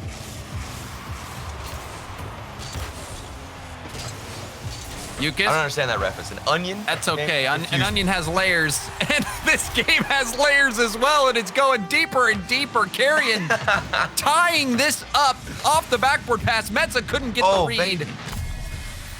It's the first time we've seen the Endpoint defense kind of get out of place.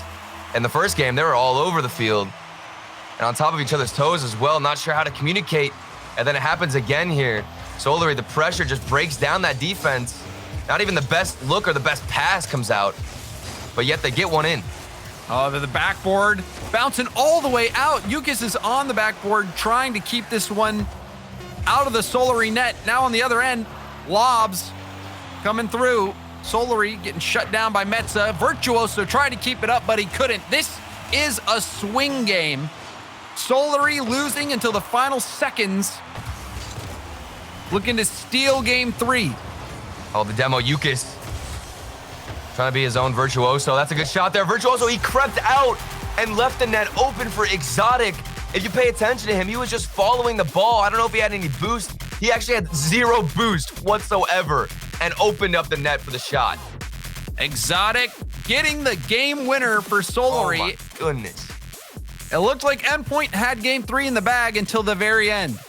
Oh, that's so frustrating too for Virtuoso. You work so hard in this series. You get the demos, you get the shots, crazy flip resets, and then in the final moments, you're starved on defense. No pads collected whatsoever, and you just give him a free shot. And Solary, like you said, take the swing game. That was crazy. Solary now on match point. They can make this happen. Got that first goal, but then Virtuoso making plays. He got that double tap low altitude, the dribble to the flip reset pass, but then the 21-second mark, the rebound play from Carrion, and then Metza hitting that one not far enough to the corner. Virtuoso, he was playing for a bigger clear than that, got sucked out of net, and Exotic had that lane open, took it, and Solary was able to put that one away. Now, one game away, Turtle, from upsetting Twitch chat and the desk. My goodness. I mean, I didn't think this was the result either. I didn't think it was going to go this way. I had full favor in Endpoint. Even watching those replays, it seems uncharacteristic. Endpoint and their defense, very confused. A lot of these plays that you see Solary going for, they're working hard for them. Don't get me wrong. They're organized on offense and making sure they get those passes in. But a lot of those shots that come out, I feel like somebody should be getting in front of them. They'll have to figure it out here and now. Endpoint's back to the wall. Their tournament life not on the line, but they can get through to the next stage here and now. Carrion will chase his own hit downfield. Metza will slow play it. Sees Exotic on the sidewall. Second touch. It's downfield. Yukis gets taken out, but still gets the clear. Pinch all the way back towards net. The pass from Virtuoso. Metza will shoot towards net. Exotic save. Rebound denied from Carrion. That would have been a beautiful play. That pinch out to somebody on offense. I think it was Virtuoso, who's always aggressive. He got a little touch, and Metza, if the shot was just a little bit more powerful, here's Virtuoso with the classic demo, opening up some more space. But nothing yet, and we've seen some good looks from Endpoint, but where's that shot? Virtuoso. Didn't really get much going there. Metza will go for the challenge. Too slow. Carrion tried to get past to Airborne. Looked like a Pulse Gaming play there, you know? Pre-jumps, freestyles. Hey man, you gotta do what you gotta do to get up to that ball early. If you're going against somebody who's speedy, sometimes it's the pre-jumps that you gotta rely on. This one will bounce off the arc and down. Backboard pass. Exotic goes for the 50 and wins that one over to Carrion.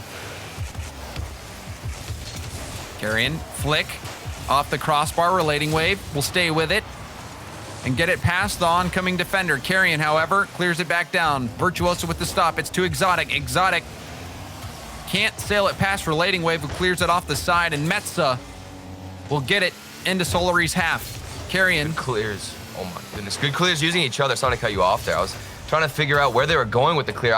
They used each other to get forward, and then Metza just kind of gave away possession. And what worked so well earlier for Metza was keeping it close, going for the dribbles. Not seeing that as much here in this game. We just moved past the halfway point. A good pass to Relating wave. Oh, there it Relating is. wave over to Metza. 1, 2, 3. Endpoint take the lead.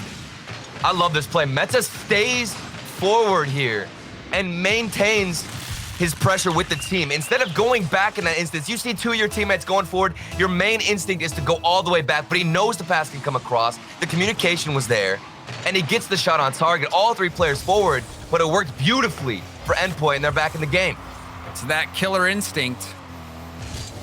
Relating wave tries to 50 that one through. Brute force didn't work out that time. Carrion will chase down Virtuoso. Exotic slowed down. Relating wave will hit this off the backboard. Goes high. Virtuoso clears it downfield, and that'll buy time. Metza hard off the wall. Virtuoso will miss. Relating wave there to clean up. Virtuoso turns for it. He's out of boost. Went for the challenge. Got the bump. An Endpoint. They continue to keep pressure mounting. Oh, I love the fact that, though, they have somebody who forces a 50, goes forward, flips all the way on the other half, but stays forward. That's what's working for them. That's what happened with Metza in that other play. We even saw Virtuoso get a look of it there. Relating wave now. The easy 1v1 beat. He just flicks it across one player and then leaves so much space open. Exotic was fooled by that first attempt on the ball by Relating wave. Let it go by him. Then the second defender, we saw Relating wave make contact, get it around him. Beats two players in a row to get that open net goal. Relating wave getting some insurance for Endpoint as we approach the final minute of gameplay. Solary down by 2. Infield pass. Carrion gets the backboard play. It's in the air. Rebound opportunity. Exotic puts it high. Double tap off the backboard, and Yukis will clear this one up.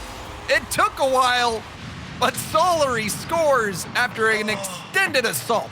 And it's almost an unfortunate play if they hadn't have gotten Yukis crashed in the net, because Exotic, he went for that double tap as soon as the demo came out. He didn't have a chance to react. He popped it up so high. The angle was nearly impossible. He didn't get the shot off. But you're so happy you have Yukis on the team crash the net and not push him back. That's how it's done.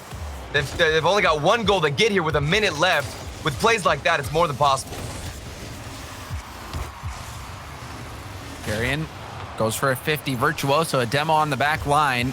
But Exotic, huge challenge win. Relating wave has to go off his own backboard. Booms it long. Yukis will drop it down. Carrion in a race. Wins that one, but it's right to Relating wave, who pops it up yet again. Endpoint more than happy to waste time off the clock. That's all you got to focus on. 23 seconds left. Just make sure you're getting the clears, having somebody face the challenge every time, like Relating Wave there. Great job on defense. He gets the follow-up clear too. So much space given to him, and he's making use of it. Relating Wave bumped out of the play. Carrion gets 50'd. Metzenaris will boot this downfield. Relating Wave keeps it up. Exotic will leave that to Yukis. Yukis downfield. Exotic low on boost. He's got nothing, but it bounces off the ceiling. Carrion. This one off the ceiling as well. Finally, Endpoint will hit it to the ground, and they take game 4. We're going to game 5 yet again.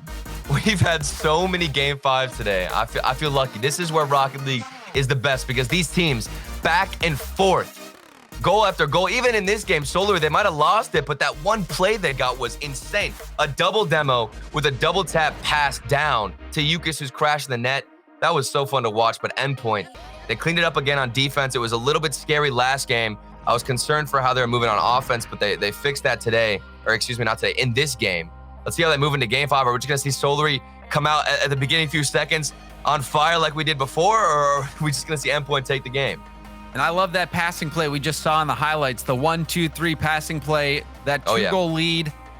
Yukis got that goal at the 1 minute mark to bring it within 1, but Solary just could not find that second goal. And we've seen Endpoint now work that passing. Early on, Yukis was doing such a good job of defending the backboard. You see why Endpoint has to go for those infield passes. That play made it work, and ultimately was a big difference maker in this in that game 4. Relating Wave having a great series overall as well, getting the go-ahead, or the insurance goal rather, that ultimately was the game winner. But this is for all the marbles, Turtle.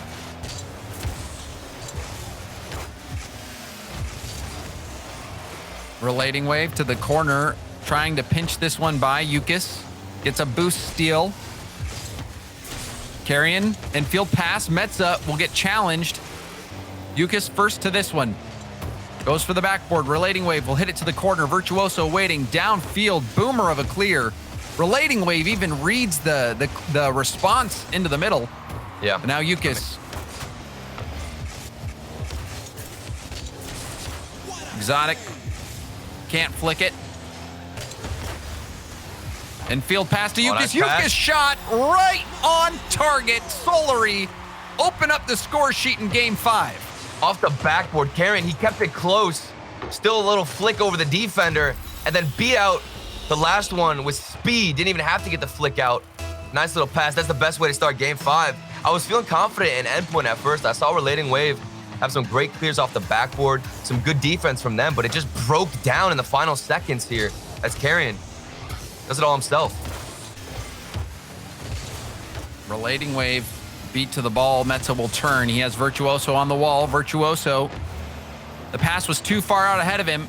Now Yukis towards net. Carrion playing interference and taps this one in. Looked like he was trying to perhaps block a defender and get the goal.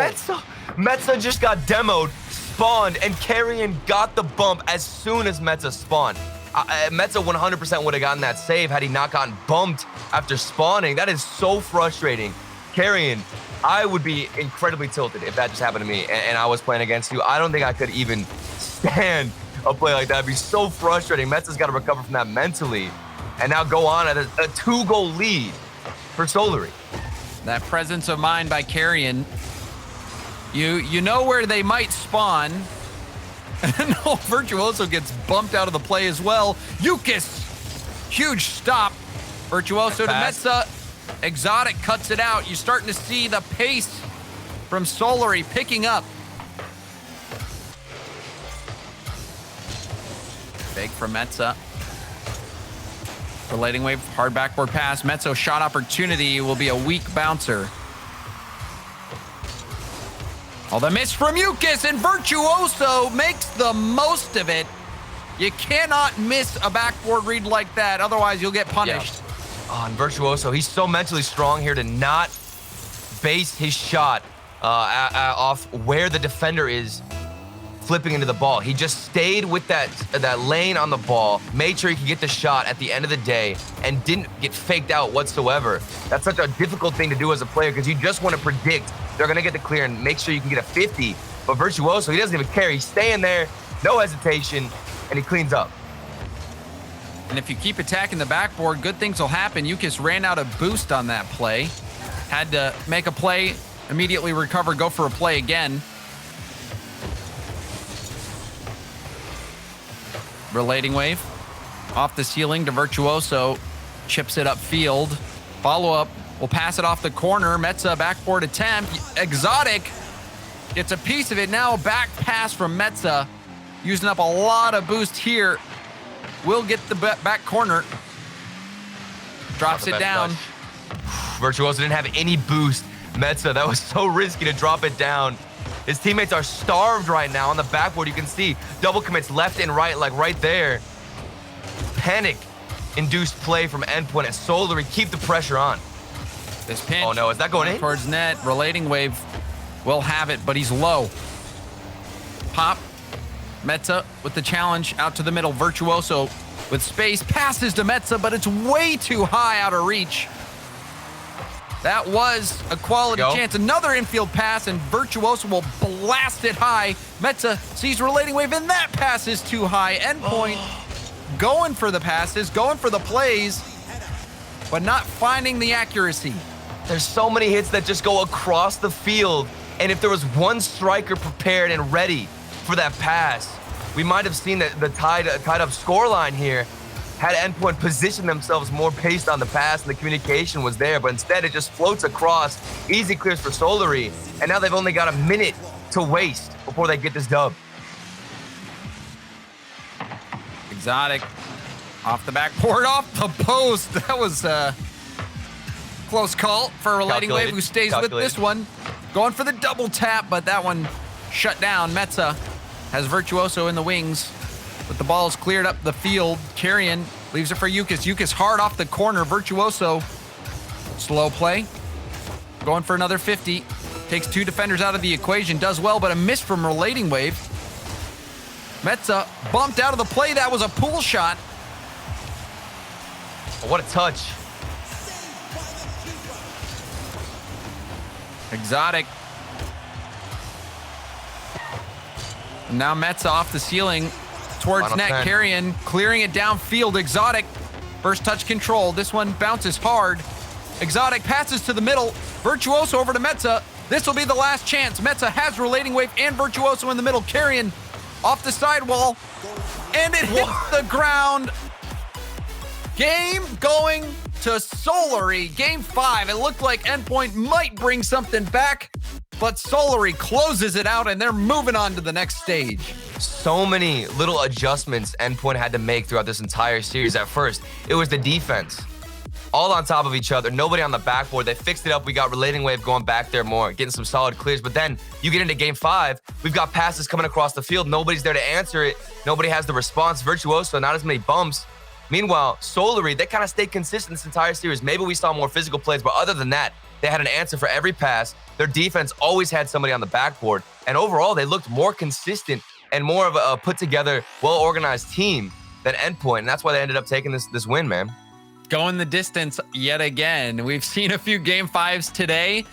And even Solary going to game 5, losing, now going to game 5 and winning. Endpoint, however, they're down there with one more life left in the tournament.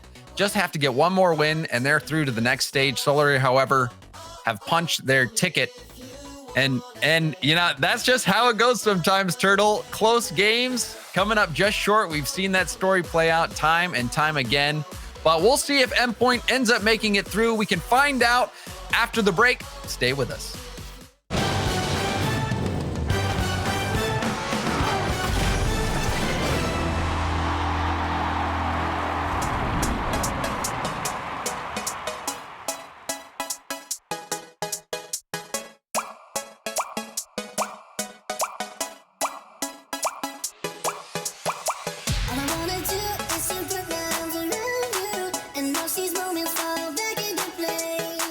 All I wanna do is to make you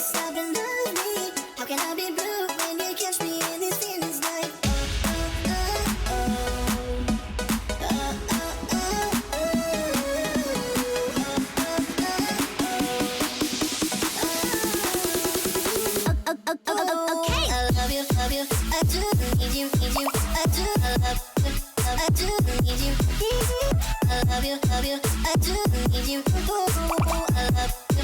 I do need you. Ooh, I love you, love you. I do need you, need you. I do, I love you. I do need you.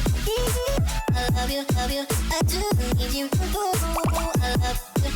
I do need you.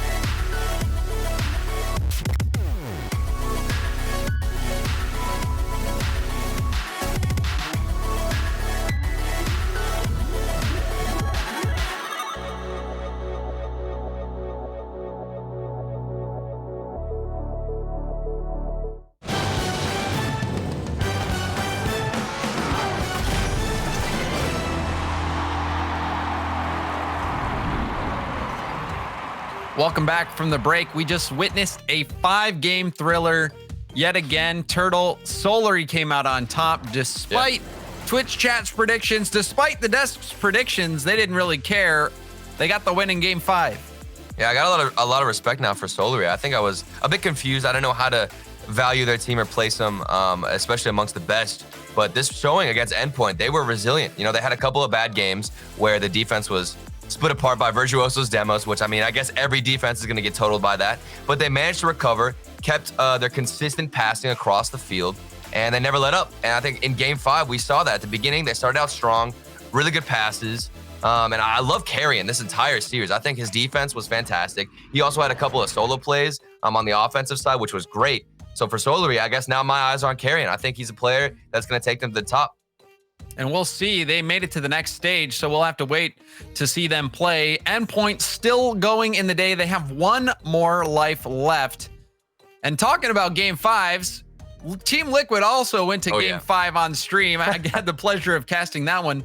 And now they're going to be going up against 2 baguettes, Turtle. And this, I heard Gibbs commenting about You're this forgetting 2 baguettes and a half. Yeah, 2 baguettes and a half. I thought you forgot the and a half part. That's the most important part, okay? Thank you.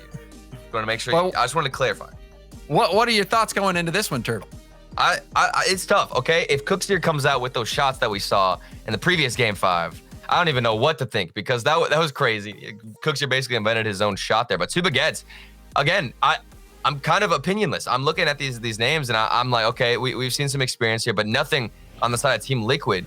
So you'd think they'd come out here and have a basically impossible challenge, an impossible obstacle to look at with Team Liquid. But with how things are moving, with how the format's going, these underdog teams, they have so much practice now and a chance to improve at a rate that was never allowed in the previous format.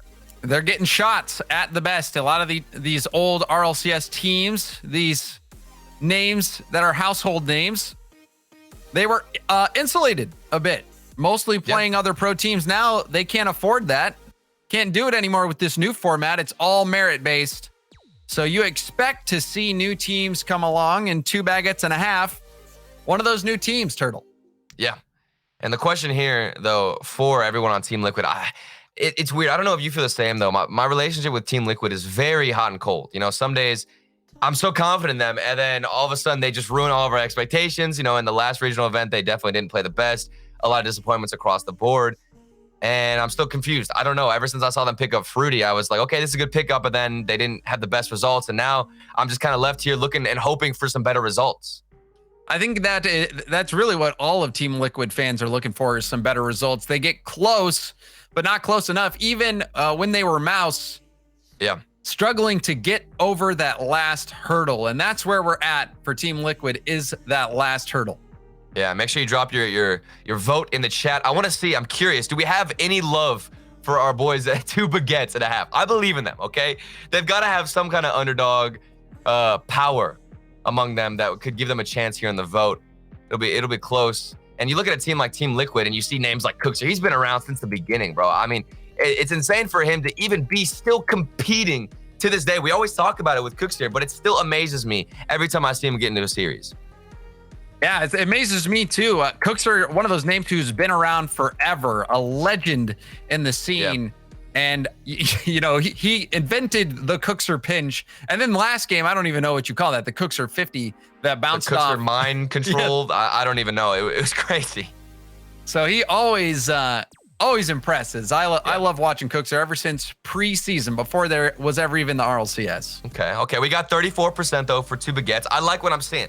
All right. It's not a complete landslide. There's some hope here in the chat for believing in underdogs. You know, I respect it. Okay. We were all wrong against that endpoint pick versus Solary, and now is our time to make up for it, I guess, James. I guess so. And I don't know when we'll cut off the voting, but I think it's pretty one-sided so far. Team Liquid bringing in a majority of the votes, but still, this isn't as sizable as you'd think. You have a team, 2 baguettes and a half, who doesn't really have any name recognition. I think you can take this a bit as a lack of faith in Team Liquid as much as a vote of confidence in 2 baguettes and a half. Well, I mean, it's with confidence that we say that we don't have confidence in them, because we've been looking at all the results lately, and it just feels like Team Liquid are either insane, they can compete with the best. I mean, we talked about it earlier. I think Johnny Boy said it. They kind of play to their opposition. You know, Team Liquid, they're going against Vitality. We'll see a close game, maybe a game 5, which we did see. And we have an opportunity to see them take a huge win, or they'll play against a team like 2 baguettes and they'll fall down to that level. They won't be performing as well, and they might even take a loss.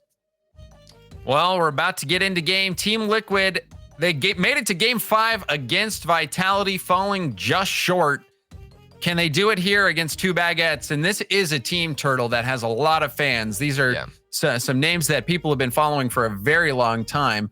And there's a lot of expectations that this team finally start getting some results that its fans expect. So a lot of pressure on Team Liquid. But on the other side of the field, you got 2 baguettes and a half. Not really as much pressure. New names, new players coming in, trying to make a name for themselves. So this could be a moment, a vulnerable Team Liquid, and a chance for 2 baguettes and a half to make it through to the next stage. 100%. This is where you can make your move against Team Liquid. You're the underdog coming in. You don't have anything to worry about. You know, you have a good game.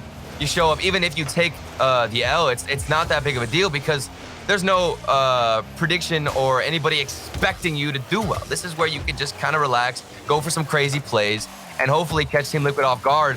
But if you're going to do that, I think this first game has got to be huge. Usually whenever you're an underdog team going up against very established roster. That first game, you've got to come out with confidence and you've got to surprise them and make use of that surprise factor right away. Riser will aim for Prime, who sends it across the field. Blurry blasting it over to Riser yet again. Fruity will drop it down for Cookser. Cookser air dribbling, playing keep away, going for a bump, gets it on Riser. The shot from Speed. Cookser, how does he do it? Now I know why he stays with the Batmobile. Look at this thing. This is like the Air Dribble 101 car, and then he has so much surface area to fall on top of the defender. He's literally a pancake in the air. You love to see it. Cookster, a great play from him. He got the demo, and now Team Liquid up 1-0.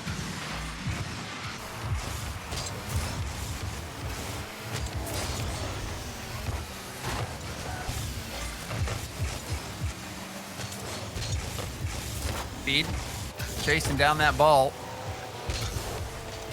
Fruity will pop. Prime trying to slow it down after the less than ideal first touch. Cookser. Now Fruity. This one bouncing hard off the corner. Blurry will put it off the ceiling. Cookser up quick. Taps it over to Speed, but Speed gets 50'd. Fruity attacking the backboard. You can tell Team Liquid, they're the ones setting the pace right now. Yeah. I mean, you can see even with their passes, they're always in the midfield hitting it to a teammate, which is the main thing you have to focus on. If you're going up against a team where you have the advantage, the one thing you do not want to miss out on is keeping possession with your passes. If you just start trying to go for mechanical plays only, that's where things get a little bit scary, and you can see the underdog take the game. But they're keeping it calm, collected, something that NRG does really well against the team that is a little bit lower classed. Blurry attacking backboard. Cookser getting a piece of it. This one pinching deep to Two Baguettes territory. Sidewall pass. Cookser up. The shot off the elbow. Rebound to Speed. Speed will drop it in. A 2-goal lead now at the halfway point of game one. Oh, look at the speed from Cookser. He had to get around the ball and delay that hit a little bit so he could block or not hit the defender, in the air. It bounced up. Speed gets up so fast. And again, it's that passing from Team Liquid where they're not focusing too hard on making sure every shot or every hit is towards the net. You even saw Fruity there bang it off the sidewall. That's a really smart play from him to make sure they keep possession. And another bump from Cookser. He is relentless. Sees this play, gets the bump. What is that? What? Why did he bump? I can't believe he went for that. The man took off like an aerial, where it almost seemed like the bump wasn't as necessary, but I guess it works. You know, he was not only faking the shot, but taking a defender out of the way, and it worked. And we've been seeing more of that, Turtle. We've been seeing more of those intentional plays where you leave the ball. You try to freeze the defense, and you leave the ball for that player in the back who has a better runway on the shot. Right. Just under 2 minutes left in game one. A 3-goal lead for Team Liquid. It has been comfortable. Fruity. Big clear. Riser will hit it off the ceiling down to the center. Cookser, wide berth around it. And that clear goes to the corner. Speed was waiting for it. Riser, first touch gets away from him. Cookser, the pinch. We'll send it to the Two Baguette corner. Speed pre-jumps, but can't get there in time. Ball out to Fruity, who loses that challenge from Riser. Cookser. All Fruity bouncing it back towards the midfield. Cookser, about a third of a tank. Will lob it back. Riser to Blurry across the field. Blurry off the corner. Speed riskingly lets it bounce across the midfield.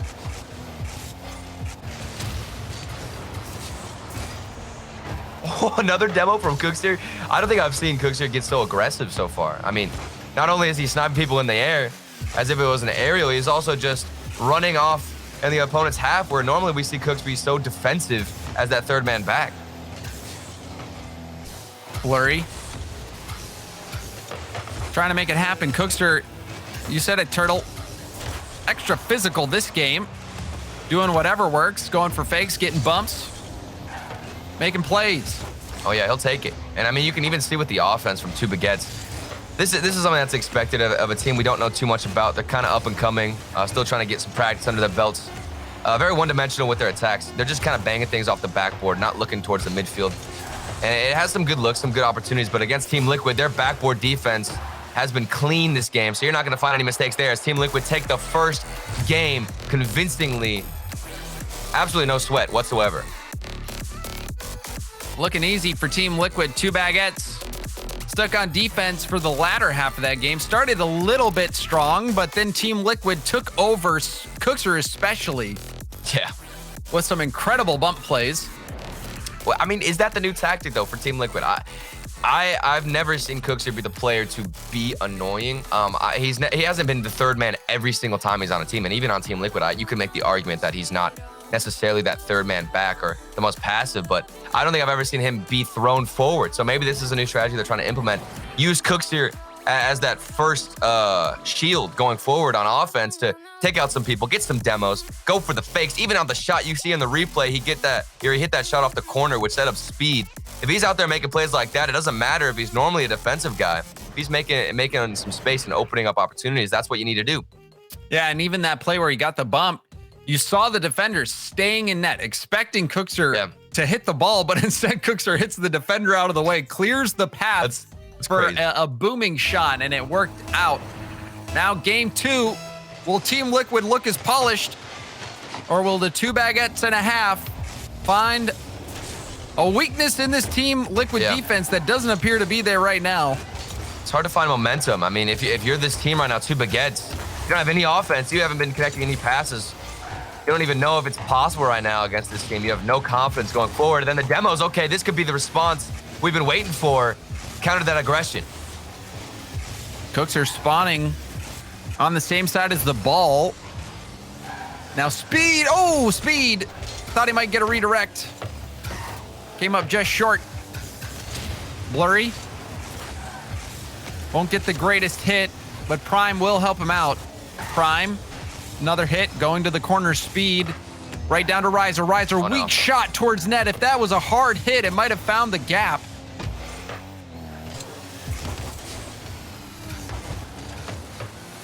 Riser double tap. Cooks low on boost.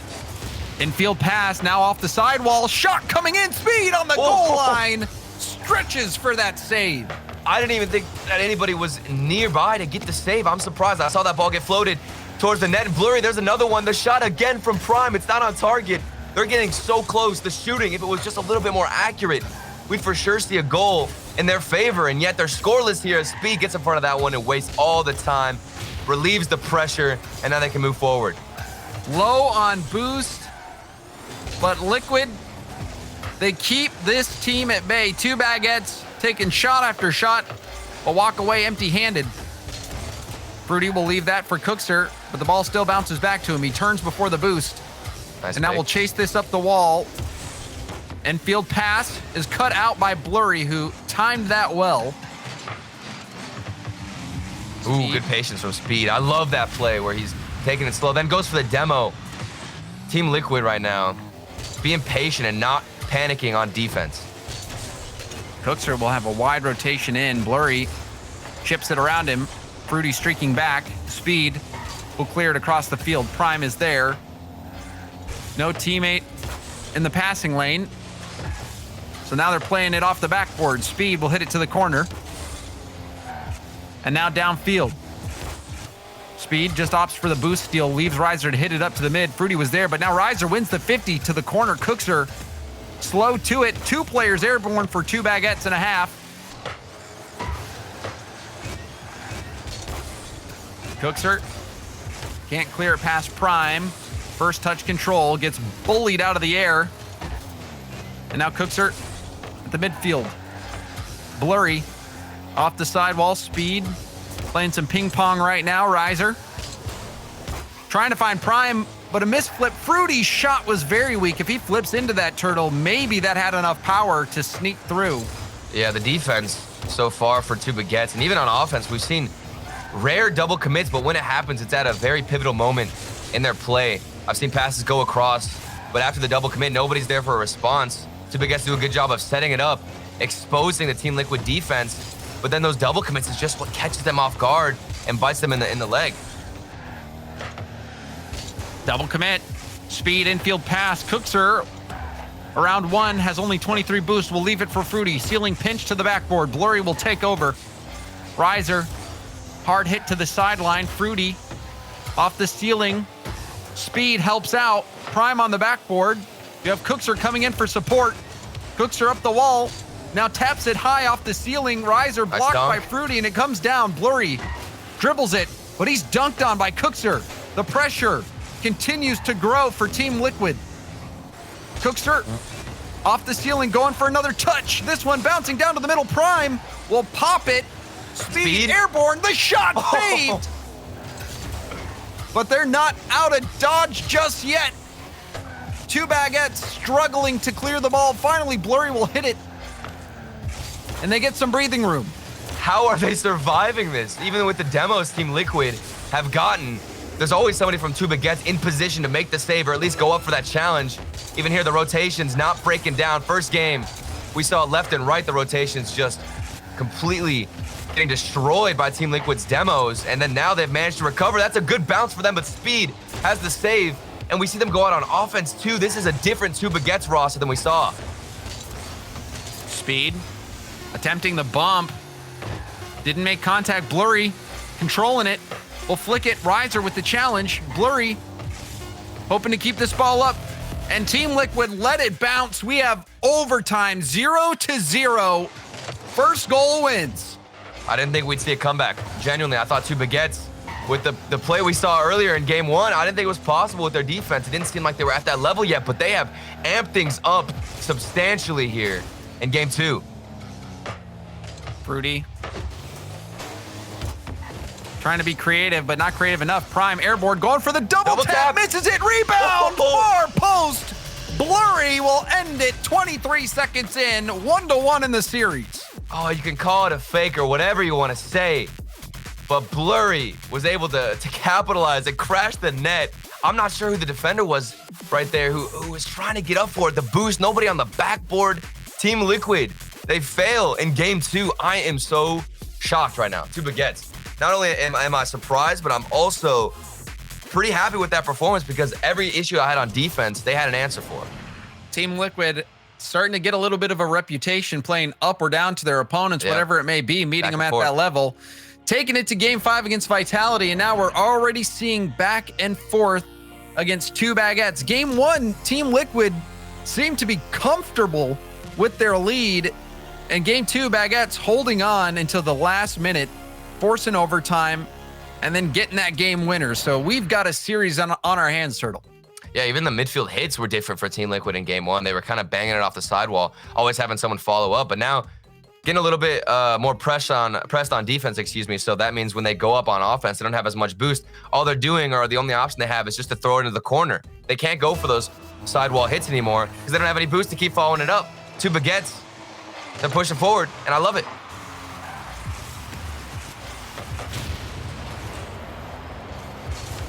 Blurry.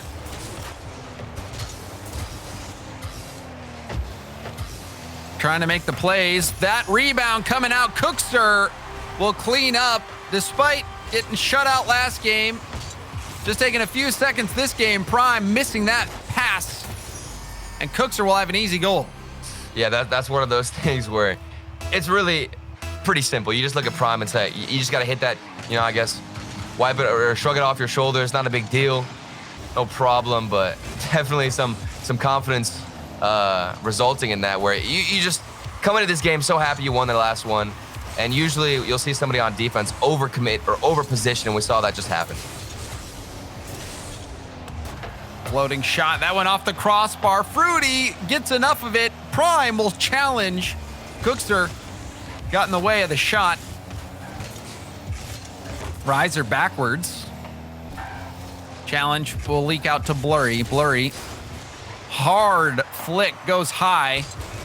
Cookser will have Fruity down. Cookser goes for the shot instead. Fruity getting bumped out of the play. Prime off the corner. Good read from Cookser. Oh, nice clear attempt. I love Blurry there, just banging it to his corner. Making sure he uses Riser. That's how it's done. And even earlier, I'm a bit surprised. I think we're not seeing as many passes from Team Liquid. Even Cookser that went for the shot. A little bit selfish of him whenever he had Fruity on the other side. So a couple of opportunities wasted from Team Liquid and their lack of vision. Team Liquid. Oh, the shot from Blurry, stayed with it, tried to convert into an air dribble. Came up close. This one can't get past Speed. Fruity will go for a bump, but Blurry dodges it. Speed there. Also missing his 50. Ball out to Cooks. Cooks will pass it to himself off the side, but an excellent challenge from Prime. Blurry up to Riser. Riser beat to the ball. Prime, hard hit to the corner. Cookser, oh my blasted goodness, right back at net, forcing Blurry to make the save. That clear was insane. It was almost as powerful as the little pinch hit he got against Vitality. I don't know how he does it. Every time he's in the corner, he's scary. Getting tangled up. Speed and Cooks going for the same ball. Cooks does well to get that ball challenged, slowing down the counterattack from Two Baguettes. We just hit the halfway point of the game. Team Liquid holding on to this 1-goal lead. Ball out to Fruity. Fruity's shot gonna be way wide. 50 from Cooks. This one bouncing off a Two Baguettes player off their own backboard. Riser, the double tap. Cookser has been trying to just boom these balls from the corner, but he gets a demo now on the third man. Oh, here we go. Okay, Speed in the midfield. I like it. Keeping it close, but still nothing else to work for. And you're right, James. I mean, I think Cooks here has just kind of been focusing on clears rather than finding a teammate instead of making sure he can clear it or even go for a little bit of a softer hit where it's across your field and in your own half. It's a little bit more of a dangerous play, but if you can connect, it makes your offense that much scarier, when you're transitioning out. And Cookser gets the demo. This is what worked in game one. Goes for the second one. Doesn't get it, but now the counterattack from Blurry. Oh, is that it? Oh! He slipped it. Blurry with a pickpocket of a play from his goal line, taps it around. Speed commits way too much. No one was back. Cookser had gone for the demo, and I think that threw off rotations on the other end of the field, Turtle. Yeah, and then Speed in that instance, he could have challenged a little bit earlier, but he took the wider rotation out. I mean, at that point, if you put yourself in that situation where you're that forward for the challenge, you have to go for it. You're gonna be too slow when you're trying to turn out and go for another challenge afterwards. You just have to throw yourself at the ball, try to get a hit on it. Otherwise, you're just giving him a more free net than you would have if you missed the challenge. Blurry has been making big plays happen for Two Baguettes. Final minute. Cookser can't flick it past Riser. Fruity comes in with the assist. Over to Cookser. Cookser to Speed. Speed shot wide. Speed was low on boost, but you still imagine he could have done more. Delayed pass. Prime. Oh, Cookser got a piece of it. That one could have been the go-ahead goal for 2 baguettes and a half. Cookser, flip reset. Right down to Blurry. Blurry air dribbling. Speed will get the boost and will take the ball. Ball pinches out to Fruity. Fruity keeps it close. And now down to the corner. Well played from Fruity. Blurry shut down by Cookser. Back to the 2 baguettes corner. Speed loses that 50. Prime's up fast. Cookser, every ounce of boost used on that challenge. Now Riser downfield to Prime. Prime gonna turn on this. Has Blurry in the middle. Blurry beat to the ball. It's still up. Riser will hit the ground, and we've got back-to-back overtimes. Can 2 baguettes and a half do it again? Never would have expected it. Both teams have had some great passes across the others at net, but the shots, that's all we're waiting for. Just one mechanical play where the person can find the back of the net, accuracy plaguing both teams, but it's so fun to watch because they're just taking jabs at each other. And Riser There was a good pass to him across the field. He didn't make contact, but it could have been that. Speed, the weak shot. Prime will get back in time. Riser back to the middle. Will pop it past. Fruity has to race over to help. Boost stolen right in front of his eyes. Speeds up. Blurry. Think back to last game. I believe it was Blurry who put in the overtime winner.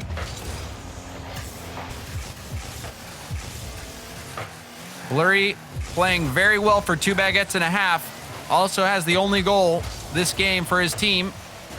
You see him there too, working wonders in the corner.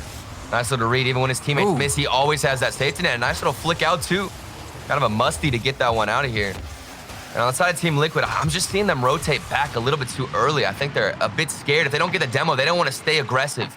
And that should not be the case if you're trying to win this confidently, excuse me. Oh, but Speed, okay. The dunk!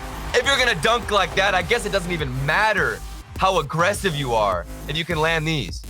Blurry thrown off from Fruity. Speed jumping up early. A perfect tap on the dunk right towards the net. Team Liquid escape with their very lives in game 3. That's got to feel good for Speed because he was the one player who could have made a difference with that goal we saw at a Blurry earlier.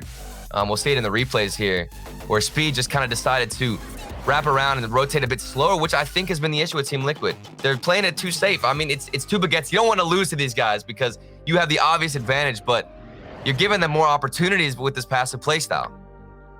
You know, this has been an interesting series. Game 1, all in favor of Team Liquid. It looked like they were going to drive circles around 2 baguettes and a half. Game 2, an overtime game, 0-0. Team Liquid's offense sometimes seems to disappear. Other times, it's there in full force. Blurry, I think, has been playing very well for 2 baguettes, and I wouldn't count them out just yet. If they can get a win here and force game 5, Team Liquid has been coming up short time and time again, and that could really be a mental disadvantage for them to be in a situation where they are the favorite. They're expected to come in, win the series, and for 2 baguettes to force out that game 5, they might be able to pull off an upset.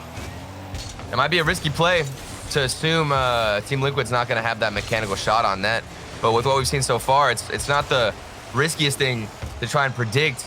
You know, maybe a miss or 2 here from Fruity or Speed, and then you can capitalize off of that, go in for a nice quick counterattack, and you'll explode in your own half with a nice shot on net. So maybe 2 baguettes, just stop respecting them as much as you are, and things can go your way. We'll see what adjustments they make. These have been some low-scoring games as of late. Fruity trying to float that one in, gets the boost steal. Trying to find a bump on his way out. Cookser will drive around it. The shot! What a cut from Cookser on a dime. He turns, strikes, and scores. Oh, look at this control. Speed. The calculated 50 to force that one out, too. We got to give credit to that pass. Then Cookser coming in slowly, wraps himself around the ball, notices the positioning of the defenders. But I'm thinking back to Speed on that 50, man. It looked really fancy from Cookser, but Speed. That was so well timed. Fruity air dribbles past Blurry. Prime will win that 50. Speed will hit it downfield, but all of Team Liquid pretty low on boost. Cookser uses up everything he's got to go for that clear. Fruity will center it back to Speed. Speed chasing towards the backboard. Blurry looked like he might have gotten bumped by Speed on takeoff. Riser attempting to pass. Speed, high hit. Nice cut. That cut almost taking down all the defenders. The final defender making a play. We see a little bit more passive gameplay from Team Liquid. They got that first goal. They don't want to get too aggressive here and extend all the way up. We can see Speed taking some corner boost, though. I like what I'm seeing here. And Cooks here again going for the 50s. Now we see them start to move up on offense. But that third man, that's what you got to be careful of, your Team Liquid. Just make sure the third man is always ready to get a challenge in.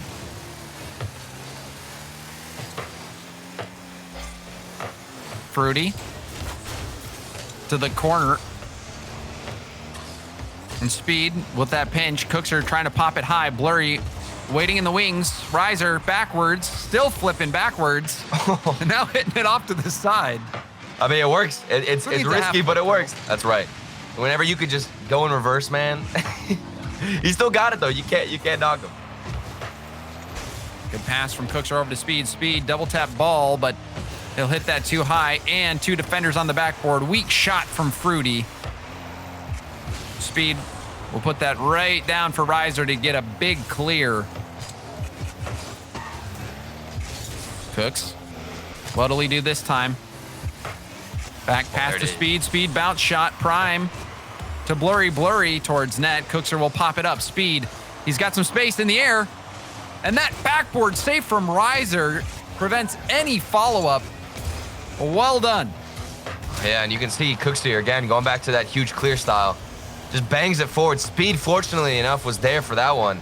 But a lot of times we won't see them have an answer for the clears. Fruity, a nice little solo play, but then Cookster gets demoed on the follow-up. This could be a chance now for 2 Baguettes. They've gotten some aggression, a couple of demos, wasted some boost on the side of Team Liquid. But now look at the space that's given to them. They were able to just relax Team Liquid, make it a little bit slower, and get a boomer clear. So much area just given from 2 Baguettes. But, you know, if you're Team Liquid, why give up possession if you've got all that space? Exactly. Speed opting to boom it, and we've seen Team Liquid opt for that boom ball approach.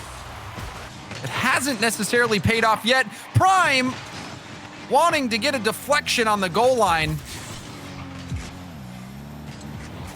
Speed in the corner. This one's going straight up. Fruity now next in the rotation. Pops it by a 1, but Prime there. In the Team Liquid corner, Cookser can't make the play. Prime backward pass. Fruity with the save. That keeps the lead preserved for Team Liquid. We have under a minute left to go. 2 Baguettes and a half are on the prowl. Low boost for Team Liquid.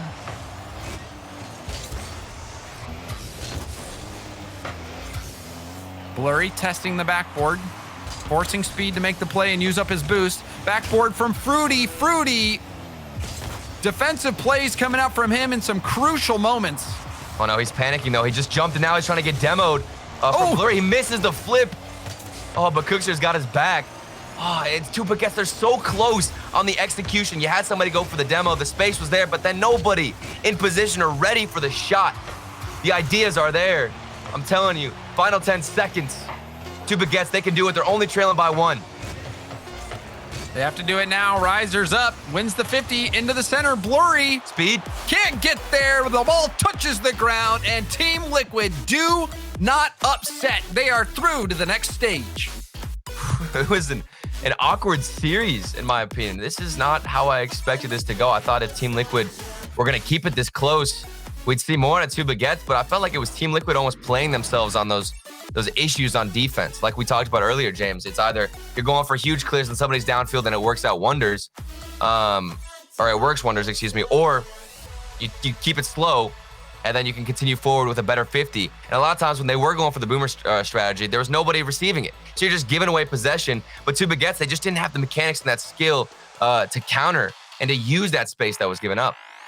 Yeah, you're right. I think that Team Liquid still has some things to work out, but overall, they do what's important. They get the wins. That's right. They almost got the win against Vitality. They get the win here. This is the result that they were looking for through to the next stage. And Cookser, I thought, played very well. Even in the end of that game. Smart plays, slowing it down, very good challenges, plays that surprise the defense, and Team Liquid make it through. 2 Baguettes and a half still have a shot later on. And if you want to see how their tournament ends up, you'll have to wait until after the break.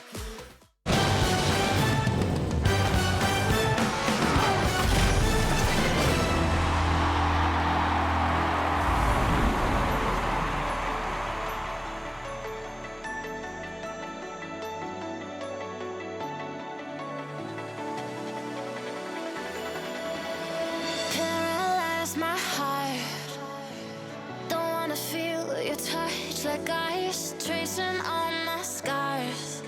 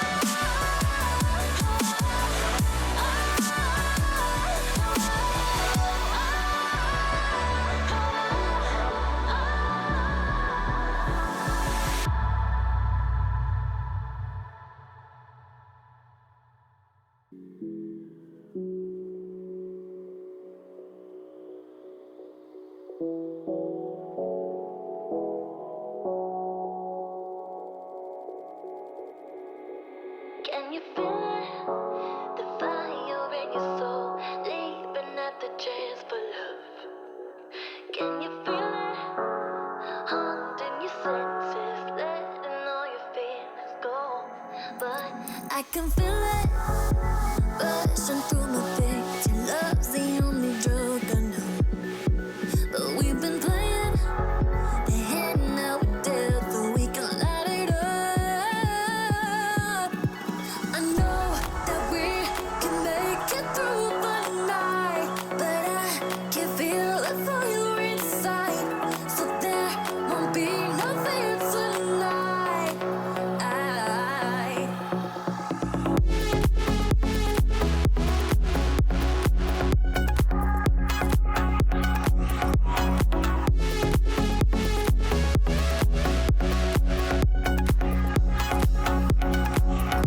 We crossed the line, and now it's clear to see the light behind the suffering. Believe we'll finally be free.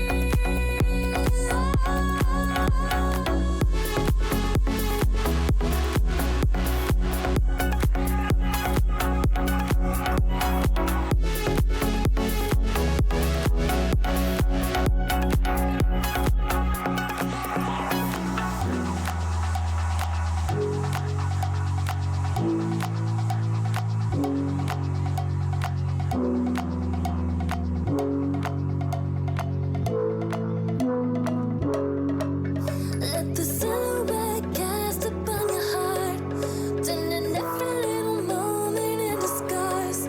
Baby, it's our chance to make a start, so we can fly. I know that we will make it. I know that we will make it. I know that we will make it. I know that we.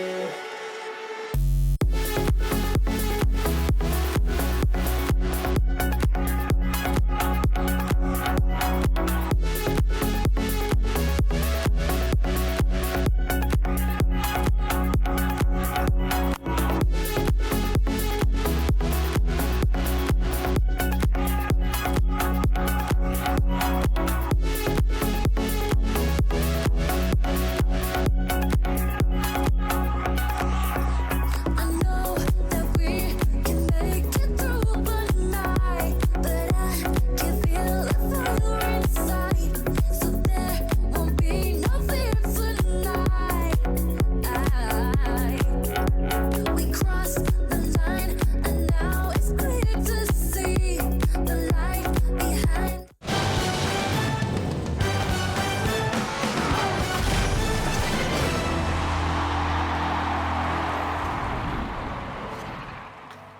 Ladies and gentlemen, welcome back to the Rocket League Championship Series Season X. I'm your host, LeafX. Alongside me, Cheese and Gibbs are here to talk about what we've seen so far, those last few matches, do some recap, talk some Rocket League, and look forward. So let's talk about Liquid versus Two Baguettes here at Chiefs. Close one. I was pleasantly surprised with how Two Baguettes played, but I thought that game two, Two Baguettes made some really great adjustments to keep it into that OT and tie the series 1-1. But after that, really you saw the experience come to play. I thought Blurry played a great series, but you know, when you're playing the big dogs, it gets pretty tough, and the experience paid off, I think. Some close overtime speed with that huge dunk to win that one, and then it was like, all right, we started to see Team Liquid become alive. It's just we're still worried about that defense. Feel like a lot of double commits, still some poor clear. So I think there's still things to improve. But Team Liquid, we know that even while they're improving, they are good enough to be a top 16 team, and they did so today. They did exactly that. And to talk about their qualification here, Fruity is on the line from Team Liquid. Hey, Fruity, welcome to the show, man. How you doing? I'm doing good. Thank you for having me, Leaf. Of course, always blessed to have you. I got to talk to you. We gotta talk overall Team Liquid right now. We got to talk about some of the troubles and speed bumps the team's been having. Obviously, there's been some less than positive results in the past, of course, in Regional 1. Now, great to get Stage 2 here. But what has been the problems here, and what have you guys been doing to overcome them? I mean, I think it's just that we are running into issues that we didn't expect when we were trying out at the first month or so. And then sometimes you have to get worse to get better. And then I think it's just the road for us is going to be more difficult than other teams, perhaps. But I think it's also going to be more rewarding at the end. So that's what I'm looking forward to. Sometimes you got to get worse before you get better. I think Gibbs would rephrase that as you need some quality losses. Very true. Very true. So I want to talk about Speed, your new teammate. I want to know what you like about him most and what is the most annoying thing about Speed. Okay. I'm going to be scared to answer that one, Gibbs. No, go in. I mean, Speed has such a great personality, but it's also his biggest downside. You know, like if you ever been around Speed, he takes a lot of space, and that sometimes is also his downfall. But with Speed, it's a joy to play the game, and he's always he's the hype man, you know. Like he's gonna be screaming your ears out if we score a goal in, for example, the overtime one. But yeah, it's a pleasure to play with him again. And I just want to pick up on something you mentioned. You felt like the road was going to be a little bit harder than perhaps other teams might have to work. Can you expand on that a little bit? I mean, we're just running into issues and issues that I think that we know that we're making, but it's just making the right decisions under pressure. And that comes with experience together, because the more experience you have, you sort of learn the tendencies that people do under pressure, which is something we haven't figured out yet. But you know, with this format, it's like there's so much Rocket League going on, and the kind of pressure there is just it's going to help you a lot more now than it would in the previous format, I believe. So it's just figuring out all those tiny mistakes. Well, now going forward, obviously, this is a good start to make it to stage number 2. A better run than regional number 1. What are the goals for you guys? I mean, of course, win the whole thing, make top 8. Is it great that you've just made stage 2 at this point, or were the expectations much higher? Oh, the expectations are always higher, but I think that I'm a firm believer of taking one step at a time and one series and one game at a time. And you can't start looking to the future, because that's when it starts hurting you. Especially last with a regional event. Yeah, it really hurt not making stage 2. Yeah, of course. So getting just past stage 1 and then stage 2 and then the playoffs, and just take one game at a time and just have the maturity about it is what we're looking for. And just before I let you go too, I just want to get your input on the grid, you know, because it's not been too bad of a run for you guys. Are you guys using that as an opportunity to try out new things to get past these roadblocks, or are you just trying to play the main game there as well? I mean, I think with a combination of the grid and the field, it actually adds a lot of experience that before people would just scrim each other for an hour at a time, and it sometimes could feel kind of repetitive and people wouldn't take it serious. But with the format and the infrastructure we have now in Rocket League, it's actually quite interesting to look at that aspect. So there's all these, everything has changed. Like, you know, all the old RLCS pros have to adapt and get used to new play styles, new players. And that's what we're seeing in these results, right? New talent is coming in and shining, which is great. So yeah, the grid is one of those ways where you can actually like get that good experience in. Well, Fruity, thank you so much for joining us. Congratulations again on making stage 2, and good luck going into that top 8. Thank you. And there's Fruity from Team Liquid. Again, always just a positive guy. I think he talked about Speed too there, Chiefs, that those are personalities. Like, and Cook's I just imagine being quiet in the back while those two just go. I think Speed and Fruity are two people that have a very similar mindset on a lot of things. I'm sure they get along well. And you have to get worse before you get better. And Leaf, you've really taken that to heart. It's just taken a really long time to get out of that first stage for you. That's the only problem I have right now. Wow. Sorry, I had to. Wow. I was waiting on it for so long. To be fair, we're making fun of other people for a while, so I guess it was kind of like, let's go to the standings. Let's take a look at what's happening here. Get over this right now. Let's see the teams are qualified. We're down to our final 6, of course, in round number 5 coming up here. We have Fadeaway, Renault Vitality, Stollery, Team Liquid, and Venk all qualifying there. And that's Venk 2 in a row now. Yeah, Venk's looking good, but on the same time, you have to talk about Dignitas. We talked about them, how they haven't been looking good. 1-3 today, 1-10 in their last matches for the RLCS. That is miserable for Dignitas right now. There's going to be a lot of questions over these next month before Regional 3, and they need to start answering them. And that 6 through 11 is an absolute bloodbath. There's a lot of people there at 2-2 that really wish they were not at 2-2. So this next round is going to be brutal. Let's talk about that next round. Only 3 teams making it through out of the 6 that remain here. Of course, over on twitch.tv/eLeagueTV, you're going to have STV versus 2Baguettes over there to find out who qualifies. And on this stream, you got 2 matches. Top Blokes versus Triple Trouble will be coming second. And first up will be Endpoint versus Singularity. That Top Blokes, we've had a lot of good matches in this group, in all honesty, Chiefs. Top Blokes versus Triple Trouble even. Any early thoughts on that? Because we won't get to talk about it before it happens. Yeah, I think Top Blokes are coming off of, I think for them, it's a bit of a mental shock because, you know, if you looked at any of their Twitters after they won the grid, we were like, hey, won grid this week. We're feeling good. And then to walk in here and get put through the ringer is kind of like, oh boy. And Triple Trouble is not a team at all that is a gimme win by any stretch of the imagination. But these rounds are brutal. Like those 2 matchups, Team Singularity versus Endpoint, and then Blokes as well. Like these are all top 16 teams from last regional, and now only 2 out of those 4 will make it through. So these games are so important. Let's talk about that first match coming up here. Qualification, Endpoint versus Singularity as the last 3 spots for qualification will be found here in round number 5. Endpoint achieves, I believe it was you earlier that was talking about, you kind of like what you're seeing from Endpoint, but now they're going up against Singularity, who's a fairly fast and mechanical team that is probably going to punish any of these misses on demos from Virtuoso.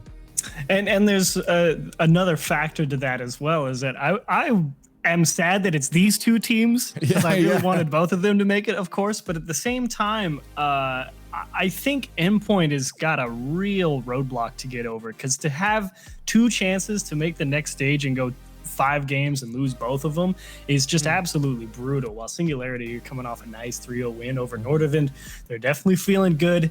And you're absolutely right. I think, Gibbs, you want to talk about a certain player on Singularity that you're a big fan of. My alphabet brother, Hibbs, he's been looking good in the grid. That their results aren't always top notch for Team Singularity, but his stats, he's putting up major stats in Regional 1.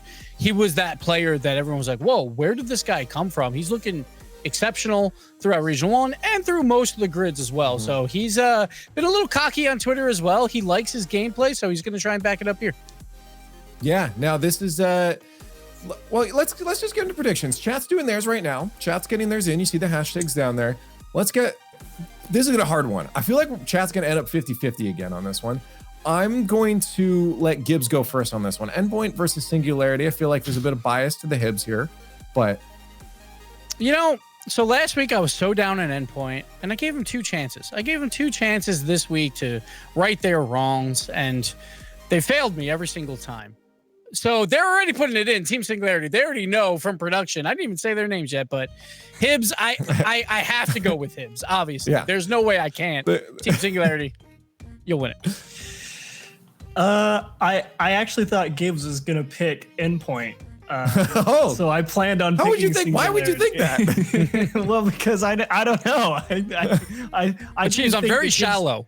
You thought he had him figured out already. But yeah, I think I'm actually picking Singularity as well. Yeah, this is a tough one. I've been picking Endpoint all day, but I think I'm gonna have to go with Team Singularity right now. I talked about just the mechanics these teams have, and I feel like it really could catch this Endpoint team off guard. I would love again to see both of these teams make it through, but for me right now, I think Singularity is just a safer bet for me. I love the uniqueness of the playstyle from Endpoint. I think it's great to have such personality like that, but I feel like Singularity will be able to trump that one, unless it's clean, but it's really hard to do that. And it is really close to a split, 41-59 here. Endpoint though, the chat's going against us here, which is fair. That's usually sometimes a good idea when we all agree on desks to go against us. But also let us know on Twitter what you guys think about this last round here and all the matches coming up with hashtag RLCS X at RL Esports. So you make sure your tweet doesn't get missed. But now we find out our final team's going to stage 2 for our final round. Hey, it's match 7. What does that mean? That means Corelli and I are bringing you the final matches of the day, as you and I have had the pleasure of casting these 2-2 rounds, Corelli, and we've had some fun ones in both regions for sure. But yesterday, I don't know if anything can top that, but I am excited for Endpoint versus Singularity. I think this is going to be an electrifying match. I mean, you have a lot. I mean, the desk kind of touched on a little bit, but you have a lot of fun players here to look out for. Obviously, Virtuoso on Endpoint. I really liked what we've seen from Hibbs and Breezy in past games. Like Achieve says, it's a real shame that one of these teams has to go home. It's going to be a fun match. And already taking the lead with Breezy, sets up Godsmilla. And Corelli, I know beforehand, well, hang on a second, Virtuoso, double tap into the net, and Endpoint, well, what a start. Well, the desk talked about, how Endpoint were going to come out. They've had a rough go here today. It's been a long day for them. Almost every single one of their series have gone to Game 5 except for one. And that's a great way to get things going. You get Virtuoso on the double tap. That's the player you want kind of igniting this offense here for Endpoint. And it's a good start for them here in Game 1. And almost another shot. Well, it was another shot for Virtuoso. Starting to really find his rhythm in the opening seconds. Metsonaris forced up to kick the ball out to the corner, and Endpoint want to push forward here. Metsonaris took the wing position and will help Virtuoso work the ball towards the box, but just too far off the ball for both Relating Wave and Metsonaris to get back to it. But they do keep the ball locked. Do they grab the ball in midfield? No, they have to play it back to their own corner. Actually, almost turned into a shot opportunity. And from what we've seen from Singularity here in this regional and in the last is their discipline on the ball. It has been impressive at times where they've been able to work together as a team, but also know when to bring down that ball and go for the individual play. And that's really where I feel like Singularity has shined in most of their series. It'll be tough here against Endpoint. We always talk about Virtuoso in the demo game, and that does throw off a defense as well as the offense. So it is up to Singularity to make the difference and adjust to that here against Endpoint. And I think for a lot of these teams, especially the newer ones that we see, Corelli, the mix-up game that you were talking about is something that a lot of these teams are capable of doing, but it's the consistency and knowing when to do it that it feels like they're still figuring that out. And it's tough to do when you're playing against so many different teams, and so many teams give you different looks. That was a hard shot. Nice little grab from Hibbs there. But overall, like if you can perfect multiple areas of your game as a team, and you'll find yourself slowly climbing up those ranks with the top, the best in the business right now. Yeah, you really have to have a keen eye and knowing when a player is going to be playing the ball or playing you as a defender, because that really is the difference right now. When teams are marching down the field, sometimes they rather go for the player than the ball and remove them as a factor. So you have to really be smart in today's meta. Well, Relating Wave will get that challenge against Breezy back over to midfield. There's been a couple of shots, but not consistent pressure from either side. I feel like Endpoint, they probably have slight advantage in terms of the ability to take the ball away from Singularity, who are now diving at the ball. It's a 1v1 the other way. Virtuoso squared up against one, and Hibbs will punch it in reverse, flip it around, and flip it right over another, but it's still Endpoint ball. Singularity have done a great job of stopping that first man on the ball from Endpoint. You can see the space that opens up by doing so. Endpoint really have to close the gaps. Otherwise, Singularity are able to break out of their own half like they are now. There's another shot. It's their fifth one here in Game 1 from Singularity. Now, really the question is, can you generate more dangerous chances? And there's a dangerous one as Godsmill puts one off the crossbar. And they stole the boost as well. Hibbs will grab that ball and does a good enough job to delay the approach. It just allows everyone else to get set up in midfield. And Godsmilla, he'll be the next up, but that's not the touch you want if you're Singularity. Relating Wave, Metsonaris looking at the wrong side there will grab that ball. And Singularity, they prevent a shot, but the demo opens up the net, and Metsonaris rolls it right in for Virtuoso, who will press it into the net. And this is, the bread and butter for Endpoint. If you've watched any of their games, every single caster talks about it. Removing that last man on the goal line, Virtuoso is always going to rotate through the defense, find a player to either bump or demo, and then dish the ball out to the man on top of the box. It's exactly how Endpoint want to play, and they execute perfectly there in their second goal. Oh, already up for that was Virtuoso. And how about a hat trick, Corelli, to start your match off where it's win or go home?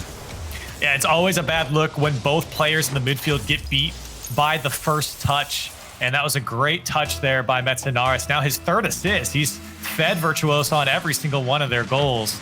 And unfortunately, that last man in Singularity couldn't get the touch. And Endpoint really starting to gain control and run away with this one. But Breezy answers back with a minute left for Singularity. Took a while to finally get started for Singularity. The boost steal, and then actually it was probably the chip on Virtuoso that more took him out of that play. Either way, good approach on the kickoff for Singularity, and even if it doesn't win you the game, feels good to be able to score. Getting shut out never feels good. But there are things to like about Singularity. They've had some good approaches overall, but I think they're just lacking that consistent presence in the blue half, Corelli, to really start putting Endpoint to task.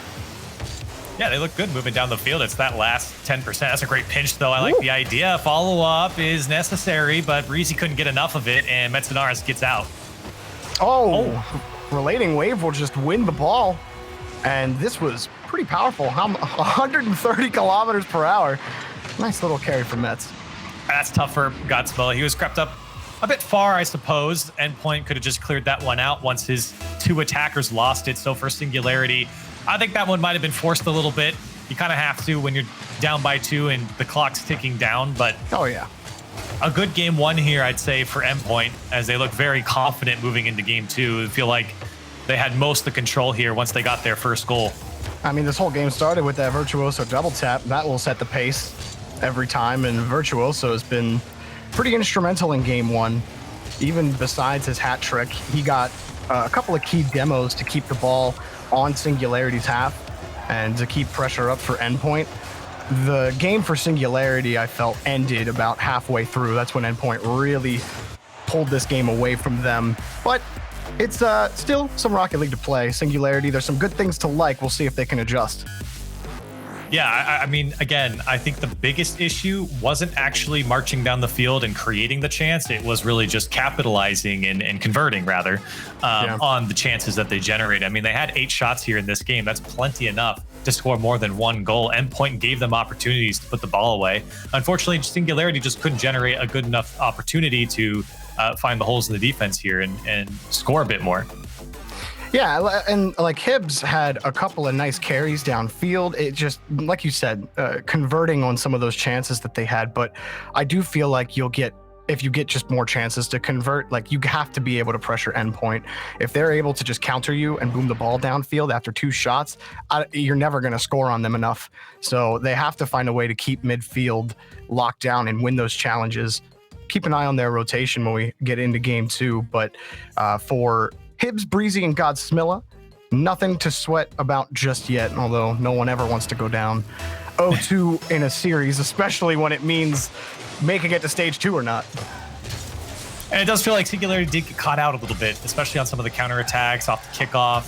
You know, when 2 players went and the last man couldn't hit the ball from the corner. Felt like Endpoint kind of gave up some weaker goals than normal. See if they can kind of clean things up here and respect a little bit more. But I think Virtuoso got a piece of that last man, and he couldn't get up for the ball. Now, this is the most frustrating thing about playing against Endpoint, is that you never really know when Virtuoso is coming up behind you from your own half. So you see him just take off to the corner. If they don't pass it to him, he's just going to go headhunting. It is so frustrating to... Like, when I'm thinking from the other team's perspective, that's really frustrating to have to play against. You have to have 360-degree vision at all times. There's not really a safe zone when it comes to Virtuoso. Especially knowing that he's probably on your back shoulder a lot of times in kind of a blind spot. I mean, players aren't typically from the top of their box looking behind them a lot of times. So, yeah, Virtuoso definitely finding blind spots in players and catching them by surprise there. Everyone back for Singularity, but they just keep finding blue cars slamming into the ball right on the goal line. Finally, a little bit of space for Godsmilla. Will give him some space in the blue half, but can't avoid Metzenaris. Can it be a chance for Singularity to set up? No, just too much space between Endpoint players, Corelli. The second man sitting back in midfield, and they easily give up possession.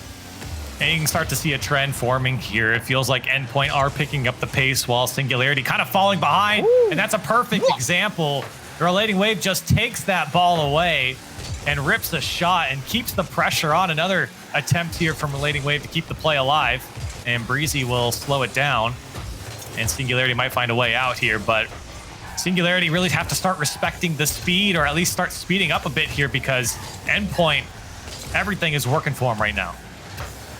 They were able to finally grab some boost canisters, because they were sitting on like 12, 0, below 25 at the very least for almost 20 to 30 seconds, and Endpoint just kept taking boost away from them. But after you grab that boost, they can position, take shots, and saved by Metanaris. But Godsmilla goes for a hard touch pass, and it's defended well that time by Virtuoso. Still though, we're cross for Singularity. Can they find another shot opportunity? No, everyone a little bit slow to the ball, waiting for a challenge to kill it in midfield. But Endpoint, every single touch has been back to them, and Singularity just can't hang on to the ball. Again, Relating Wave, he's got Virtuoso, and Endpoint have 2 goals.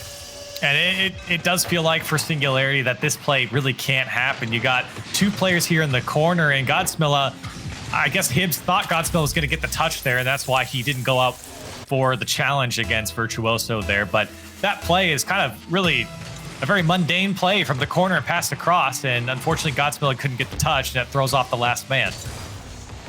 Hibbs will turn right around and try to jet downfield. It got challenged, and Breezy has to come in and work his way to the corner. Hibbs is out of the play. Godsmilla has to wait for this next touch, and he can't get to it. So now Virtuoso will have lead with the ball off the back wall. Goal again, Relating Wave this time scoring. I really like what Virtuoso does here as he approaches the ball, slows down, gets that defender to jump, and the second that defender's in the air, the amount of options and the way that defender can play the ball goes down significantly, and Virtuoso knew he could just find the backboard there and lay it off to his teammate. Wonderfully done there. And Endpoint better for it here at 3-0. It's just snowballed out of control for Singularity. A huge whip from Godsmilla will give a freebie to Metanaris. And Singularity, what is going on? Another missed touch there. Godsmilla can't get to the ball. It comes straight down to Metanaris. I mean, what else more can you say? You got to make the play on the back wall. We've seen this the last couple days, players not being able to make the play on the back wall, and it's almost always at least a shooting opportunity for the opposition, and Metanaris will put another one home. 5-0 now for Endpoint. This is a great touch from Relating Wave. Gets a high touch. Godsmilla, not even a chance. Relating Wave got back to that touch from beyond midfield. And wow. Well, game 2 is over. 2 minutes with 2 minutes left. And for Singularity, you just gotta reset. You gotta find a way to get by Endpoint and at least just hang on to the ball one step at a time, because this keeps happening. Relating Wave is hitting shots at max velocity every time his Octane's behind the car. Look at the passing play. Metanaris lays it off to Virtuoso, finds Relating Wave downfield, across the field. Beautifully done by Endpoint. And I don't even know where Singularity went. That just is unacceptable. You can't have a team put together 2-3 passes like that uncontested. And Singularity are looking very rough here in game 2. Singularity have been deconstructed. Endpoint have found every single hole, sliced through it, and then wedged an even bigger hole. And I expected a little bit closer from this team, but they just have been slower at every point to Endpoint. They're trying to read some of these touches in midfield. They're trying to give some respect in midfield off the first man, but like no one is ever ready for the challenge. No one's ever ready for the rebound off the challenge. And they're just slow to the touch every time. And I will say the offense for Endpoint feels like it's peaking right now. All 3 players are pushing up the field, expecting passes, and the passes are just hitting the mark right now. Everyone getting involved, 1-2 through the field, through the midfield, even into the final third. So for Singularity, they're playing against an Endpoint that are feeling themselves right now.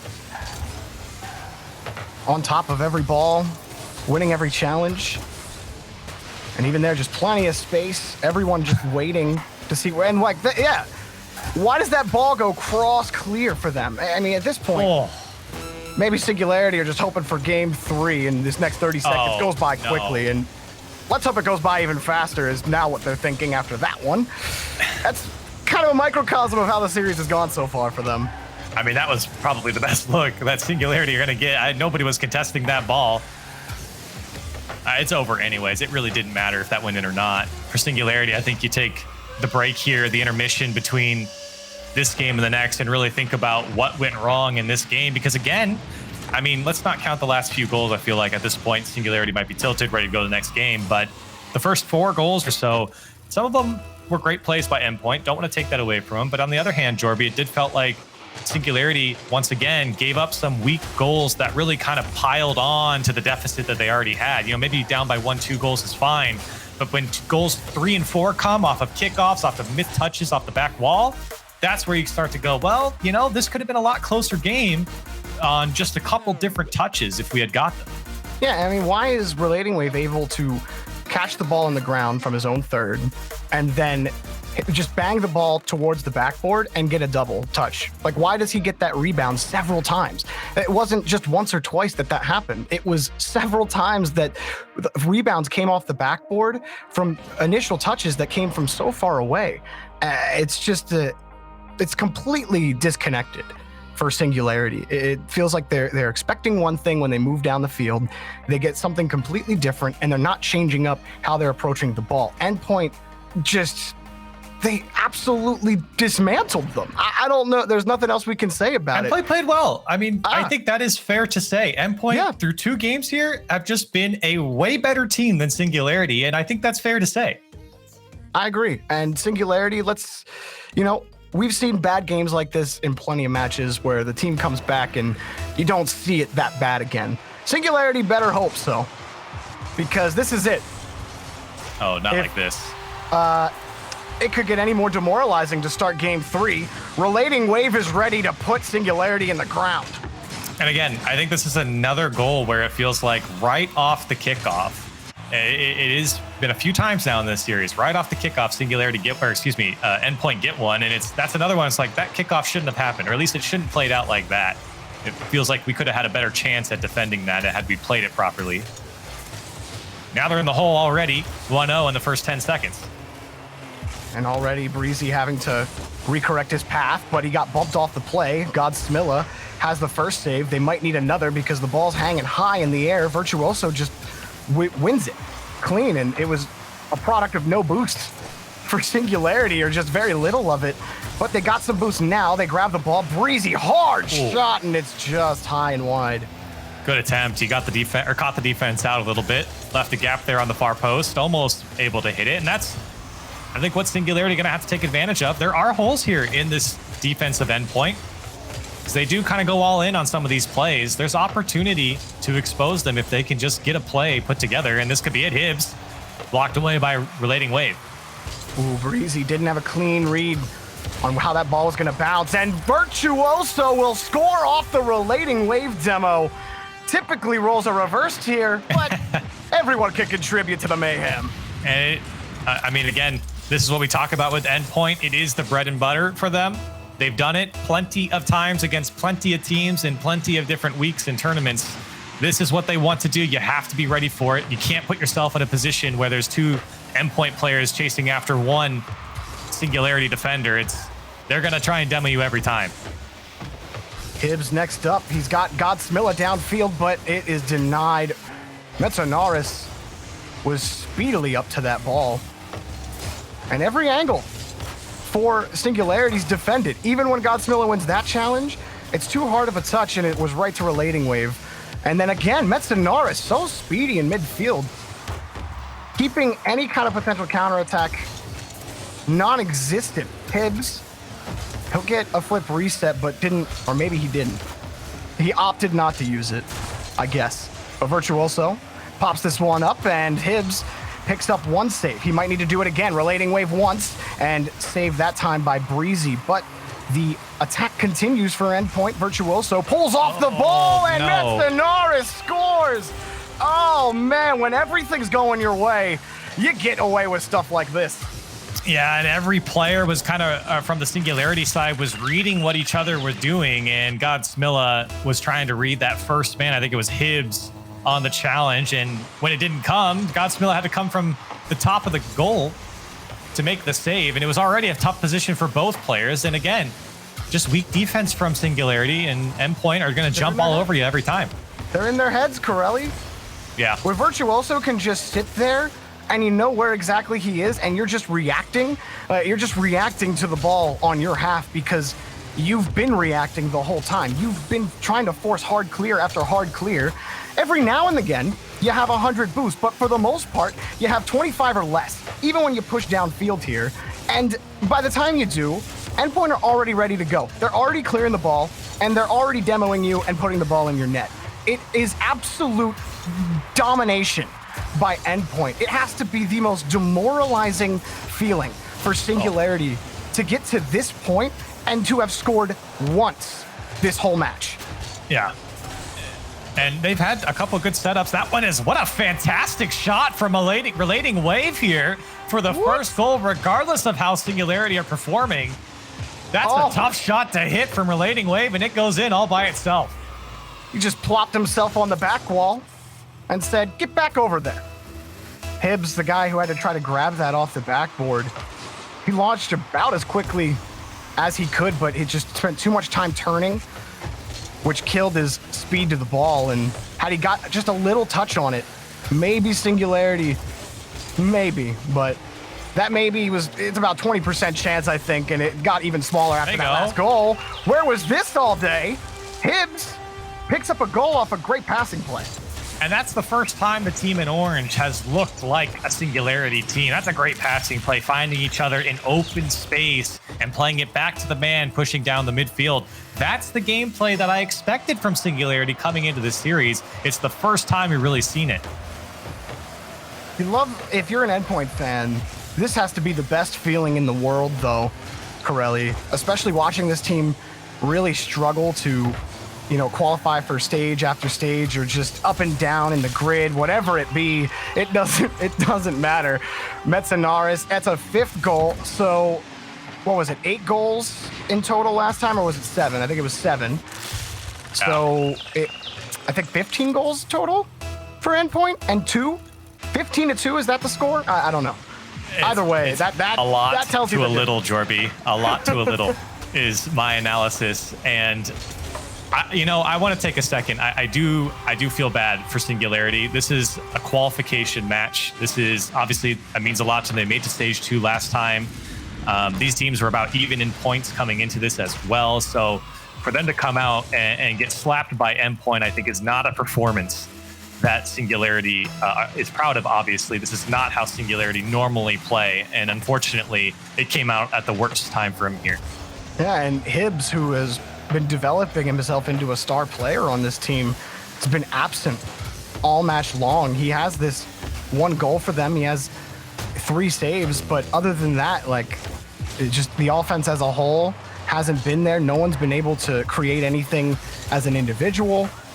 They've got beat in every single phase of the game. There's no other way to summarize it. Virtuoso has been scoring a feast worth of goals, and that is the official Brazil, if it holds. Yep. But for now, it's official. And I believe the official score line is 18-1 at this point here, or 18-2 rather. Singularity did score their first goal in game 1, but yeah, rough day at the office here, I think, for Singularity. Endpoint really running up the score as well. There's another one for Singularity, but again, too little too late here. And unfortunately for Singularity, they will go down here against Endpoint, who, by the way, I mean, we've talked about, the performance by Singularity, but I gotta say, boy, oh boy, Endpoint really sending a message. Don't mess with them, man. If they're looking good, they're strong. They are strong right now, and everything they do is working so well. It feels like everyone is playing together. They're on the same page. They have a plan moving downfield. There's a lot of intention with their play as well, which is a very strong sign of a team that trusts each other. So for Endpoint, this is a fantastic scoreline and a fantastic series to go out and end your day with.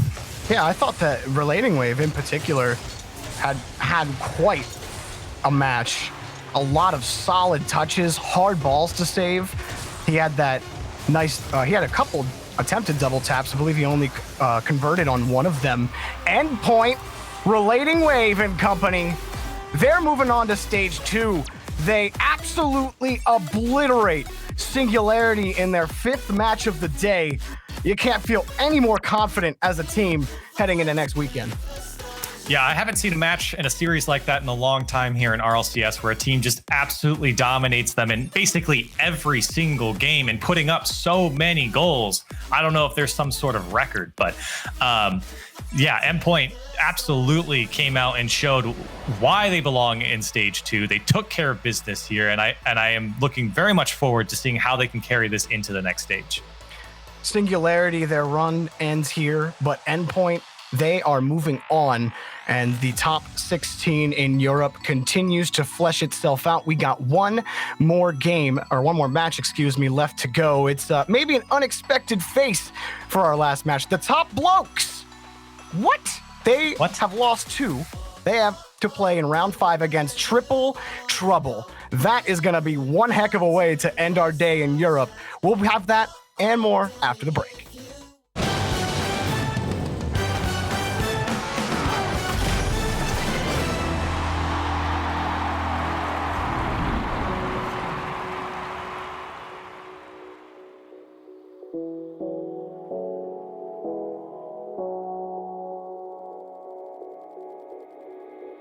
Can you feel it? The fire in your soul, leaping at the chance for love. Can you feel it? Haunting your senses, letting all your feelings go. But I can feel it, rushing through my veins. Your love's the only drug I know. But we've been playing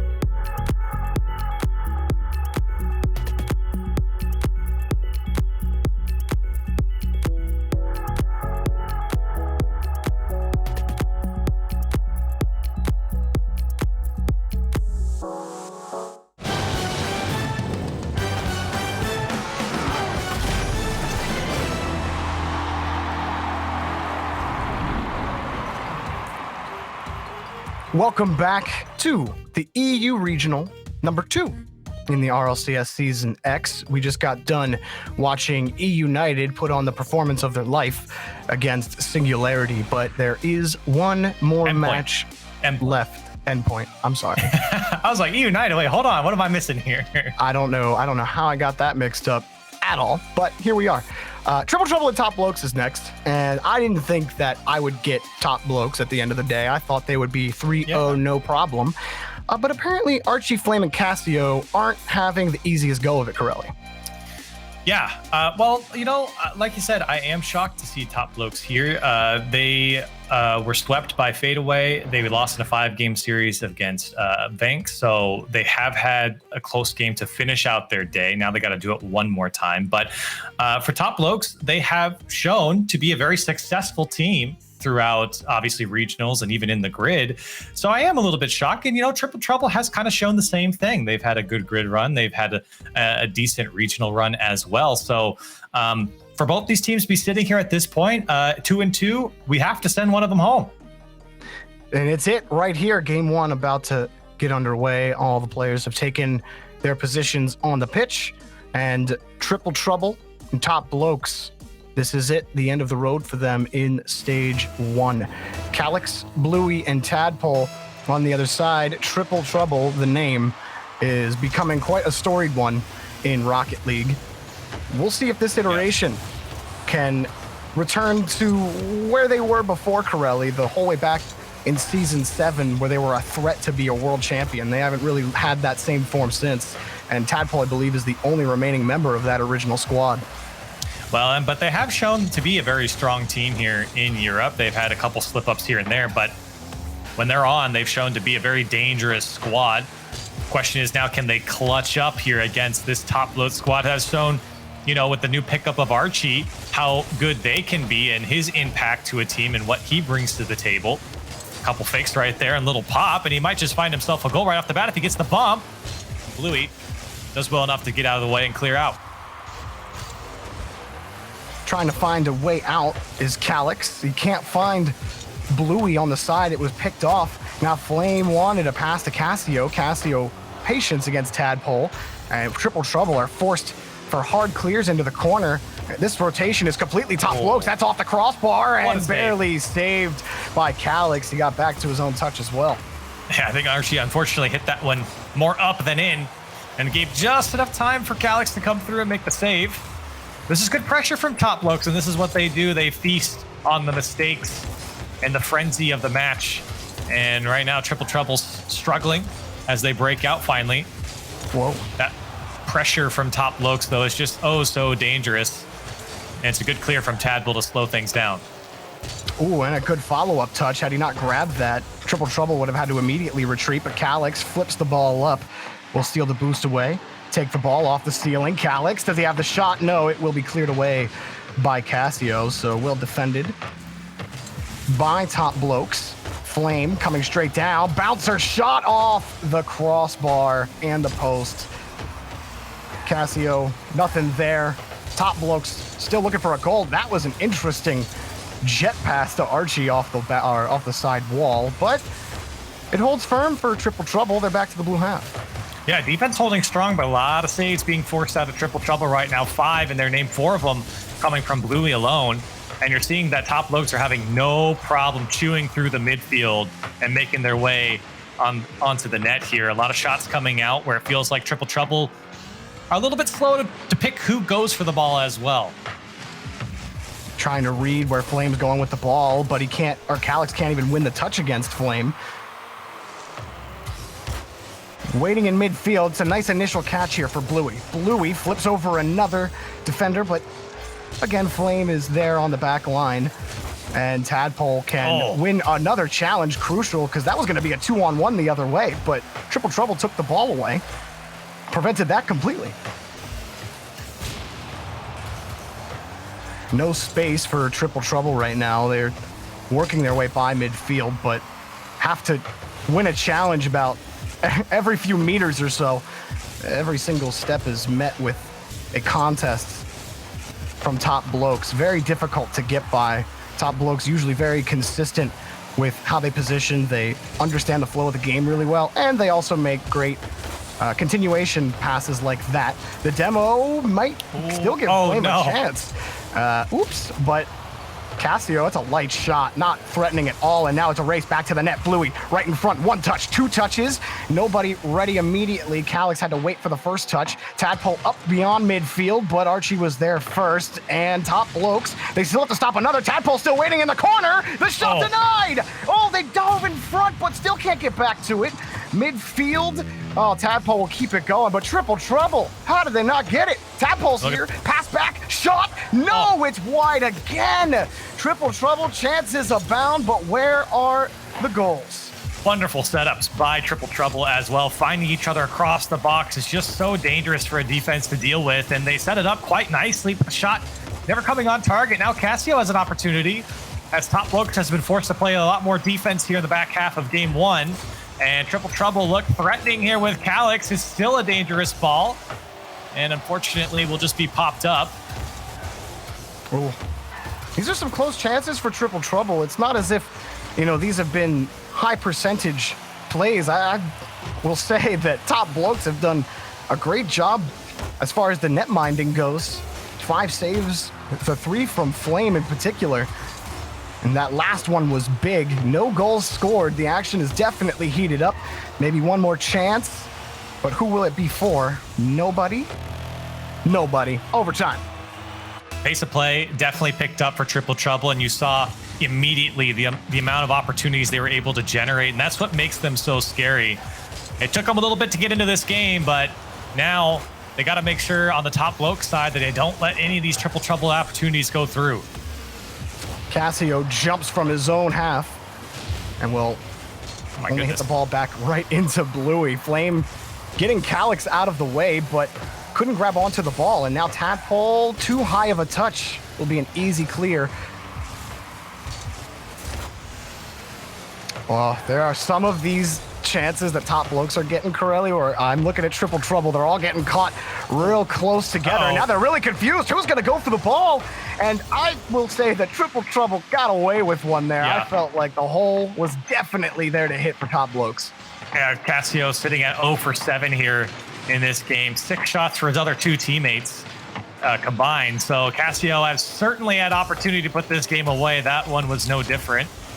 And unfortunately, for Top Blokes, we keep playing. High ball for Archie, back to Flame. Archie already up for it. Cassio quickly back and bounced. He went under, but Tadpole was there for the save still. Cassio finds the goal, giving Top Blokes the game. And you felt like it was going to be Cassio, if anyone, from Top Blokes to put this one away. Finally, on his 8th shot. I don't even think he got credit for that last one, but either way, he's able to put it home for Top Blokes. And I will say, while Triple Trouble, they brought things back, it did feel like Top Blokes had more than enough opportunities to build a lead and hold on to it here. 10 saves coming out from Triple Trouble, and that's what kept them in this game, what kept it so close.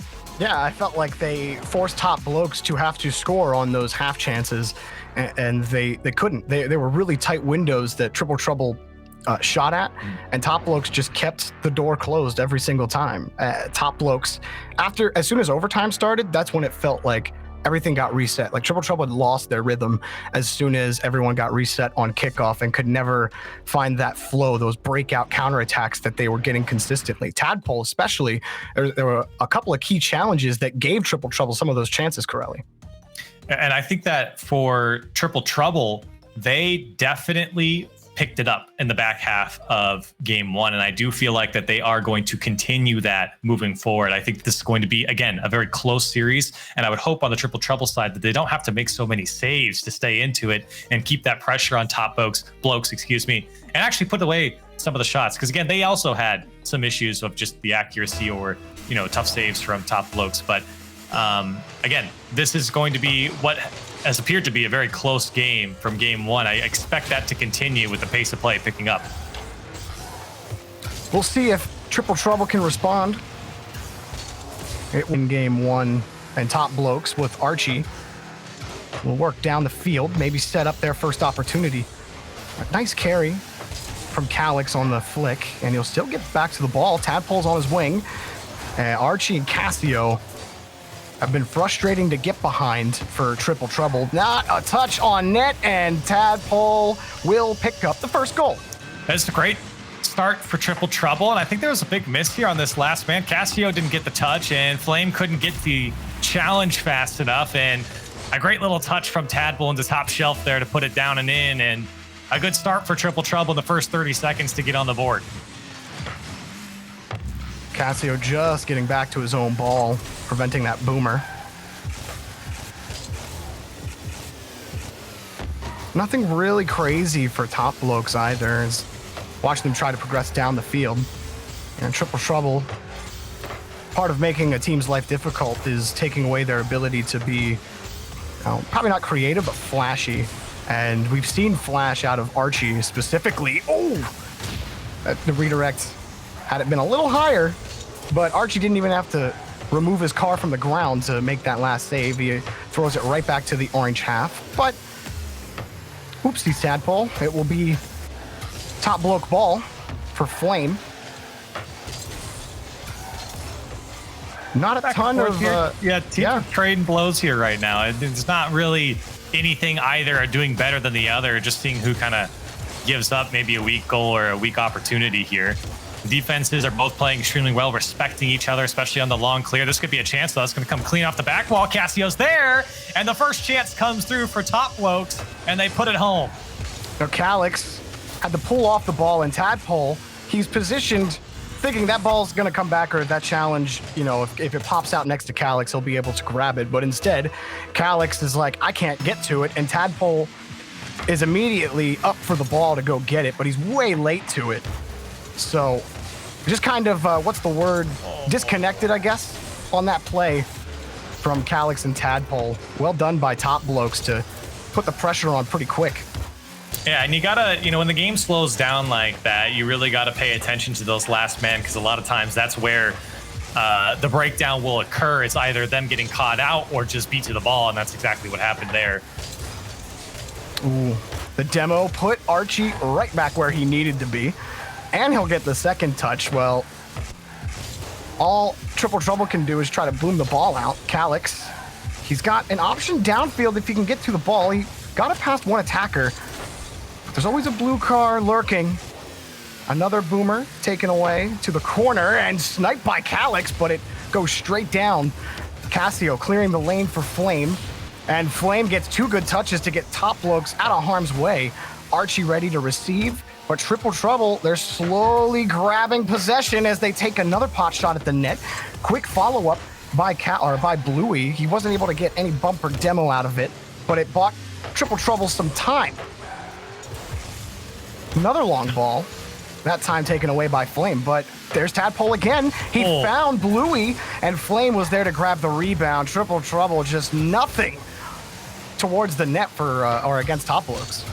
A couple of good opportunities though. Top blokes are giving some chances to Triple Trouble right now, and Triple Trouble are certainly going to take advantage of it. Wow.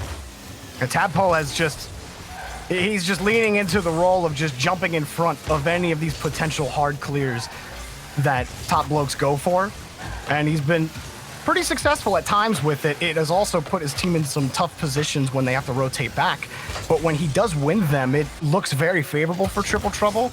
So you like the risk there, especially against a team like top blokes that haven't really given you a lot of room to work with, Corelli. Again, this game kind of goes back to when you talk about room to work with, it really is who is going to make the mistake with the room that they have, because both teams are giving way. You see Cassio kind of walk down the midfield here on the sideline and no one really challenging him. So what do they do with the space? How do they convert into goals here? How do they break down the defense? Because right now, neither team is really doing anything too creative. They're just happy to carry the ball downfield and then see what comes of it. And a lot of ways to approach the ball from midfield, but as soon as they get past the attacking third, it's just a struggle to move the ball past these blue cars. Top blokes have just prevented so many potential shots. When you look at Triple Trouble's shot count, it's only 6. And from the amount of time that they've possessed this ball and have been able to pass to each other there, Calyx misses there. But you'd think there'd be more, like at least 10. Top Blokes have only registered 4 shots on net, yet the game is tied as we leave regulation. Hang on, another shot? No. Overtime. Well, and it is credit to both teams here. When we talk about how this game 2 has gone, both teams have had excellent shape throughout it. And it's why you're not seeing a lot of high-flying chances for either team. And it's a more conservative approach on the attack. And this could be dangerous. Calyx does get it out. But you have seen a bit more of a conservative approach here in this game because both teams are playing excellent midfield and defense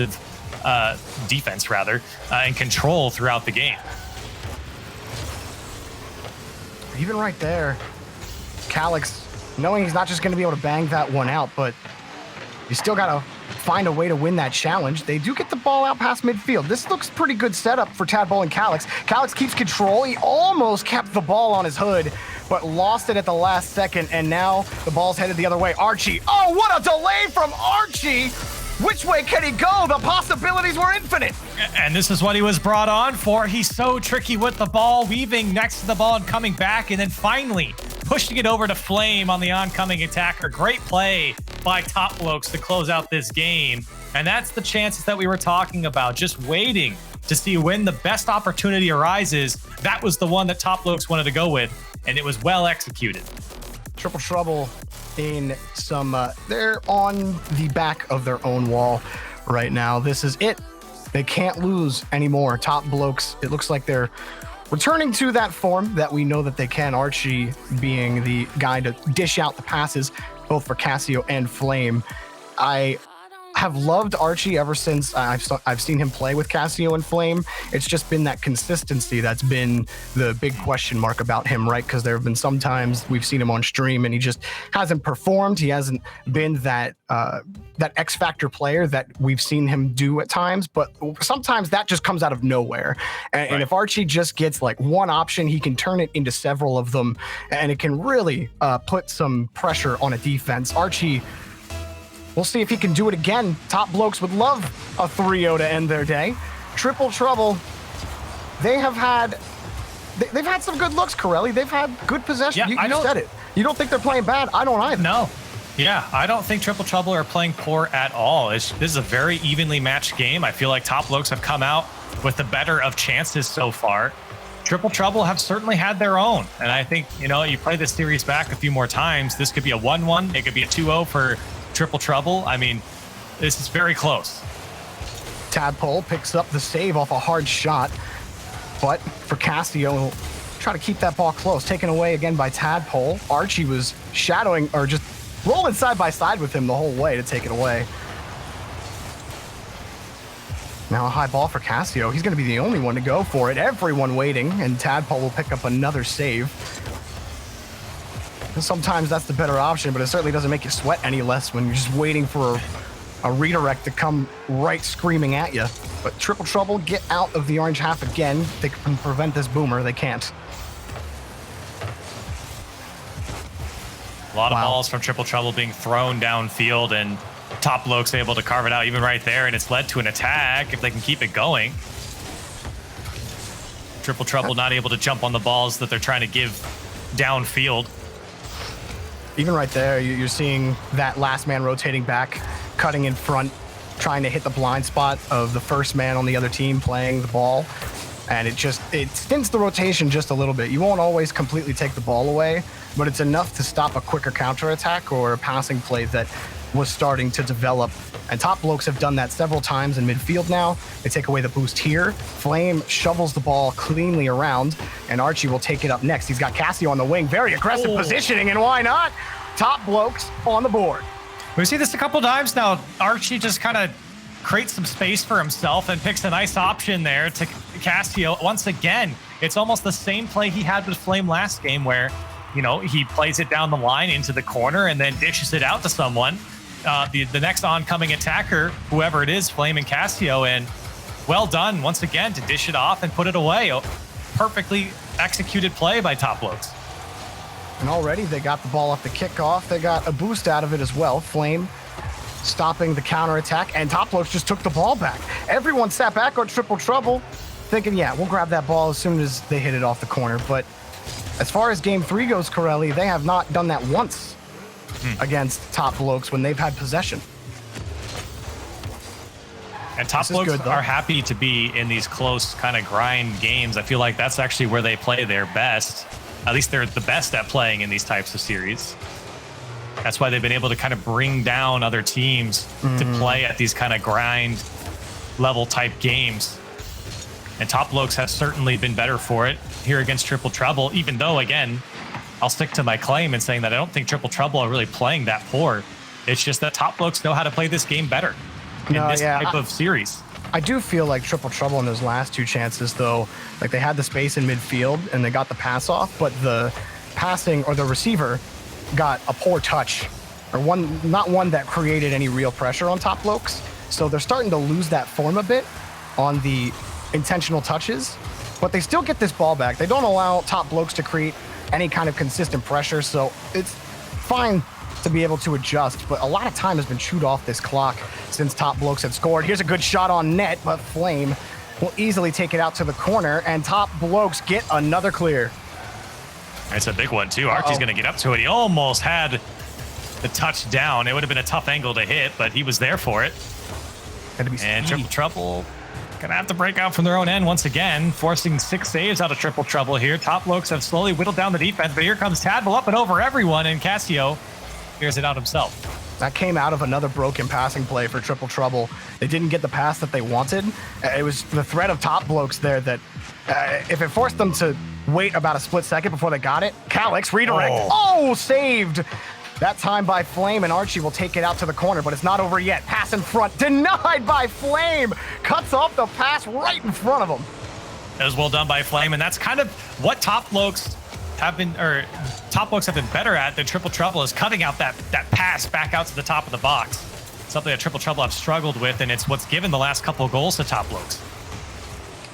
Triple Trouble fighting for a couple of consistent touches, but Archie and Flame keep the ball close. Archie behind it now. He won't get that bump on the Tadpole.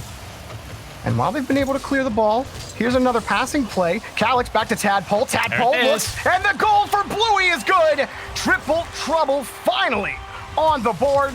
Later, better than never. You want to talk about execution? Well, look at the passing play coming out from Triple Trouble. 1, 2, 3, 4 passes, and everyone getting involved. Everyone knew where that play was going, and that's the danger of Triple Trouble. If they can find those passes, they can work in that tight space and put one away. Top Blokes will grab the ball. Cassio comes off the ceiling, knocked away for now. One touch high for Flame, and Archie won't commit to that. Instead, he's given the ball. Flame has the shot, denied by Bluey in front. We got overtime for the 3rd straight game. Triple Trouble give themselves a second life here. They've been down the entire game, but right off the kickoff, it could be Flame. Does he have a flip? He does. It wasn't enough to get by Bluey. Oh, I thought Tadpole was going to take a hard turn and look for a pass out to his teammate, but Triple Trouble don't need it. Calix takes it in. Triple Trouble stay alive. And that was a really tough save for that last man to make in the net.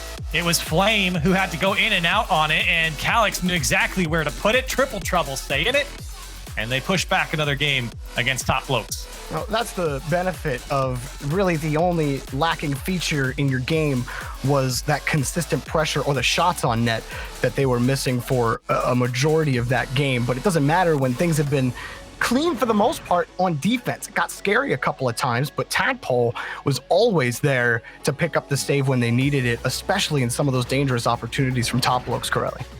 Yeah, and again, this is a game when you look back, especially for Top Blokes, you were in the lead for most of the game. The majority of the game by far, and it was really up until that last minute or so that Triple Trouble were able to put together some good passing plays. So, look, it's always been there for Triple Trouble. Again, not playing poor here, just not converting on the chances, or at least not executing on the chances that are being presented from them, and Top Blokes are. That's really been the difference maker here. Who's going to execute better when the chances arise? Top Blokes had one chance to close this out. This is their second. Flame. He's been a monster as a goalie today, and has helped on a couple of chances on offense as well. Archie had that wonderful pass to end game 2. And Cassio, who has just all around been a solid player. Typically, he's the guy doling out passes to Archie whenever you're seeing top blokes in top form. But Triple Trouble, they've done well to stay pretty even, Corelli, in this series. Every ball's challenged for the most part. In passing plays, they are red. It just comes down to that mechanical jump to make the save or make the play to find the hard clear. It does feel like do get that hard clear. Yeah, and that has been the difference. Top blokes, again, doing a good job of just kind of throwing the ball back at the defense of Triple Trouble to make them deal with it and keep hitting them back over and over. You see Calyx and Tadpole kind of crept up on that play, immediately tossed over their head. Now they got to play defense again, and a great backboard clear from Tadpole definitely is what Triple Trouble need to buy themselves some space and kind of break out of this vice grip that Top Blokes wants to get going. Ooh, Calyx dove for that ball and it was basically teed up for him, but Triple Trouble, everyone back now on the back wall. Nice little carry from Flame to give a chance for Cassio. He almost snuck it in from the grave. Calyx and Bluey, they want to move downfield. Bluey finds Calyx, but not before Cassio breaks it all apart, and Tadpole is forced to make a good touch as Flame sends another one towards the box. Two demos occur on the same team. It was Cassio and Flame, but Archie, the ball came right back to him, so those demos are effectively null and void. Tadpole buying himself some space here. I like the idea to bring the ball down with it, some indecision on where to go. He had options to his left, but it was going to be a tough pass. And even after getting those two demos, where even if you don't get the quick counterattack, you can at least, get some space and get some boost. Triple Trouble are still struggling to get consistent touches, and we're long past the point where that was still effective, but Calyx just got in front for another save. Archie tries to keep this close. Tadpole gets in front of him. Now Flame back around to the corner. Does he have an option? Yes, he does. Cassio flies back in. Not before he was challenged, though. He won't get a second touch, and Triple Trouble, can they win it in midfield? No. Another win from Archie on the midfield line, Corelli, and they're having some struggles getting back to Top Blokes territory. Yeah, even Flame just a second ago winning in the midfield. Calyx able to carry it downfield, and Triple Trouble are finding success on the dribbles, on the sideline, especially. Here's a pass out from Tadpole, and tried to put it far post on the defense. Would have had him beat if the shot was just a little bit better there. But again, a good idea from Triple Trouble. Just need to convert. Uh-oh. Well, Calyx just beating Cassio back to that ball. He also slammed against the post. Now Tadpole, no, Bluey actually hopped back around to take the ball away from Cassio. And Flame is also met with another challenge, Triple Trouble. Ooh, Bluey was looking for Tadpole maybe, but he had to recover to try to get back down to that ball. Maybe Triple Trouble find a way through to this corner, Corelli. But every single time Cassio flew back and met at the point of origin, just when you think Triple Trouble are going to get some leeway with how they've looked, Top Blokes send it right back to their territory, and they're forced to look for holes. They're doing a decent job keeping it away from Top Blokes for the most part, but Top Blokes are just trading and giving matching the pace. Everything that Triple Trouble give them, Top Blokes have matched. And Top Blokes have just done a better job of keeping Triple Trouble in their own half at the very least. It's really just left Triple Trouble with these long clears, or of course the dribble downfield, but they haven't really been able to execute on that yet, at least in this game. So again, another long clear where Tadpole tries to receive it, but Top Blokes jump all over it, and they're happy to clear it away. No entry for either team. Another long clear for Cassio and a challenge for Archie. We'll give Top Blokes a longer look here in the orange half. Calyx, though, will put it down the middle where the gap was and where Bluey was. But it was too far below Calyx to grab, and Flame took it back. Now Flame pass and shot denied. Here's another one, though. Cassio, the third man, keeps the ball locked. Bluey got demoed on the backside. Archie barely takes that ball away from Calyx. Racing back to defense, but Top Blokes win every touch they need to. Now there's a chance. Pot shot denied by Tadpole. Still it continues. Another one saved. Where's another shot for Top Blokes? Calyx stops it for now, but the pass is Archie's. Denied again around the corner. Here's Flame. It's good. 0 seconds and Top Blokes take down Triple Trouble. Oh my goodness, opportunity after opportunity for Top Blokes. 1, 2, 3, finally. It drops in, and Top Blokes gonna walk away in a very very tight 3-1 series here against Triple Trouble.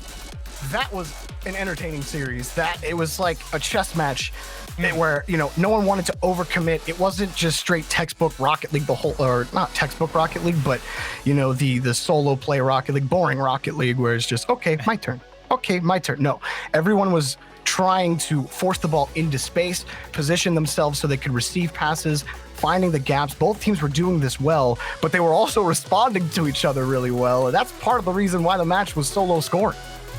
Yeah, I mean, I think, honestly, it was an entertaining match from my perspective as well, but I think a lot of people might look back and say that was a boring match because it was very close. It was low scoring, weren't a lot of flashy plays from either team at all, but you could really see what happens when two teams with really good shape and really good defensive structure go against each other. Obviously, Triple Trouble not coming out in the result that they wanted, but a very close match on two very evenly matched teams. Yeah, I mean, things reset for Top Blokes now. Sure, it took you 5 and maybe it was below expectation, but stage 2, you start 0-0 again. So you can try again next weekend and maybe post a better result. But the field has pared down to 16 teams now total for this regional. Top Blokes, they have survived. And sometimes when you watch a team that you expect to be at the top level, and for Top Blokes, the recent results should suggest that they are, then that expectation is just there. Sometimes you have bad series, but being able to be resilient is part of what makes a great team great. And Top Blokes are still on that journey. I think this was definitely a proving match for them. Well, we'll see how it goes. It'll be very interesting to see how Top Blokes play moving forward. Unfortunately, we have to say goodbye to Triple Trouble. I know a beloved team here in Europe, and like you said, we'll have to try again later. Well, that's it for today. Stage 1 of Europe is concluded. 16 teams remain in the regional. We'll take it back to Leaf and everyone else for the end of the day. Yeah, I'm just upset that Gibbs is right again. Like it's the worst. We can't get away from it. How does he do it? Well, first off, he rewrites history. Like he literally redacts things he was wrong on, and then when he's right, he leaves that one in. But he was right. Vitality and Blokes, exact score lines, Gibbs, that you expect. I knew it all along. I might get my predictions wrong in the middle of the day, but that's all just a ruse to show I'm not throw perfect. you off. Yeah. Don't let the because we need to make this interesting. Exactly. But this series, again, a very defensive series, but so close both ways. We saw Triple Trouble. They really took it to Top Blokes. It shows that they still have that fight in them. They didn't have a great qualifiers, barely even making it to this regional, but they came down to the end, 2-2, playing a team that was grand finalists in Regional 1 and played toe-to-toe the entire time. But Blokes, they pulled it out. And honestly, that's all that matters. Now, everything is cleaned up, 0-0 next weekend. We'll see what happens. Chiefs, how do you feel about this now for Triple Trouble? I mean, like, of course, this is a team that you could expect to see in that top 8.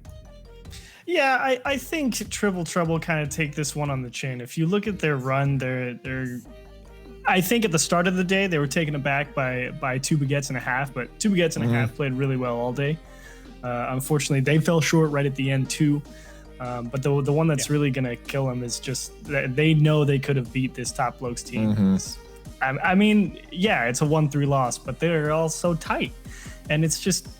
When it comes down to the nitty gritty, all those players know that they need to be able to step up and perform. And the fact that they didn't come through against a Top Blokes that admittedly has been playing well the past week or so is still a big disappointment for them. But it's not the end of the world. You're definitely going to see them in the next regional. And I think they'll put up another good performance. And who knows, maybe they make stage 2 next time. Well, let's take a look back at today. We just finished Group B in stage 1 here. As we look at the standings, this is, well, very different, Gibbs, than I would have expected. Lots of teams that would have been put in that top 8 by most people are not there. Shout out to FADEAWAY first. Like, I want to go positives first. Okay. Going up 2-0 and then losing. But then on the other side, obviously, Dignitas, you got to talk about them. Didn't even make it to the 2-2 round. Finished 1-3, again, 1-10 in their last matches with the grid plus Regional 1 plus Regional 2. It's not looking good for them. Big question marks there. But for the teams that did make it, they're here, right? We have Team Liquid, 3-1. That's a great result for them. They'll get some confidence building up. Top Blokes, again, regional finalists. barely scraped by, but it doesn't matter next weekend. Everyone starts the same. Well, and you got to look at the S2V as well, making it in there. More Spanish players. The Spanish takeover continues. It's just nonstop right now. But for you, for the other ones that didn't make it in, Singularity, Triple Trouble, which one surprises you more out of those two? Out of those two, 100% Singularity. Just the absolute collapse versus Endpoint was it was something to witness, to say the least. You hate to use the word slaughter, but that was well, that's the word we're using. Perhaps the worst way to end it, you could say. Well, let's take a look back at the rest of today or this weekend before we move on forward, just to give you guys a refresh on what happened. We started again with 32 teams, Gibbs. We moved our way down to a total of 16, 8 from yesterday and 8 from today. And here's your 8 from yesterday that made it through. This one looked a little more on point, except of course for one name there that missed out again. And I think Oxygen, honestly, is more disappointing than Dignitas just because they've looked so good in the grids. They're third place in points for all of the grids. So they were supposed to be a top 5 team. It's like, all right, one fluke, you miss out on top 16, but it happened twice now. Things need to change there as well. But teams like BDS and Giants, we talked about probably the 2 most consistent teams outside of Vitality, and they proved it on day 1. Let's take a look forward, of course, because this was just stage 1. As we said, down to 16 teams. They'll try again stage 2. That'll be on Saturday next week, and then stage 3 will follow that afterwards. But here's our final teams from Group A and from Group B here. This is an interesting setup. Again, lots of big names lost, specifically because of day 2 here at Chiefs. And looking at this, I mean, we have Venk twice now making it to the stage, which is great results for them. But I'm wondering if you think this is where things will solidify, or if there's still a lot of that upset potential. No, I think there's still a ton of upset potential here, because there's also a lot of teams that you expected to perform well in stage 2 last time that kind of collapsed, like Barca and Team Liquid, who everyone thinks should have been here the first time around and wasn't.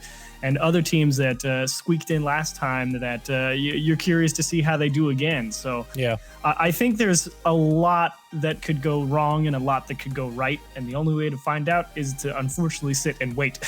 Yep. But we have 5 new teams in the top 16, but S2V, 47th seed in the qualifiers. And they're here. So they were the 57th best European team when it went to the qualifiers, because obviously the 10 teams that got the auto bid here. That's pretty impressive for them now in top 16, and they'll get tons of points, which means from now on, that's just like a waterfall effect that they're just going to get such better seeding because of these points. Well, it's time for some final thoughts. We finished stage number 1, stage 2, and 3 will be continuing next weekend at Chiefs. Final thoughts for this first week here. I feel like we've seen some pretty good mix-ups. Pretty good mix-ups is a good way to put it. You're excited to see the teams make it back that you loved from the first regional, like Giants and BDS, keep performing. And you're excited to see that perhaps a lot of your favorites that didn't make it last time made it in. So there's a lot to look forward to. And Gibbs, yourself. I think I have a new curse, and I think that's Endpoint. I think I've been wrong with them every single time, win or lose.